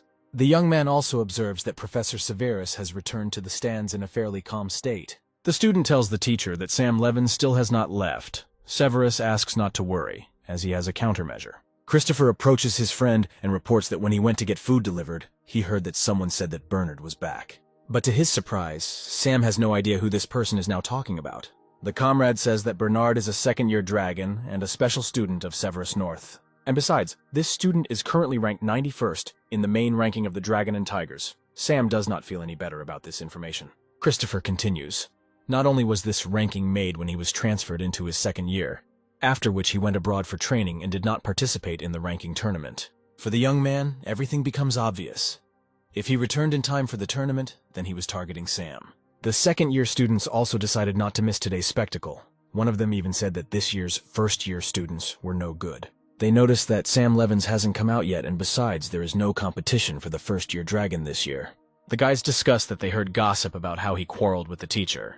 Killian tells them to stop discussing unconfirmed information, which only makes the situation worse. Finally, Sam's name appears on the scoreboard, and the sophomores wonder where in the rankings he is challenged. To everyone's surprise, Bernard entered the arena. They realize that it seems that Teacher Severus spent a lot of money to invite him here. The whole company has an alarming question whether a freshman will really challenge him. Their questions fall away when Bernard and Sam find themselves face-to-face in the arena. But all the spectators are already in anticipation. People will clearly be able to see an interesting show. Everyone watching the live broadcast of the ratings also glued their eyes to the screens when they saw Bernard. Having learned that the Flying Swordsman has challenged him, everyone wants to see it live and rushes to the arena. The judges, having learned that there are no complaints on both sides, ask the participants to take their positions and prepare for the fight, which will take place in 3 minutes. Sam notes that there are suddenly a lot of new viewers. Bernard turns to his opponent and says that he does not care for what reasons he's challenging the overall ranking of the Dragon and Tigers. He has one last piece of advice for the young man. As soon as the battle begins, he asks him not to think about life and death. Sam understands that this warning is not a provocation at all. It seems the guy is also a demon of war. The young man pretends to be calm, and stretching thanks him, and says that he is confident in himself. Bernard believes that, judging by his words, his return trip will not be in vain. Sam wants to say a few more words to the enemy, but he interrupts him and tells him that it is useless to influence him with chatter. But to the enemy's surprise, the words were not intended for him at all. Mr. Levins turns and addresses Teacher Severus, saying that he has a few words for him before the fight begins. He says loud and clear that he's going to take first place in the first-year rankings, and then Severus has to kneel before Professor Annabelle in the erudition department. While the crowd shares Sam's opinion and begins to wish him luck, Severus's students' nerves are already starting to give in. He can no longer watch it and wants to leave. But the teacher stops him and says that no one will take a single step until Bernard defeats the upstart. The student still wants to leave, and then Mr. North slaps him in the face, saying that now he should not think about personal success or failure. Now the interests of the entire exceptional type are important. Sam watches the whole scene from the arena while he awaits the fight. He turns to Bernard, saying that the stands are also noisy, and asking if he's going to use Severus North's petty tricks. The enemy replies that petty tricks are useless on extraterrestrial battlefields. The judge orders him to get ready, but for some reason he is stopped by Jean-Paul. Jean, he says that the first of them is a second-year dragon, and the second wants to be a first-year dragon, and no matter which of them is irreversibly injured, it will be a loss for their university. Therefore, the rector decided in this battle, Severus and Annabelle, instructors of both sides, acted as judges for targeted assistance. After this information was announced, student representatives immediately arrived at the arena. They quickly stand behind their students in full combat readiness. In this fight, it is important that both sides adhere to the rules, and the fight finally announces the start of the fight. Immediately, a silver ball was already flying at Bernard, which he managed to dodge. The opponent notes that Sam started their fight quite quickly, but he's not lagging behind and wants to reduce the distance.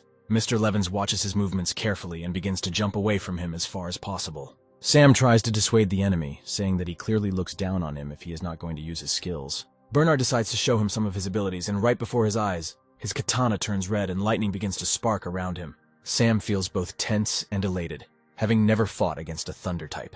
The audience also begins to see gigantic rumbles of red thunder and rocks flying in all directions. Both opponents have been fighting for half an hour. This is truly an incredible match. Everyone is wondering who will defeat them. At this moment, the situation is not going well for Sam Levins. Lightning strives to overtake the freshman, who himself caused this anger of Bernard. This is already starting to irritate him, and he decides to put a shield between them. But the second-year dragon's lightning cannot be contained by the first year's shield. The defense shatters into pieces, and the shockwave throws Sam away. He manages to slow down and stay in the arena. The hero understands that the enemy has both strength and speed. His flying sword and silver balls do not have an advantage here. Old man Severus really made a good fuss by inviting such a rival. Bernard sees that his opponent is just sitting in the arena. He decides to ask if he will attack him. Just blind evasion, in his opinion, cannot be worthy of the title of first-year dragon. But since his opponent does not attack, he decides to end this battle. Sam shouts that defeating him will not be so easy, and purposefully begins to send energy into the arena floor. Bernard suggests that he wants to use the energy of his lightning to recreate the silver thread. He admits that it is a good idea, but it will not stop him. Of course, Sam didn't think it would stop him, but one moment might be enough. The threads begin to bind the entire body of the enemy, and he himself begins to sparkle with anger. The sophomore screams at the top of his lungs as the threads begin to choke him. With flames and lightning spreading throughout his body, he doesn't want to be underestimated. He manages to extricate himself from his opponent's trap, and excited, he is already flying towards Sam to finish him off. He hits the floor with his katana and a wave comes out of it, from which the enemy tries to escape. But Bernard quickly throws an electrified cobblestone after him, which hits Sam. The young man falls to the floor and immediately tries to get back up. But there is already a blade at his neck. Bernard offers him a choice: surrender or die. He is a little upset at Sam because he expected a good fight, but Mr. Levins bows his head and asks him not to worry because the match has just begun. The opponent is interested in what will be stronger, the upstart's throat or his mouth. He was about to cut off his head, but Sam stopped the blade, calmly taking it with his hand. Since Bernard also uses a sword, Sam thinks he must have heard about the Vajra energy field. Although Mr. Levins does not yet have the ability to protect his entire body, he is still capable of protecting a small part. The enemy did not expect such a technique from a beginner, because this is a secret method of protecting the body that is practiced by only a few people in the whole world. He begins to watch with apprehension as his opponent rises. He hears the young man asking if he is satisfied. Bernard bursts out laughing loudly. He is really very pleased with such an opponent. He asks to see how powerful his force field is as he prepares to deliver his final blow. Sam is ready for this challenge and already has his balls ready. They rush to meet each other, realizing that now their battle will end. Again, nothing is visible in the arena because of the smoke and lightning. Even the participants themselves do not understand what is happening around. They find themselves standing with their backs to each other. Bernard notes that he did not expect that his silver pills and flying sword, which Sam is so proud of, would turn out to be just feints. His opponent replies that there are no rules that would prohibit using defensive skills for attack finally. Bernard says that he defeated him in this competition. Annabelle approaches Sam and wants to know if he is okay. The young man is normal, except that his spiritual strength is almost zero. The professor takes his hand and lifts it up, telling him to greet the cheering audience. The crowd chants his name and shouts that a freshman was able to defeat the dragon of a second year. A day later, Sam finds himself in a hospital bed. Marie and Lily come to visit him. While he eats a big chicken leg, Marie tells him to enjoy his meal, but Lily says that a first-year dragon should have good manners. The young man decides to be honest with them and says that hospital food is simply inedible. Marie asks what rating he thinks they won. Sam suggests that Lily came in 85th and Marie came in 95th. The girls are unhappy, in his opinion. They are completely weak. In fact, Lily took 49th place and Marie 89th. Sam wants to know when Lily became so strong. She explains that she and her friend joined a charity that provides access to the activation of special gene points, which is why such an increase in power occurred. The girls explain that this is an exceptional charity organization called Myth, known throughout the area. Seeing curiosity in the young man's eyes, Marie decides to invite him to join this organization too. Sam wants to know if this organization recruited them. Lily denies it and says they just decided he wouldn't mind. The main character decides that it is better for them to stop with this topic for now and return to it later. Professor Annabelle comes into the room and greets everyone. She wants to discuss something with Sam. The girls understand that it is better for them to leave and say goodbye to their friend while he thanks them for visiting. Sitting down, the teacher begins to praise the student because he did a good job. Thanks to him, the erudition department allocated 500 million to their research institute. Sam smiles and says that this is his responsibility. Annabelle advises him not to be modest, because he's now a dragon of the first course. She gives him a document about increasing his benefits, the number of energy capsules and other things that will also be increased. Sam is delighted with the sums that lie ahead for him in the future. But Annabelle brings him back to Earth, saying that his own problems are more important now the hero does not understand what problems he is talking about. She wants to know what he thinks about his fight with sophomore dragon Bernard. The young man understands that if he had not used silver balls and a sword as bait, and also an energy field, he would definitely have lost. Annabelle confirms that physical strength is the biggest problem now, and if he wants to return from the extraterrestrial battle alive, he needs to improve his physical and genetic healing chain. Sam decides to ask Annabelle about the myth organization the teacher is interested in Sazu, and wants to know if they invite him to join. The hero replies that not at all. His girlfriend mentioned that they quickly help increase strength, and he refused their question about joining. Annabelle is glad that her ward refused, because the myth and the redemption of the Dawn appeared almost simultaneously, but seemingly took different paths in their development. She heard that the myth organization has gained de facto control over the EU zone and the non-union zone. In the last few years, there have been tendencies to compete with large areas, and their intentions are very ambitious. But now Annabelle advises Sam to focus on training, and as for people, it's better not to mess with them now. That's all for her. She wishes the young man a speedy recovery, and reports that perhaps in a few days he will be discharged from the hospital. Analyzing all the battles completed over these months, the hero understands that he does not have the strength to wait, and it is really time for him to gain experience. The next morning, Annabelle came to the ward again to visit the student, but his things were not there, and a note was left on the table. It says that he left to gain experience and will return home only in a month. 100,000 mountains, 1,000,000 mutated creatures await him ahead, and Sam is sincerely confident that this will be a good experience for him.